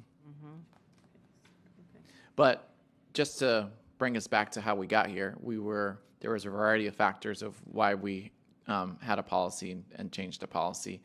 Now that we have more time, I believe the superintendent will exercise his authority to loop this through principals and PTOs, and then we can bring it back to the board. Okay. And we can move on. Perfect. Yes, thank you. Yep. Okay, anybody else want to address anything else under the communication item? I just have one quick one, Chair, sorry. The funds that we collect from lobbyists, are those going to be used in a categorical way, or they go back to the general fund? Through the chair, sorry, I kind of jumped ahead. I believe the intent is to offset the cost of taking our students to Tallahassee. Currently, the board allocates about, I believe, $20,000 towards those endeavors. And again, most large school districts, I know to the north, south of us, they do charge. So this is, and most government entities charge lobbyists to register. So that's the intent of the fees would go to those to offset the cost of sending our students to Tallahassee. I believe currently under the number of lobbyists we have now with this proposed fee, we would generate nearly $10,000. Thank you so much. I'm never, ever going to be in favor of categorical funding of our own money. When we get money in, we put it in a big pot, and then we make really, really hard decisions about what's a priority to get done. If what we say is, lobbying fees can only be used to send kids to Tallahassee, I think it ties our hands unnecessarily.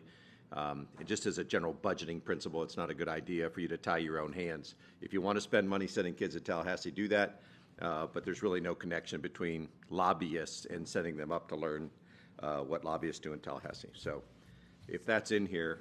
In the policy, it's not, doesn't delineate that we would use it in those regards. That was our intention of how to use those funds. So it would go to general revenue. I'm sorry, so, okay, but, so that was in the summary on the item, but not in the policy itself? Correct. Thank you very much, appreciate that. Thank you. Anybody else? All right. Know what to do next? Yes, ma'am. And I believe if you allow for a 1-minute recess, next group will be available. Okay. It's more than a minute, though. We'll just have the next group come on over. The next item is policy 1480, student records, confidentiality, and family educational rights. I'm going to turn it over to staff as soon as they have a moment to come to the table for a brief presentation.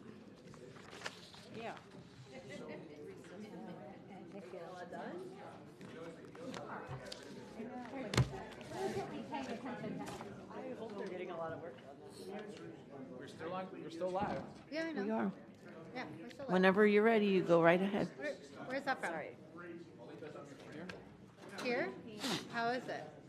What is it?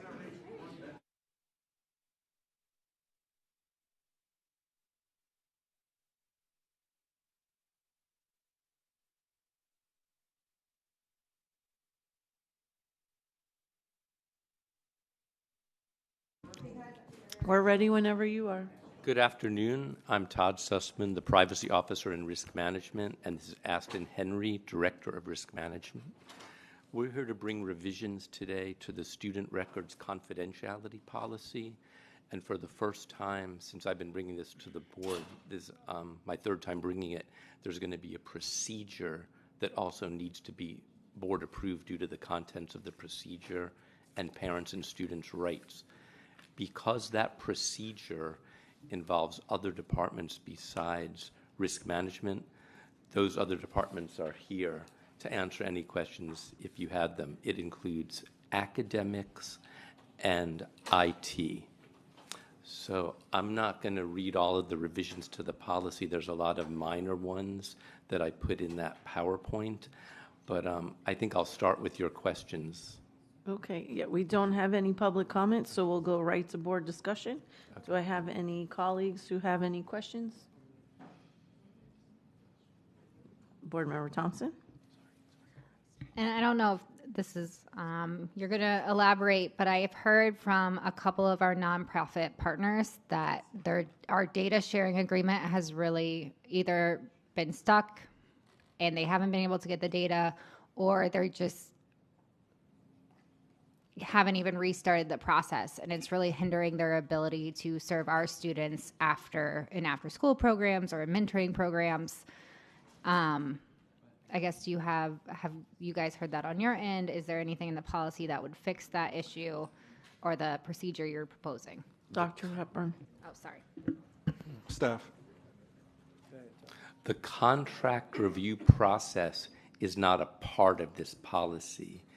The only way it's a part of it is the contract review process regarding the privacy sections and sharing of data has to be in compliance with FERPA, which is in this policy.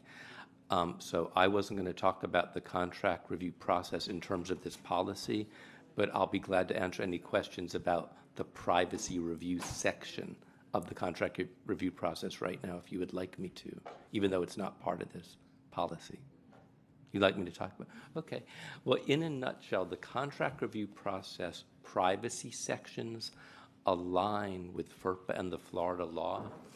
And as recently as 2022, the Florida law has specific elements that they require to be in agreements where data is shared. The main ingredients there are, the main elements are the types of records to be disclosed, the purposes of the disclosure.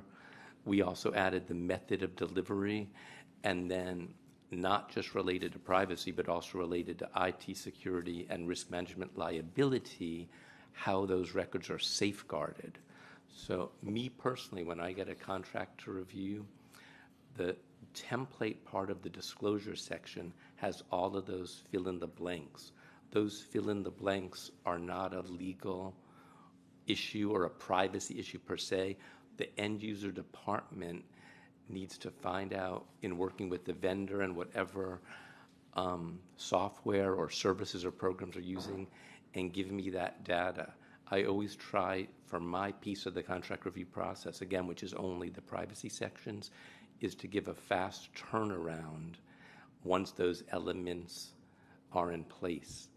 Right this minute, I'll just be very open with you, I'm on Friday's emails, which are not bad. That's like 2 days ago. And I usually am all caught up, even though I have a large amount of agreements. I could give a fast turnaround. That doesn't mean other contracts are in the line and I signed off on all of them, but the ball is in those departments' court. So I think, and I'm going to be very open because you asked the question, there's a misperception, and not just for risk management and privacy, but several of the departments that have to review contracts. I may not be able to sign off if it's not correct, and I won't, or if the data's not, if the right elements are in there, but me and others in this process are not holding up the contracts. So I don't know if that answers your question. And I wasn't trying to imply you No, were I holding know. it up. No, I'm no, just trying to understand where's the barriers to making sure that our students are served in all capacities. If I may, Ms. Thompson, Mhm. if you can provide the board just some common examples of what are some barriers to data sharing agreements that, you know, on the other end, of the vendor end, they get frustrated, but they don't understand it's maybe a common barrier for them that they may not fully understand. I will be glad to do that. Again, I could only speak for myself and the contracts that come across from my review. Very often when I get a contract to review, I got misinformation out of the gate. This happened 2 weeks ago.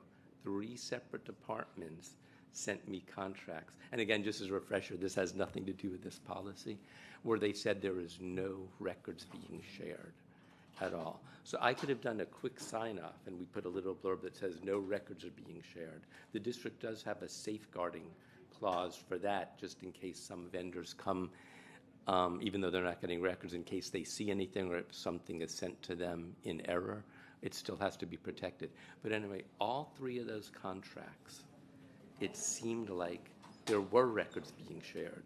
So I went back and forth with each of those departments, and sure enough, in all three of the contracts, there were records being shared. So sometimes there's a misperception, and this policy does address that, of the definition of an education record, for example, if that's the kind of record. So people might have a misperception that an education record only refers to something academics. Sometimes the vendors are not aware that they're asking for education records, and they say there's none. This happened with another recent contract where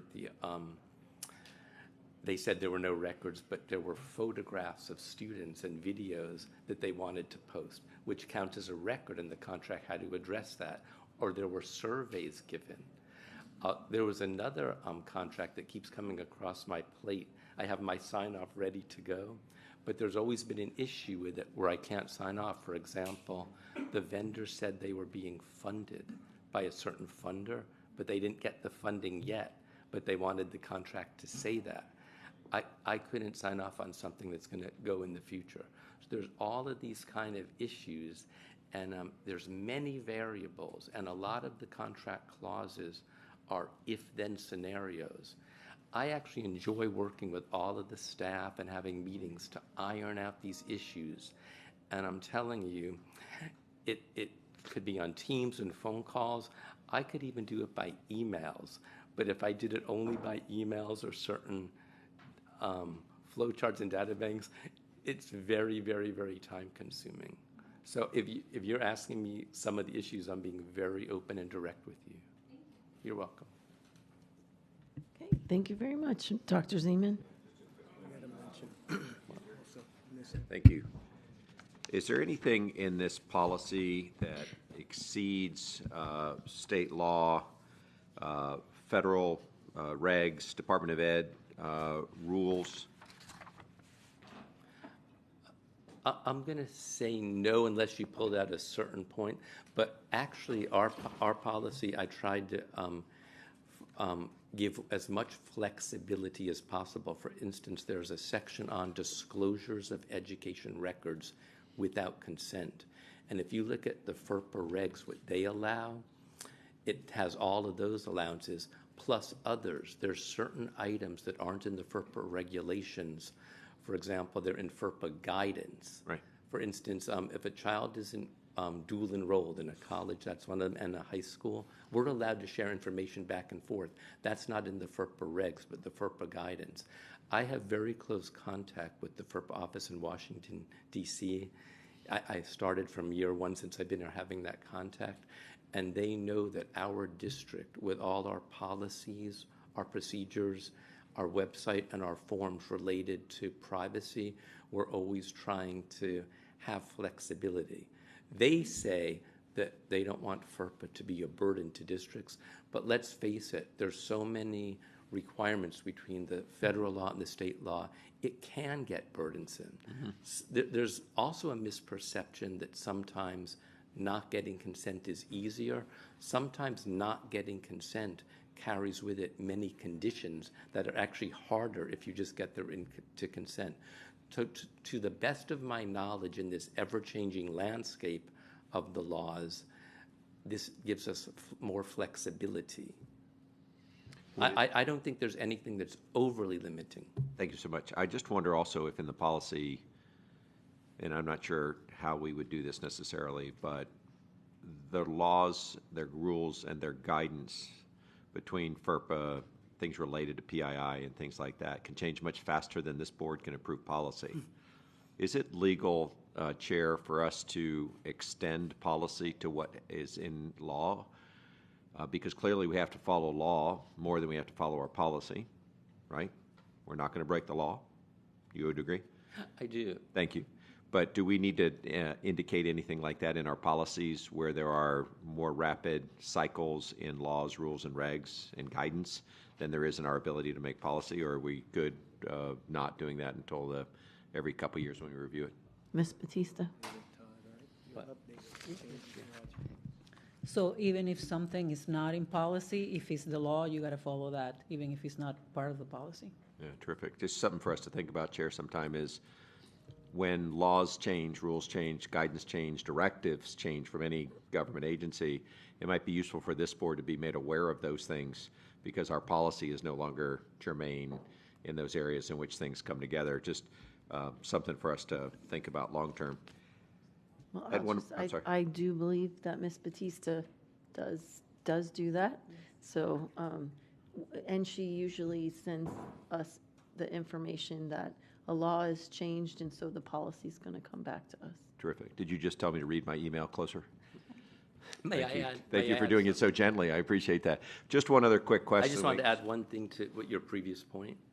And I agree with you about what you said about the laws. Some of the laws require us to come up with our own ways of carrying out the law. That what I'm bringing now, that procedure is one of them. So if we just said we'll follow that law, we wouldn't be in compliance because they're telling us, tell us how you're going to do it. Yes, sir. To Ms. Thompson's point about shared data agreements, this is going to be an area where we're going to get deluged.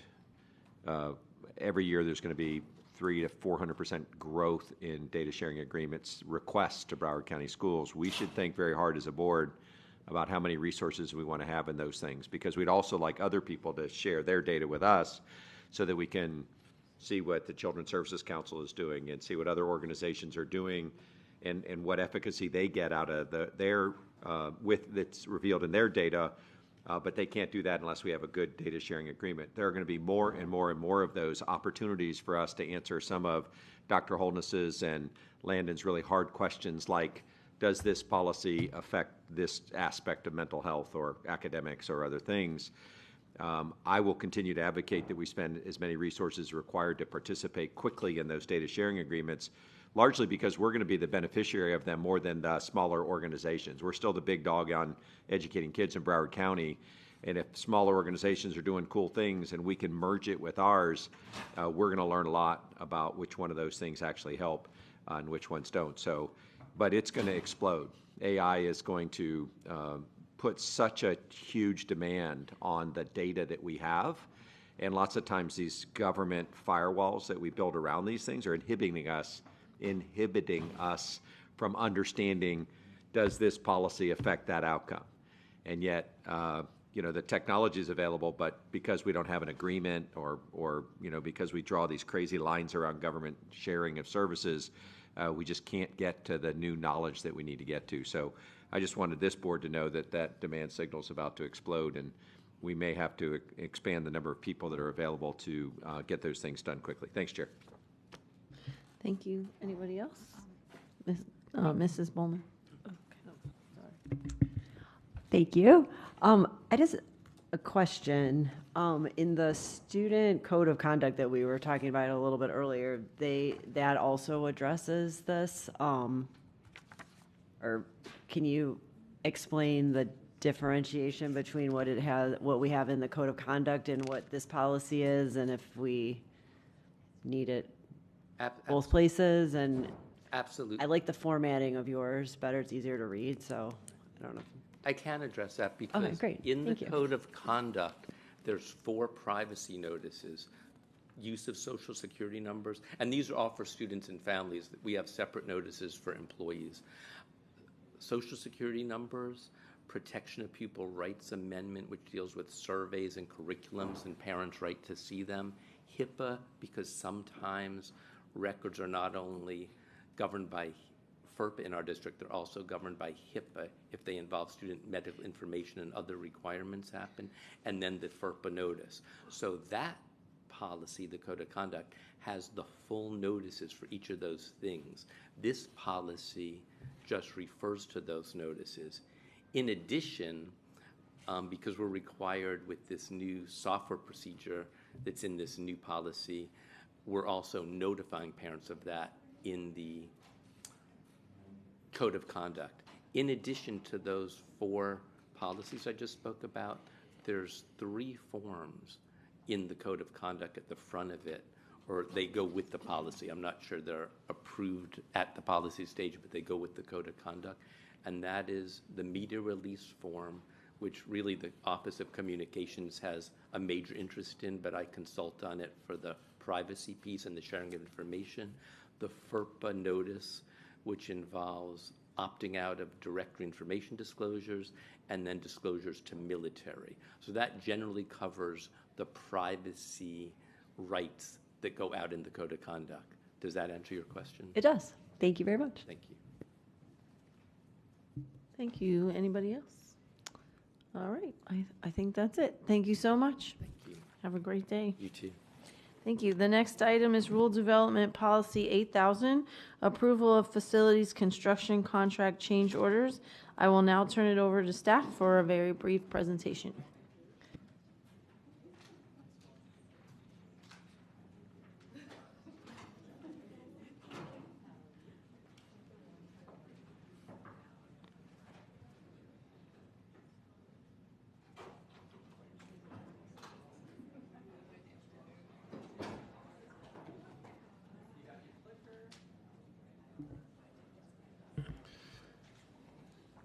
As Ms. Paul and her team get situated to come to the floor, we will have a real quick brief overview and go straight to discussion.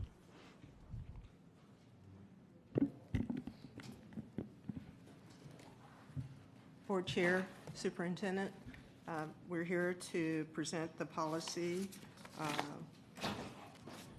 regarding change orders. It's Policy 8000. The intent is to reduce the number of change orders that come to the board and to bring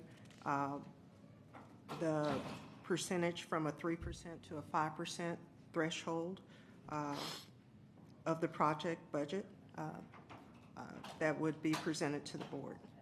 I have here with me Ms. Sonia Coley, who is Tasca-Sun Executive Director of Construction. Okay, thank you. I don't think we have any public comments, so we'll move right to board discussion.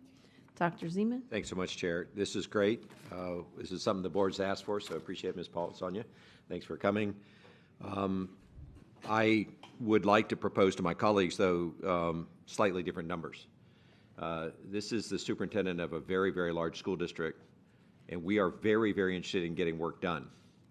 And to the extent that these limits represent what may have been kind of a useful threshold 10 years ago, given the price and the complexity of construction, I would just suggest some that are different. The first one, I would go up to $25,000. And I would say, look, up to $25,000, the superintendent, based on the recommendation only of the director of construction, would be able to authorize that. And there should be a reporting part of that as well. When we've done this before, we said, in your weekly reports, just let us know when you do it. If there's a list of 6 of them, that's great. But it really makes the public feel better if the superintendent is telling us, hey, I approved 6 of these, they're under $25,000. Just for the board's awareness, $25,000 is moving about 6 outlets. So this is a pretty trivial amount of thing. The second rule, then, I would move up from 25,000 to 100. And I would propose to my colleagues that we eliminate the provided that it's 3%. I would just take it out. And I'd say dollar amount's more important than anything else. Whether it's a small project, medium project, or large project, we want them done. And so if, in fact, the chief of operations and facilities says, this is something we got to do, I believe that that authority should be enough for a superintendent to approve change orders between $25,000 and $100,000. Rule 3, I think, is fine, for where it is, except I don't think 5% is enough. Again, we get constrained with this bureaucracy of trying to tie everybody's hands to get things done. So I would love to hear your idea, but I think something like 10% would be more appropriate. I don't know, to my knowledge, colleagues, have you ever seen a construction project in Broward County that didn't cost 10% more than we thought it was going to? I mean, almost never. So we're going to hit that 10% if passed as prologue. And I just want these dollar amounts to be consistent with our need to get things done. Our students don't get the facilities or the upgrade or the air conditioner or the chiller or whatever we're putting in And it seems like, we're often the obstacle. It takes a month to put together an item, then it takes a month to get on our schedule. We're creating 2-month delays for things that are under $100,000. And I just feel like we ought to ramp up the amount of money, eliminate the 3% total in the middle, and try and just modernize, I think, these numbers so that our superintendent can work with us to make sure that we get things done. And in all 3 cases, I'd have just a weekly notification in his, and however he'd like to do it. I know he's done it before in his Friday notes. But to me, that would show the degree of trust we have in the superintendent and the chief operations and facilities officer. And just one other change in case you missed it, Ms. Paul. I don't want the district PMO to be involved in making recommendations. I think that should be the director of construction or you, ma'am, making a government-to-government recommendation directly to the superintendent. So those are the kinds of ideas I have. I just wanted to throw them out real quick here at the beginning. They're much closer to industry averages, when you look at how other districts are doing things and how other, government agencies are doing things. If you look at NASA or you look at NAVFAC or you look at the Army Corps of Engineers, they give a lot of authority to the general officer that's out in the field. We have a world-class general officer. Let's start giving him some authorities to allow us to get things done. Thank you. Any other? Dr. Holness? Thank you, Madam Chair. So I do appreciate some of those suggestions by Dr. Zeman. I would, however, like to get information, if it's available readily, on how those suggestions as far as increasing these numbers compared to other major school districts that were close by. Dr. Hepburn? We'll have to provide a follow-up on those numbers, Dr. Holness, to talk to our neighbors to the north and the south. Okay, and it could be other major school districts within the state as well. And my second question, Dr. Hepburn, is how do you feel that the changes suggested by Dr. Zeman will make your job more efficient and expedite processes to get things done? What will be the impact? I think you said the key word there, expedite. We want to expedite the process. We don't want to wait on board meetings to approve something to get the work done. That's holding up something that could be done within a matter of weeks or even sometimes days at a school, so we can get that work done. So I totally agree. We need to expedite. A lot of our projects have been in a standstill for quite some time. As Ms. Paul has come in and discover, and we're trying to accelerate the work as quick as possible. And sometimes waiting to get something on a regular school board agenda, delays some simple tasks that could accelerate the work. Okay, so based on the suggestions made here by Dr. Zeman, do you see any negative, or do you have any added comment on how you believe we should proceed? No, I don't see any negatives unless Ms. Paul and Ms. Coley have anything to add that they see as a detriment or a negative. No, I don't see a detriment. I think what this does is prevents us from bringing $1,500 change orders to the board and those kind of nominal amounts to the board. But I think, and I agree with Dr. Zeman in terms of providing an update to the board on any of the change orders that are under the new authority once it's adopted by the board.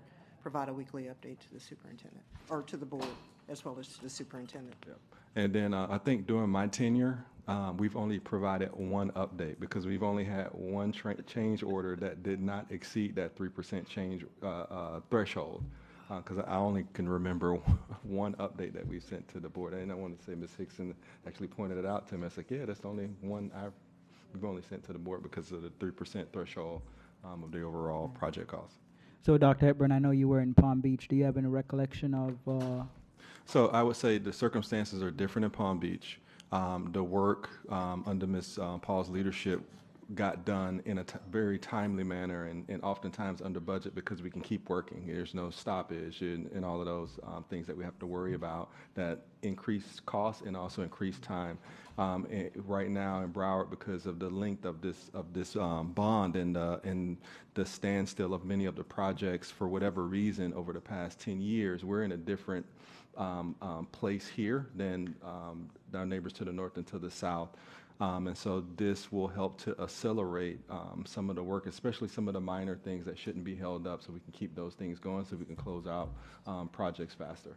Okay, so I'm going to support Dr. Zeman's suggestions, but I also would like to see the information on other major districts and how it compares to Dr. Zeman's suggestion. Maybe it's even more, which would allow us to even make suggestions of increasing those numbers. But I don't know what they look like. But currently, I think Dr. Zeman's suggestions are great, and I'm going to be supportive of that. And Chair, just so you know, I have that data if you want it at some point later, else I'll just wait till the second round. Okay, I'm not sure there's going to be a second round, so if you, do you want to send them to Dr. Hepburn and then he can send them to all of us? Absolutely. Data, just like we did the other thing. Anybody else have any questions on this item? Yes, ma'am. Yes. I just have one follow-up. Go ahead. I'd like Dr. Hepburn to go one step further with what he just said, because there's a story behind his story. Dr. Hepburn, why in Palm Beach County? What did they do differently when they're doing schools that we have yet to do here in Broward County that allows them to get done in 1 year or less? I asked Ms. Paul to, since she was the person that facilitated that work. Go ahead, Ms. Paul.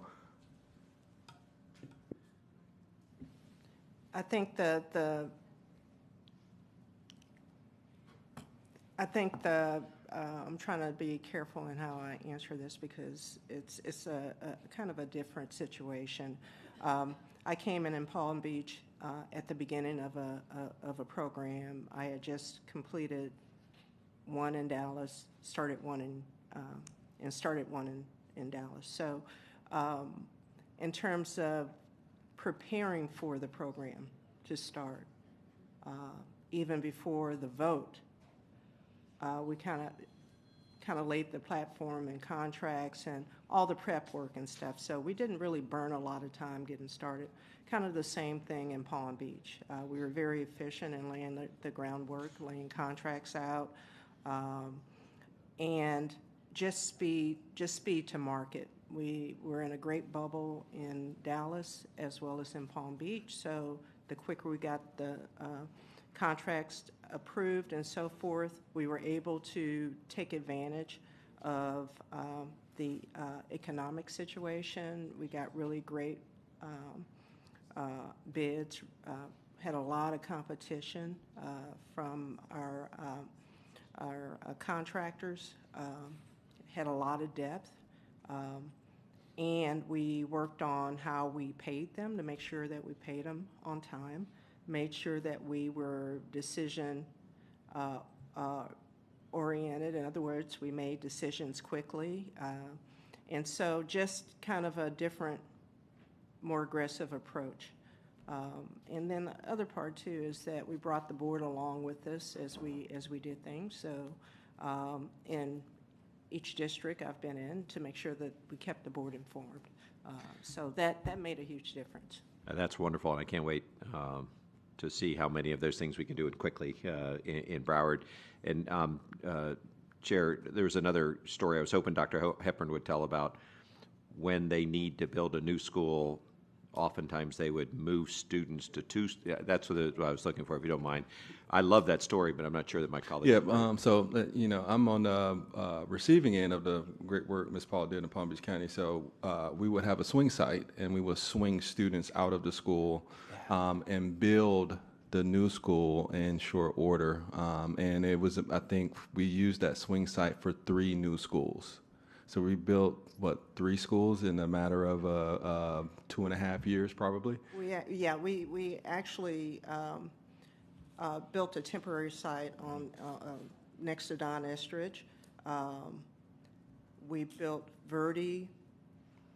We built the new, was it Blue Lake? I know the numbers, right? Verde, Blue Lake. Yeah, so we used the school twice, and then we swung 2 schools through this site, temporary site, and then we built on the temporary And we site. built a new school on the temporary site. So we passed 3 schools through that, and again, many people said, you couldn't do it, but the Mayor Sanger of Boca worked with us, donated the land, And we had great partners or construction partners to help us do that.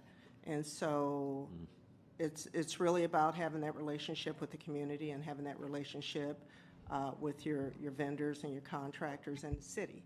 And so that, often, when we started, it's like, it can't be done, but yes, it can. Yeah. And so the things that we're doing here and accelerating the program, finishing it up and getting ready for the DFP, getting those things out, we can do it.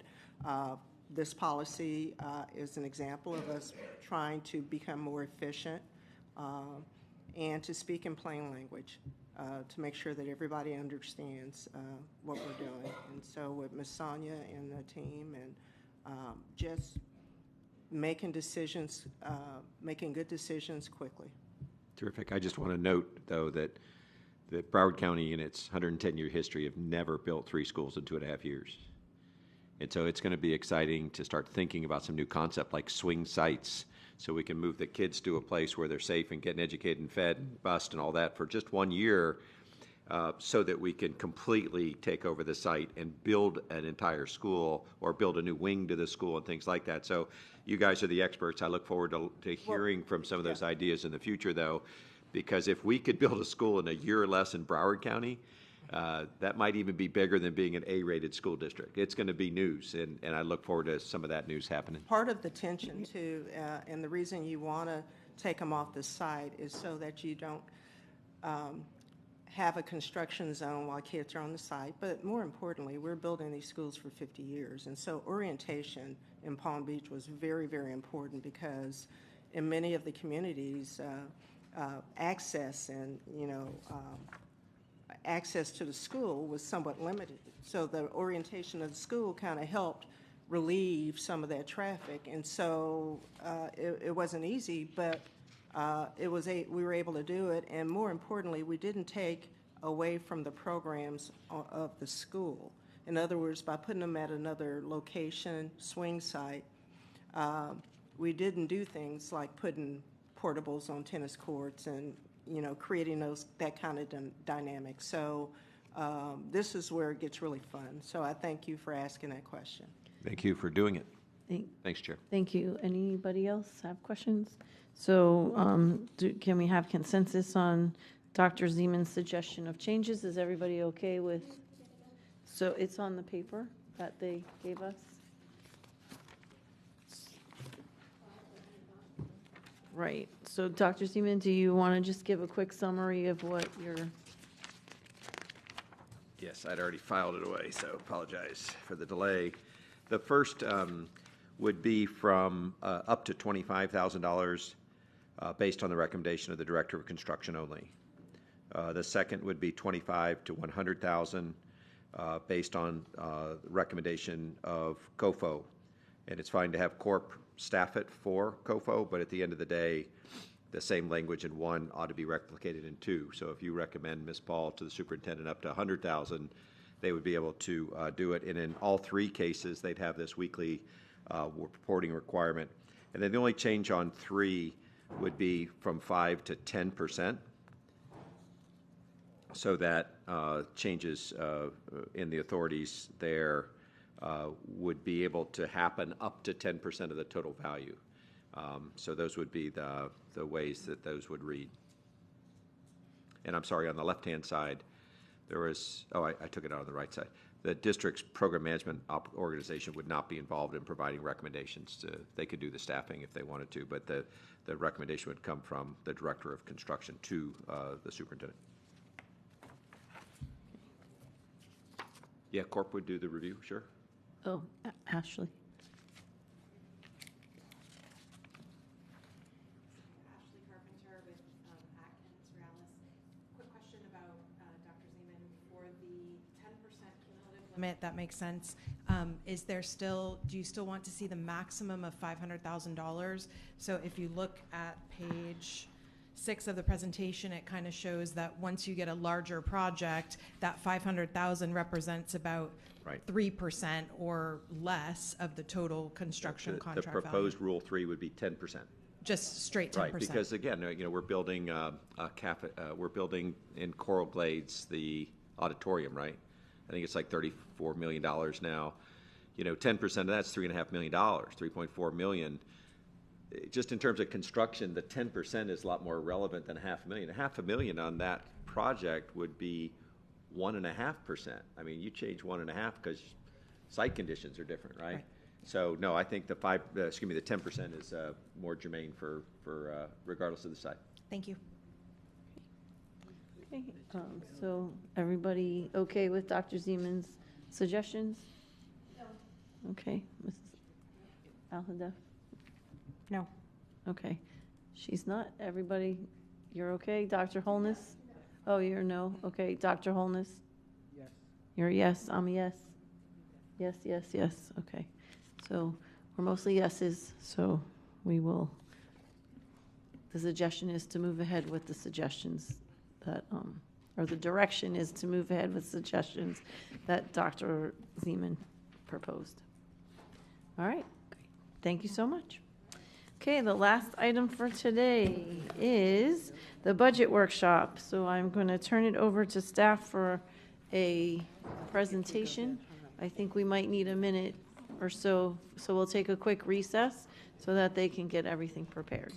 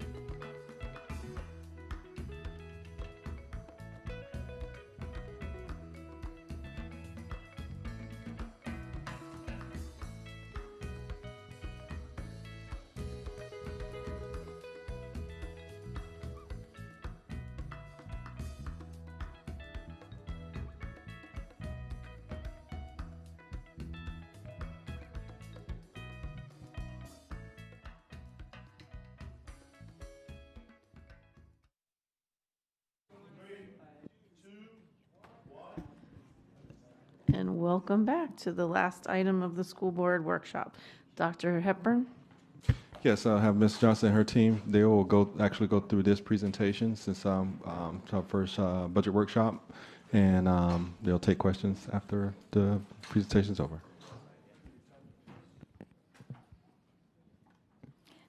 Good afternoon, Board Chair, Superintendent, constituents. I'm going to do a brief presentation on the budget. Knowing that we didn't get the House and the Senate stuff, information that show our really allocation from them, we're going to be doing a presentation without that data. The next time you see us, we will have what the House proposed and the Senate, and I might just have one-on-one with the board members in my next budget presentation to show you the change, the actual impact. So as usual, I'm going to start with the budget. You guys seen this before, but some other constituents may not have seen our budget or the explanation of our budget. We always start with the adopted budget. Our overall budget without charter school pass-through is $2.3 billion. Our current fund, beginning fund balance at that time was $199 million. And what was making up that fund balance, 4%, is our assigned fund balance. If you look on the right side, the right-hand side, and the unassigned fund balance is within the state requirement of 3%. I know this is detailed report, but I want to make sure that everybody understand. I always start with the adopted fund balance, so it's always on the report. And also, our revision, if any, for February is the month that we are currently reporting on. And you can see there in column C is our budget. If we made any changes to the February or any amendments, you'll see it in column C. There hasn't been no revision to the budget because we got the state third calculation late, and those changes you're going to see in our next budget presentations. So overall, you see column D, which is the year-to-date actual revenue and expenditures for the year. We have received $1.6 billion of our revenue and 1.6 of our expenditures, but we have an overall financial position surplus of $79.1 million. Add that to our beginning fund balance, our financial position as of end of March of February 28 is $278.2 million. And column E is showing you what's left to be collected. It's $675, and our expenditures is $754 million. So I always do a fund balance analysis to see where we are for that month. And as you can see, for the month end February 28th, we have a beginning fund balance of $199. We always put that back in. Our revenue over expenditures, we have a surplus of $79.1, giving us a February ending fund balance of $278.2 million. This slide is to show you the difference between the month to date, which is February 28, 2025, and we just went through that on the previous slide, and what my projection, because I always got to be looking at to project the fund balance. When you don't see any change in an amendment, the amendment impacts the ending fund balance that is proposed into our adopted budget.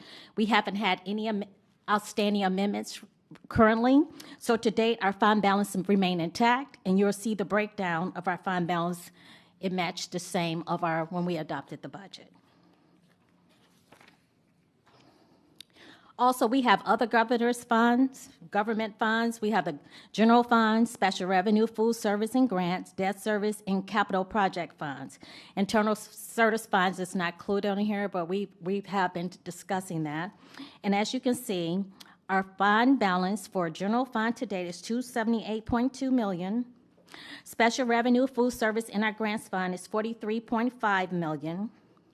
Our debt service is at $70.5 million, and our capital project fund is $750.8 million. So our total fund balance to date as of February 28th is $1,143 million.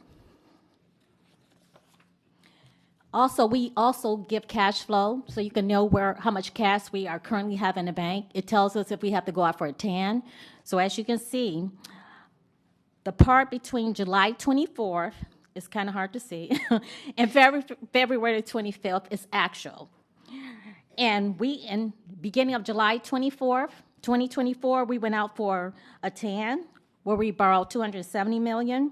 We paid that funding back in January of $275 million. So that's the principal and interest, because that's a short-term loan for cash flow purposes, because we don't get our revenue. Our revenue is not straight allocated, just our state allocation. Our property taxes come in around November and December, and that's when we get a big assertion of money of our revenue, and then we pay back our TAN. And on the side, March the 25th and June the 25th, that's showing those months. We always project out to see where we're going to end up for the fiscal year.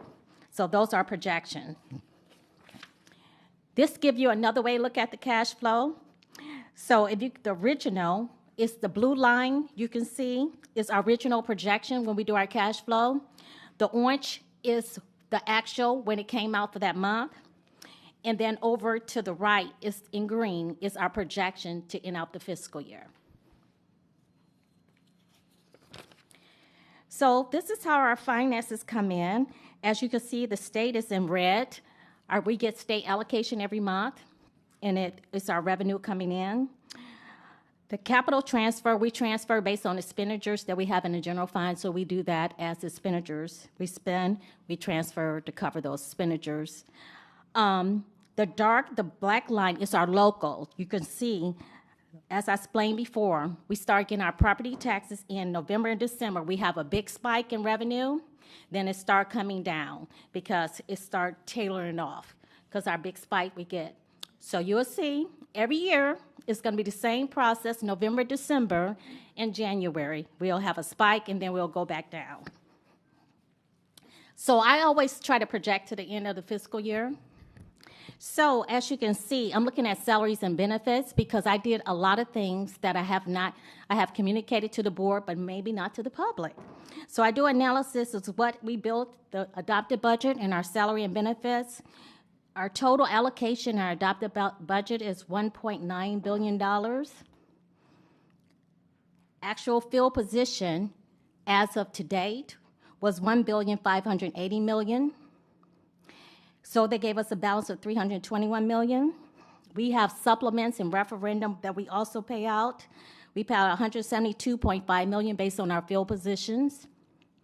Also, we got other wages like terminal pay, supplements, other thing we pay out for the fiscal year, and overtime pay.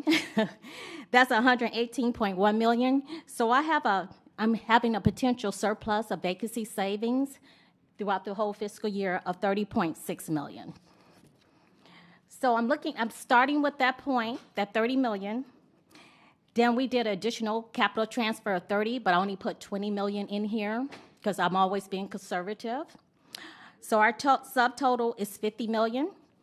Then we did reoccurring salaries in negotiation around 46 million. So we're going to have to subtract that out. That gives me a 4 million surplus. Then we did an ESSER movement. This is the last of the ESSER 3 movement.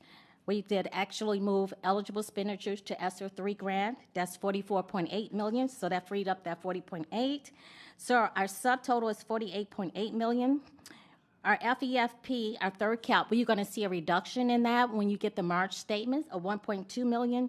So I'm projecting to increase the fund balance in this fiscal year around 47.5 million, okay? So what you see, the next slide is the impact of all that. So I'm going to go slowly. I always start with the adopted budget. Now you see the 7.2 million in the second column that is negative. That's also a reduction in our state allocation. The state in our third cap reduced the whole system by 7.2. But as you notice under there, 20 million is a transfer from capital for eligible expenditures. 6 million is charter school impact. So that 1.2 is the difference between the 7 and the 6 million. That's our impact.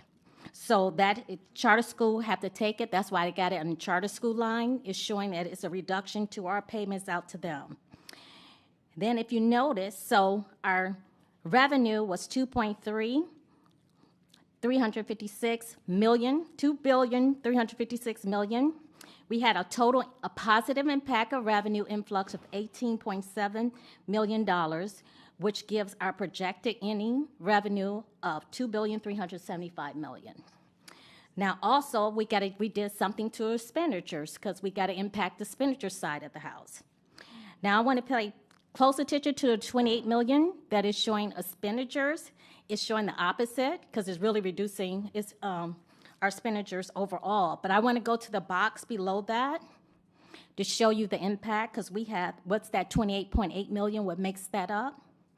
We had vacancy savings, remember, I show you the slide of 30 million. We had SM movement of 44.8, and then a reoccurring salary from negotiation this fiscal year gives a reduction in expenditures of 28.8 million. That impacts this fund balance. That 6 million you see, because charter school is a pass-through. We do a payout through our purchases service to them. That just offsets that 6 million you see at the top. So overall, our expenditures and purchases service has decreased also. So our expenditures, when we adopt the budgets, $2.356 billion, it went up It decreased our overall expenditures to $2,328,000,000, which give us an overall surplus that I showed you before on the previous slide of $47.5 million. Now our beginning fund balance is $199 million plus the $47.5 million. We're projecting to end this fiscal year at $246.6 million, which is a total fund balance of 10.4%. But the part we want to look at is in the box, because the state wants, we report we got to live within the 3%. The assigned portion of that would be $34.4 million. The unassigned would be $108.1 million. So our total fund balance required by the state would be 6%. That's within your policy, because you adopt a policy, so you want to at least be at 5%. So when we end out this fiscal year, if everything, we're still monitoring the budget to make sure we don't go over in other expenditures, because we just looked at the salary portion, to make sure we don't overspend in other capacity. So this will be realized if we stay the course. So that closed out this fiscal year. If you have any questions, you can ask me after the presentation, but I wanted to talk about what's going on for next fiscal year and what's been going on historically at Broward, because we're all here, we're concerned about Broward, right? But when I present, I need to look at historically what's been going on with Broward. So I look at the enrollment trends. Over the years, the enrollment has been reduced from 2015-16 to, we have a reduction coming for this fiscal year. See, if you see in that little box, the state estimate we're going to lose 8,816 students this fiscal year coming up, right? So that's an overall reduction from 2015-16 to 25-26, right, of 37,943 FTE students. Okay, we're going to take that in, right? Now, I have to look at staffing, because we have a staffing model. I got to find out, have we been reducing our staff along with our enrollment reduction of kids? And I did a historical snapshot, so I went back to 2015-16 to up to date, 25-26. And it shows, based on our staffing historical enrollment, we only had a 2,042 reduction of staff based on 37,000 kids being reduced out the system. Okay? This slide shows the same thing. It's showing the staffing, the next slide, and then it's showing the actual enrollment from student decrease. So I want to hop in right here, Ms. Johnson, just to, because moving forward, there's some tough decisions that have to be made. Right now, the team and I were working on org chart. There'll be some small reductions, and then as a runway for the upcoming school year, we'll be really looking at decision making, looking at current staff and allocation models within the budget, and it's going to be a pain point for the district. As you can see with this slide, if you can pop the slide back up, I know you want to show me, but I want to, yeah. If you could pop the slide back up, this is out of whack. Our enrollment has steadily declined, but our employee base has pretty much stayed the same. And our school district, as everybody knows, is funded by the number of kids that attend our schools. And so we're going to have to start making some tough decisions as we move forward. We have a hiring freeze for central office right now, which we've been trying to hold tight for, besides positions that are really essential for the operations of our district. We're going to shift staff and allocations to make sure they make sense. For instance, let's say assistant principals, middle school. Every middle school gets 3 assistant principals no matter what size. You have some middle schools that are almost 2,000 kids and have 3 assistant principals. You have some middle schools that have 400 kids, and guess what they get? 3 assistant principals. So those staff and allocation models do not make sense today.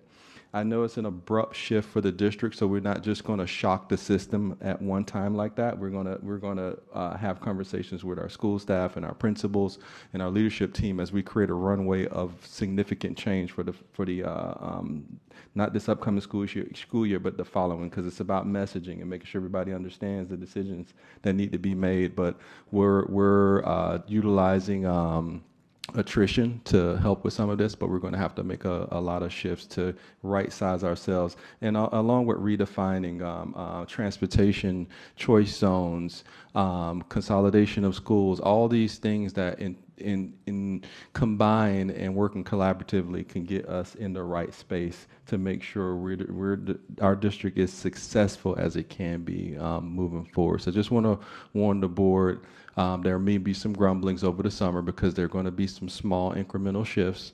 But if you ever read that book, Who Moved My Cheese, change is hard for a lot of people, but we have to change. We have to become more efficient and yet effective at the same time, but we have to innovate and really right-size ourselves to make sure our district is sustainable and successful in the future. So I just wanted to plug that in there while you going through this. Okay, in our next slide, we always have to choose a forecast, a model that shows what's going on with the district. And this is the closest one that shows and portray that the state said, overall, we're going to lose, our student count is going to drop in our traditional to 182,729 students.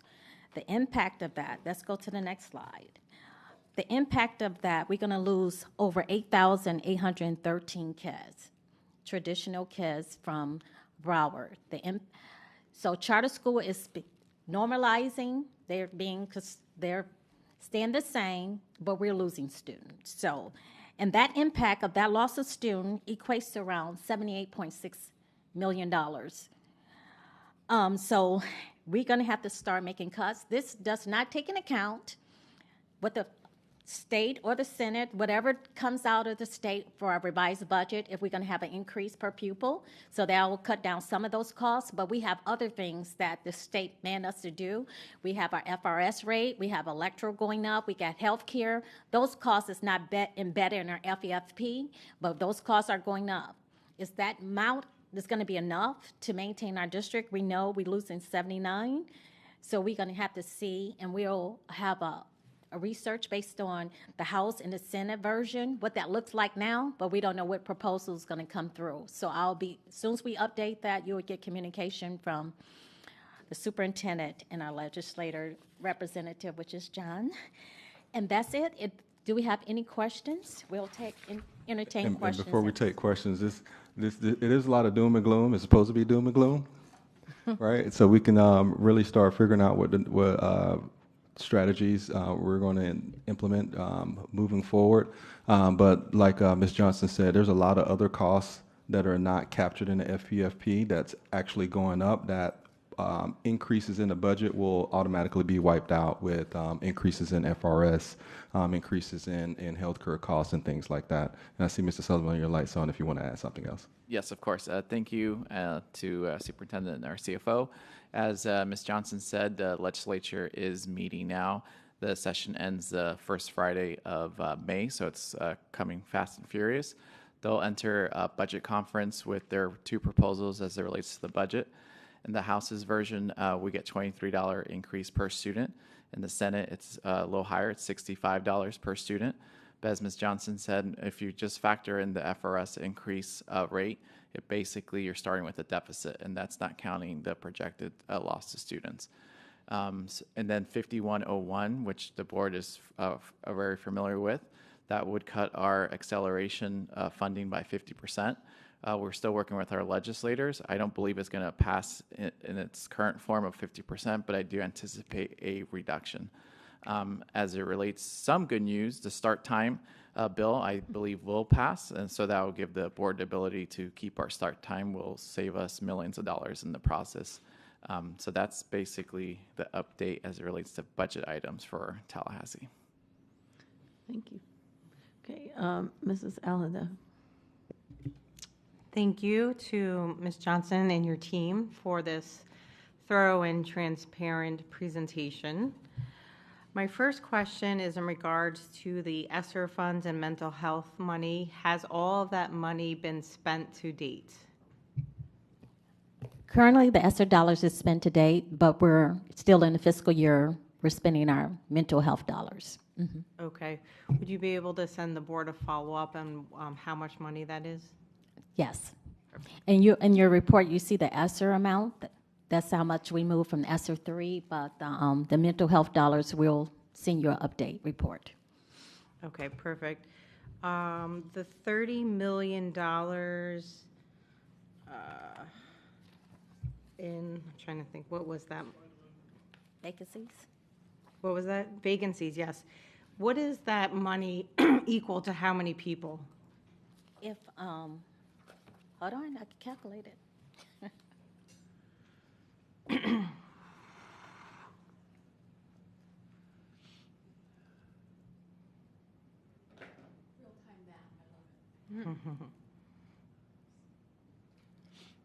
Around 390. Thank you.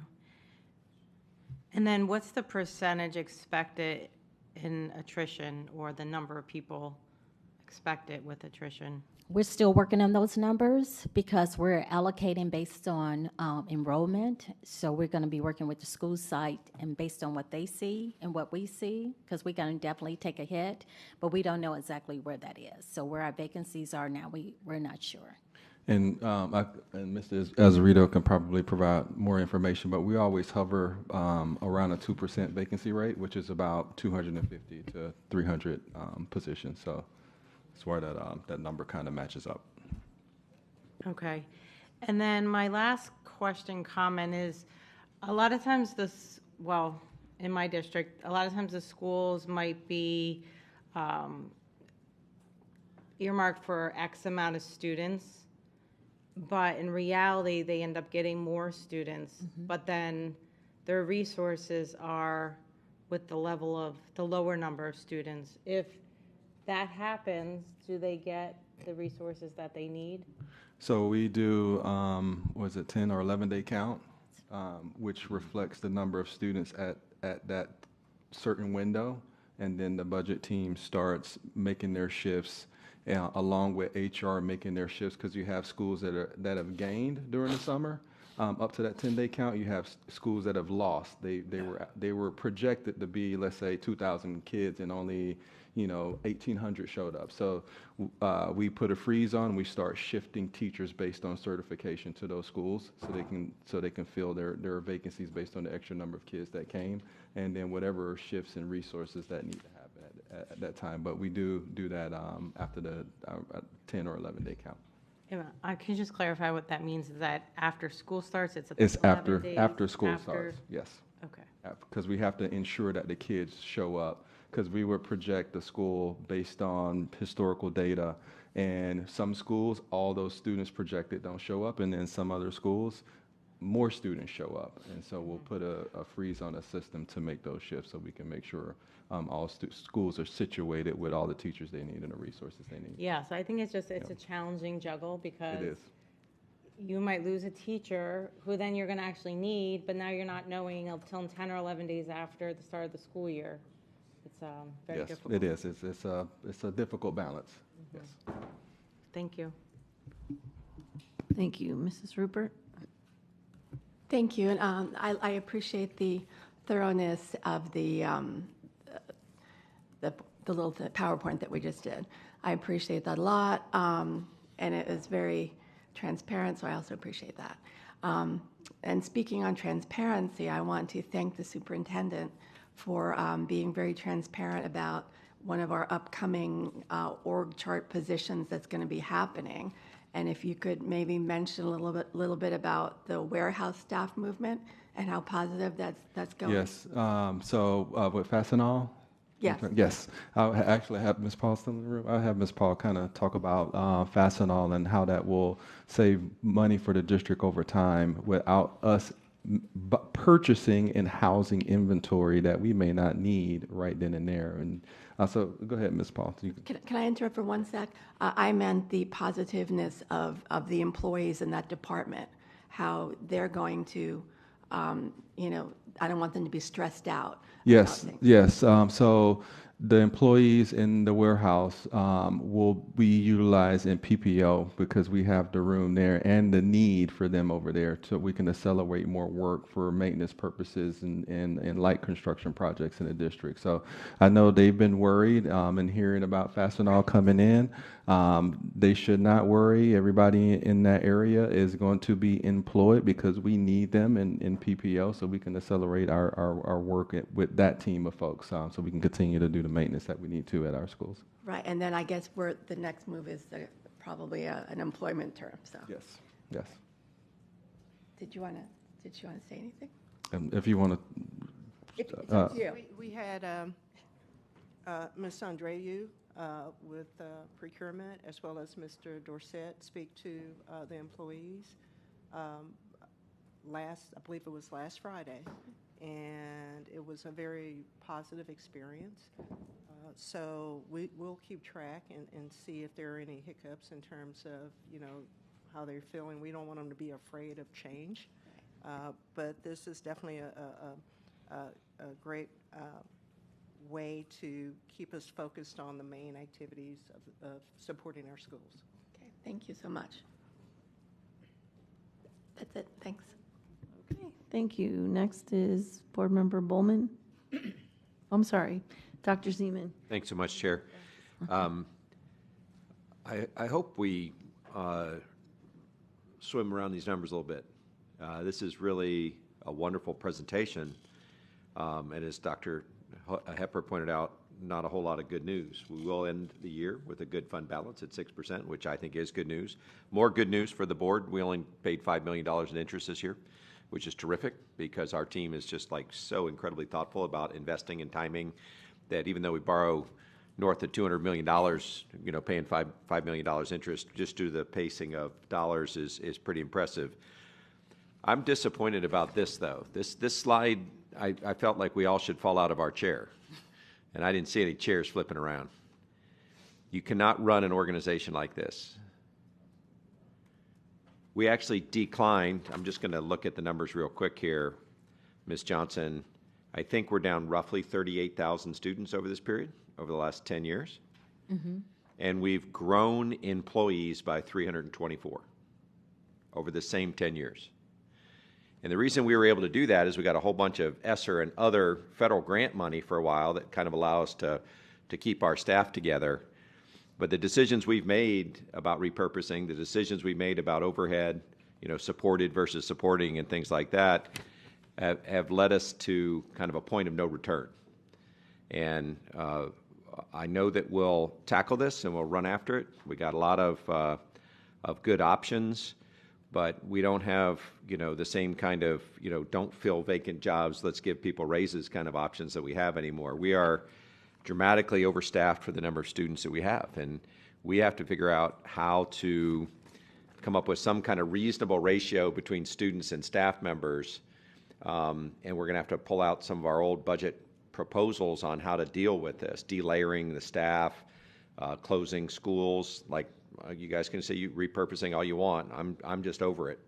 I know that we have way too many schools for the number of students we have, and each of those schools comes with a whole bunch of people, and so there's a way to, responsibly reduce staff over time if we are responsible about the number of schools that we continue to maintain. But this is a huge problem because we have, for the past 3 years, been working on a model and a strategy where we continue to pay educators better every year, and sometimes in very good ways because of the referendum money that kicked in 2 years ago. But that referendum money and the ESSER funds are all accounted for. They're done. We're out of money. And so if we want to give any raises, you want to get depressed. Did someone just say that the state allocation per student increase is going to be between $33 and $65? No, I'm sorry. It's actually 23. My apologies. You said it right, and I was looking at a different number. I was looking at 33 million, which is another number altogether. Between 23 and $65 million, that is a funding decrease. For the things we have to buy, from fuel to electricity to retirement programs to health care, which right now is in a $7 million deficit again. Like, no matter how much money we put into the health care account, we always run a deficit. So we're running a $7 million current year deficit in the claims line, I think, if I looked at that correctly. I guess I just would like to know, Ms. Johnson, if I followed proportional reductions, which is what businesses have to do, and I lost 38 of 220,000 students, how many staff positions would I have come down?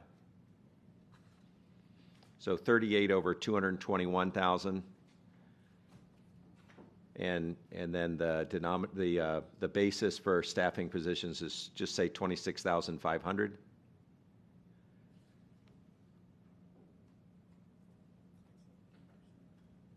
Around 17%, but you want to know the number. Well, what is 17% of 26.5? I'm sorry to ask you to do calculations, but this is really important.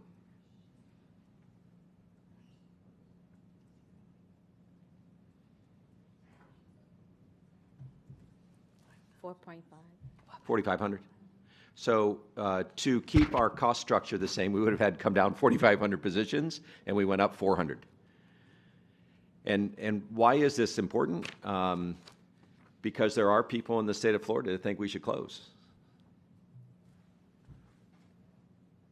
And they're writing about it. And once they start writing about it and legislators start listening to them about it, it's a totally legitimate thing. And what argument did they have? Broward County mismanages its resources so bad they should have gone down proportionally 4,500 people positions, and instead they grew by 400. This is like Amtrak last year. Amtrak lost $1.4 billion and gave their top 50 executives a $200,000 bonus at the end of the year. And the public will not tolerate that. And I don't think the public should tolerate. Government doesn't figure out how to deliver. And the people that will pay until we figure this out will be our educators, who either will have no raise or will have a negative raise. We'll have to take money back. And that's not right. We're not going to sustain teachers in that model. But this is a house on fire kind of moment. And there are plenty of people that think we should close and the state could come in and take over. And I'm not being hyperbolic. Like, we've really got to get after this, and we're short on time. We're going to lock our budget, our provisional budget, at the end of June, right? And so we have, today is the 8th of April, so we have the balance of April. It is April, right? I'm sorry, I've been up. May and June. So 80 days or so to figure out what our provisional budget looks like. But the proportional reduction, given the 8,000 reduction next year projected, would have us lose 4,500 positions in Broward County schools. Well, I would think that if we just want to break even, it's definitely around 3,000 staff. If we just want to break even. But 4,500 over the years, yes. But I got to look at based on what the state is proposing, because I'm looking at the state and Senate, the proposal that we're going to have. I'm looking more at those numbers, and it will give me more of the 3,000 students. I just think we need to rethink our strategy, because the strategy has been to pay educators a little bit better every year, not enough, but a little bit better, and to try and be tight on overhead. We cut clerical and admin positions by 50%. We're trying to hold the line on healthcare claims. We're thinking hard about programs that come up and things like that on the operating side. So we're trying to be really disciplined so that we can pay educators better every year. That's kind of my general strategy that I've observed. And now that strategy is no longer affordable. We can't just do some good things in order to find some money to pay our educators. The baseline growth for our educators has got to be zero. Would you agree to that? I mean, the baseline. Correct. Right. Now, I don't want to end there, but I mean, the baseline, if you lose money in your budget, you got to make cuts just to get back to zero. So cuts to get to zero, dramatic changes if we want to give pay raises to educators this year, I think is the walk away. That's correct. Okay. I just want to put it in plain English, because the public needs to know what their legislators are doing right now. $23 per student increase is a reduction in the money we have to teach your children. And it's not a small one. And it's going to force us to do some things that we've probably either not wanted to do or hadn't considered in the past. But we also only have 80 days left. Last year, our first workshop, Chair, do you remember when that was? First budget workshop last year? January. Mm-hmm. It's April 8th. This is kind of we got a bad news in big numbers, and we got 80 days left to kind of pull it together. So I'm looking forward to the next workshop, and just as my suggestion, Chair, I hope we get after this. Every workshop we have from now until the end of June, I hope we're considering ways in which we can balance this staff reduction that we need to do, closings of schools, whatever we have to put into the budget, because I still am going to fight like hell to get educators paid better next year. But that means the reductions are they're going to be things that we love and things that we wouldn't want to give up. And a number of schools we may not want to like really do it. But if we can send kids to a school that have a higher academic proficiency, and we can spend our $750 million in capital that Omar's been hiding and not telling anybody about. I just want to tease you, Omar. Actually, we've been yelling about that for years, right? But we have this big backlog of work to get done that we've already obligated by contract, and we're just slow on getting it done. And so I hope, Chair, that we can really get after this over the next 80 days, because I don't think the public in Broward County has any idea of the reductions that they might see at the end of this year. And I'm happy to participate in them, because I can't tolerate going a whole year without paying teachers more, and other educators as well. So as one school board member, I'm willing to make some hard decisions to make sure our educators continue to be able to almost afford to live here, because they still can't afford to live here, but we've got to figure out a way to keep the best educators that we have. And we've got some amazing educators that have done some really amazing work. And I don't want the A district and the growth in our academic scores to be undone because we wouldn't make hard decisions about the money, which is, I think, what we have to do. That is correct. All right, thank you. Thank you. Dr. Holness. Thank you, Madam Chair. So actually, my comments that I wanted to make, they're very similar to Dr. Zeman, because I share the same concern regarding slide 14 and looking at the staffing level over a 10-year period, as opposed to the downward trend in enrollment since 2015. And I know that, Ms. Johnson, I appreciate your presentation, and I know that you provided information here of 2042 in terms of staffing reduction since the fiscal year 2020, I believe, right? But when we look at it from a 10-year, since your slide here has a 10-year window, it's actually an increase in staffing from 2015, as Dr. Zeman mentioned, to current, right? So I guess I have a different kind of question on this, because in 2015 we had 221,000 students, and we've increased staffing of approximately 300 plus staffing. So, Dr. Hepburn, is there, I mean, I know that it would make sense for the proportional reduction in staffing to match that with the reduction with the volume of students or the enrollment of students, but is there any reason why over the 10-year period you would suppose that we increase staffing even though student volume is or student enrollment is declining over that period of time? For example, I know that there might be one example would be there might be emerging issues of mental health that continues to increase among students, and we have to add mental health professionals or more of those, or there could be other programs added to the district that requires added staff even though student population is declining. So can you comment on what would attribute to the decline in student population yet the increase in staffing levels? Yes, absolutely. So I can speak to more around the COVID era when the federal government gave out ESSER funds. Just like many other school districts, I think we sustained the number of employees with that money and probably hired additional employees. And as we probably didn't forecast out to say, hey, we need to start looking at attrition, right? Really stop hiring and lose employees slowly, which would give us probably back to a proportional right size based on decline in student population, and that didn't happen.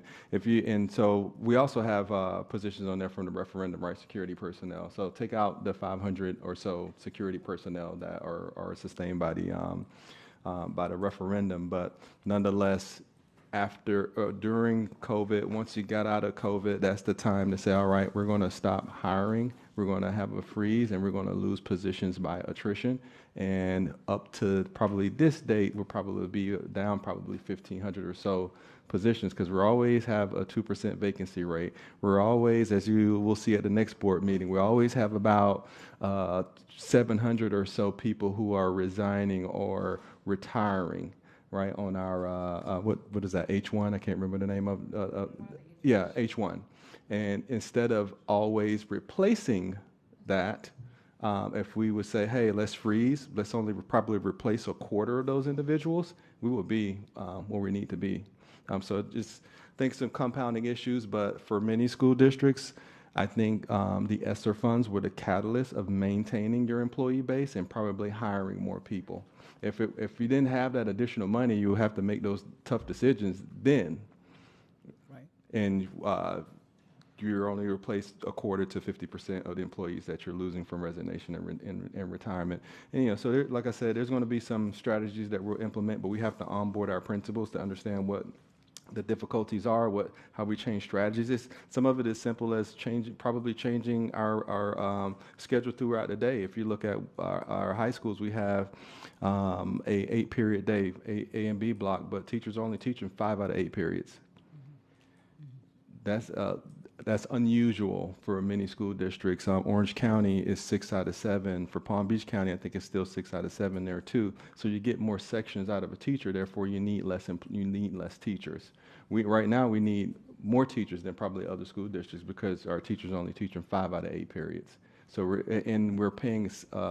If we want them to teach an additional period, we're paying an additional extra period supplement, and now they're teaching 6 out of the 8, which is still doesn't compare to other school districts. So there's some strategies that we're going to be implementing, but we have to have discussions with all the stakeholders internally so they understand the situation that we're in and how we have to change to maximize the funding that we do receive. That goes to staff and allocations, that may go to changing how we do master schedules and school schedules during the day. So there's a lot of things that we'll just have to update and do differently to right-size ourselves financially to meet our financial needs.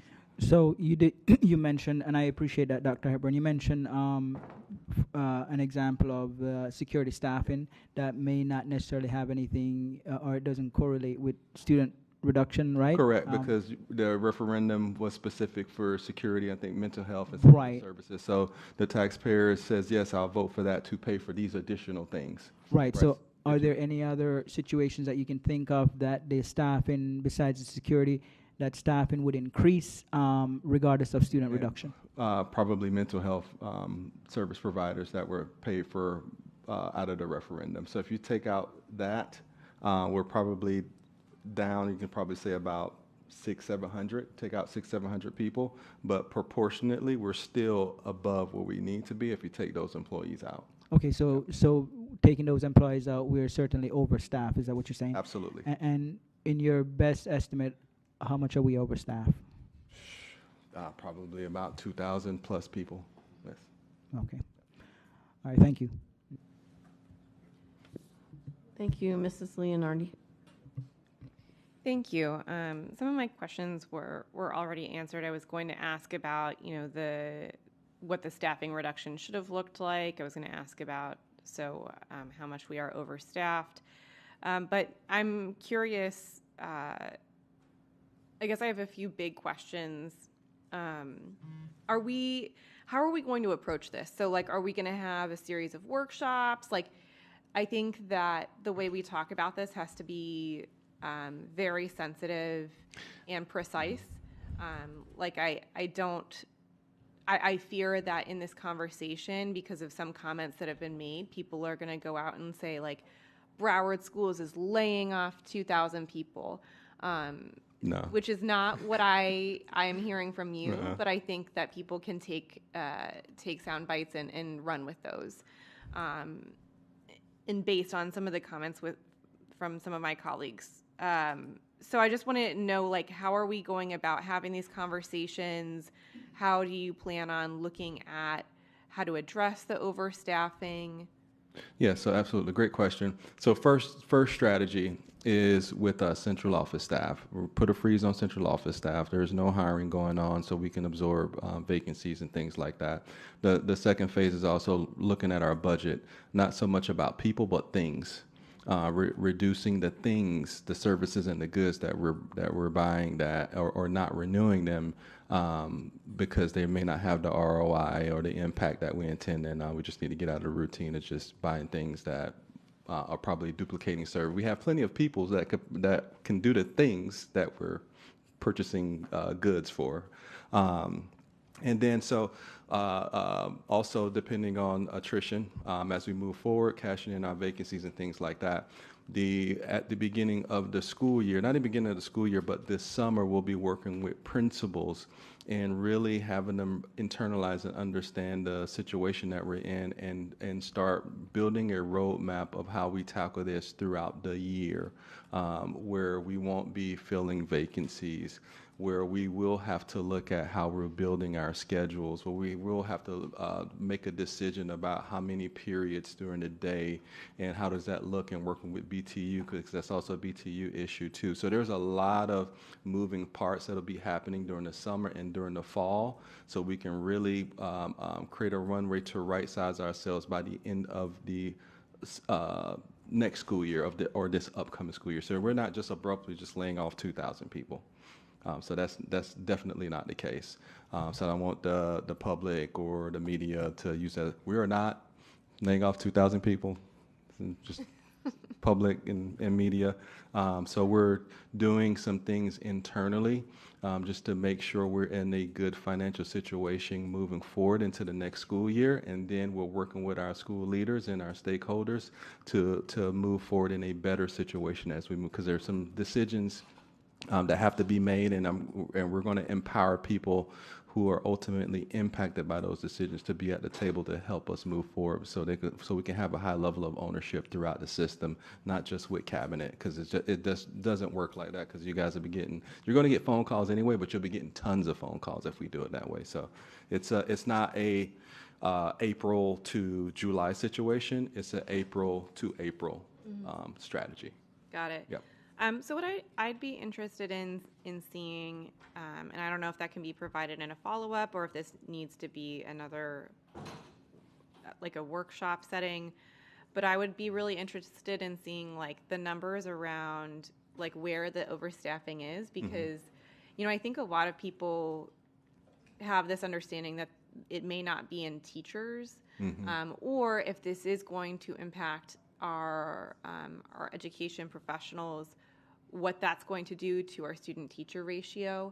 But to go back a little bit, the different tactics that you were talking about with central office staff not looking at not renewing things, but using our staff to do those services, looking at attrition. I would really like to see the numbers estimated numbers attached with those things, so we can get a sense of, or a better understanding of what the picture is here. I do appreciate the idea of having, you know, teachers who want to work to have more periods. Because this is something I actually reached out to you at the beginning of the year, because I was hearing from some teachers who wanted their extra period. A lot of them, I was one of them, financially depended on the extra period. So I think that's a great strategy. I think for me, it would be very important that as we enter the period in which like the org chart is going to be voted on, I don't think I could support adding to the org chart and then we're laying teachers and people who work in our schools off. So I think that's really a red line for me. It's a red line for us too. Okay. Yes.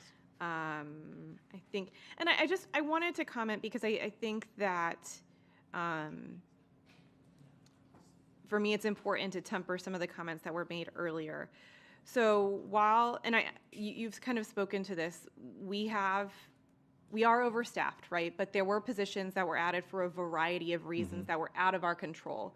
COVID and the federal money that we got allowed us to hire more people to address the specific learning needs of our students. We have many more security personnel in our schools, rightfully so. We have more mental health professionals, still not enough. So while like some of those additions I think are necessary and continue to be necessary. Again, while we may be overstaffed in some ways, there are good reasons for why there were more people hired throughout the last 10 years. Yeah, I don't disagree with that. Security, mental health personnel, and then the voters supported that through the referendum. So, of course, that's going to be added and sustained. So we can provide a follow-up. It won't be right away because we're thinking through this, and my team and I, we have our marching orders about how we're going to tackle the immediate concern and how we're going to create a runway for our school leadership in the district as we move forward throughout the summer, fall, and early spring. Thank you, because I think having that accurate information, like these were necessary additions that were made. This is what we need to look at to reduce on. This is how we're gonna do it. We're gonna do it through this percentage through attrition, this percentage through whatever. Because it may be easy to say that we need to remove or lay off thousands of people. But these are people's livelihoods, as you well know. Yep. And I would argue that the vast majority have a direct impact on students in one way or another. So I think the way we talk about this has to be very thoughtful because it is a complicated situation. Agreed. Thank you.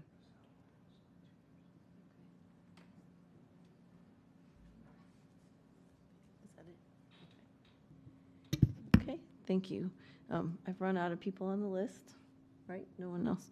I just have a couple of questions myself, and then we will be done for today. So one of my questions was similar to Mrs. Leonardi's, and it was about staff. So it would be great if we could have a follow-up on where there's a higher number of people. Like, is that people that are directly impacting students, so teachers, assistants, paraprofessionals, or is that clerical? Is it staff in central office, maybe people in budgeting, not that they don't impact students in some way, but not as directly. So it would be really interesting to see what those numbers look like just in general so that we can get a better vision of where the most number of staff is. It would be interesting to see administrative versus school-based because, we know school-based has a direct impact on students. And again, not saying everybody doesn't have some impact, but we want to make sure we're protecting the direct impact. So if I may, before you go to the next question, before I lose my thought, for instance, one impact with overstaffing has to do with conversations with BTU, right? Because as a district, we've chosen a strategy of having 8 periods, and teachers are teaching instructionally 5 of those periods. And then the study hall, which is not an instructional period, is a period. And then they have 2 planning periods. So in most school districts, you would have 6 instructional periods, and then whatever else rest is. Right. So you're getting an additional section to teach, right? So we can provide the follow-up, but in the same vein of that follow-up is going to say these are things that have to be discussed. Yeah, that's change. Fine. I just would like to wanna know make the sure. numbers where we are for sure. now so that when we have a discussion, we know before we start, I think it would be a different discussion if most of them are in the school-based positions or if most of the numbers that we have are more administrative. So that I really just want us to be better prepared as we move forward in the discussion because it will make it look different. My other question, which seems kind of out there, but the budget isn't really detailed here, it's more high level. So where are we in the payment to the charter schools? Where would we see that in this budget, and when is our last payment? I think we have 2 more payments, right? The charter school payments are in the purchase of service, right, in the budget, in the object code, and we pay that in July, so those payment went out in July of each year. Okay, we've only done 1 so far. Correct, and we got 2 more left. Okay, thank you.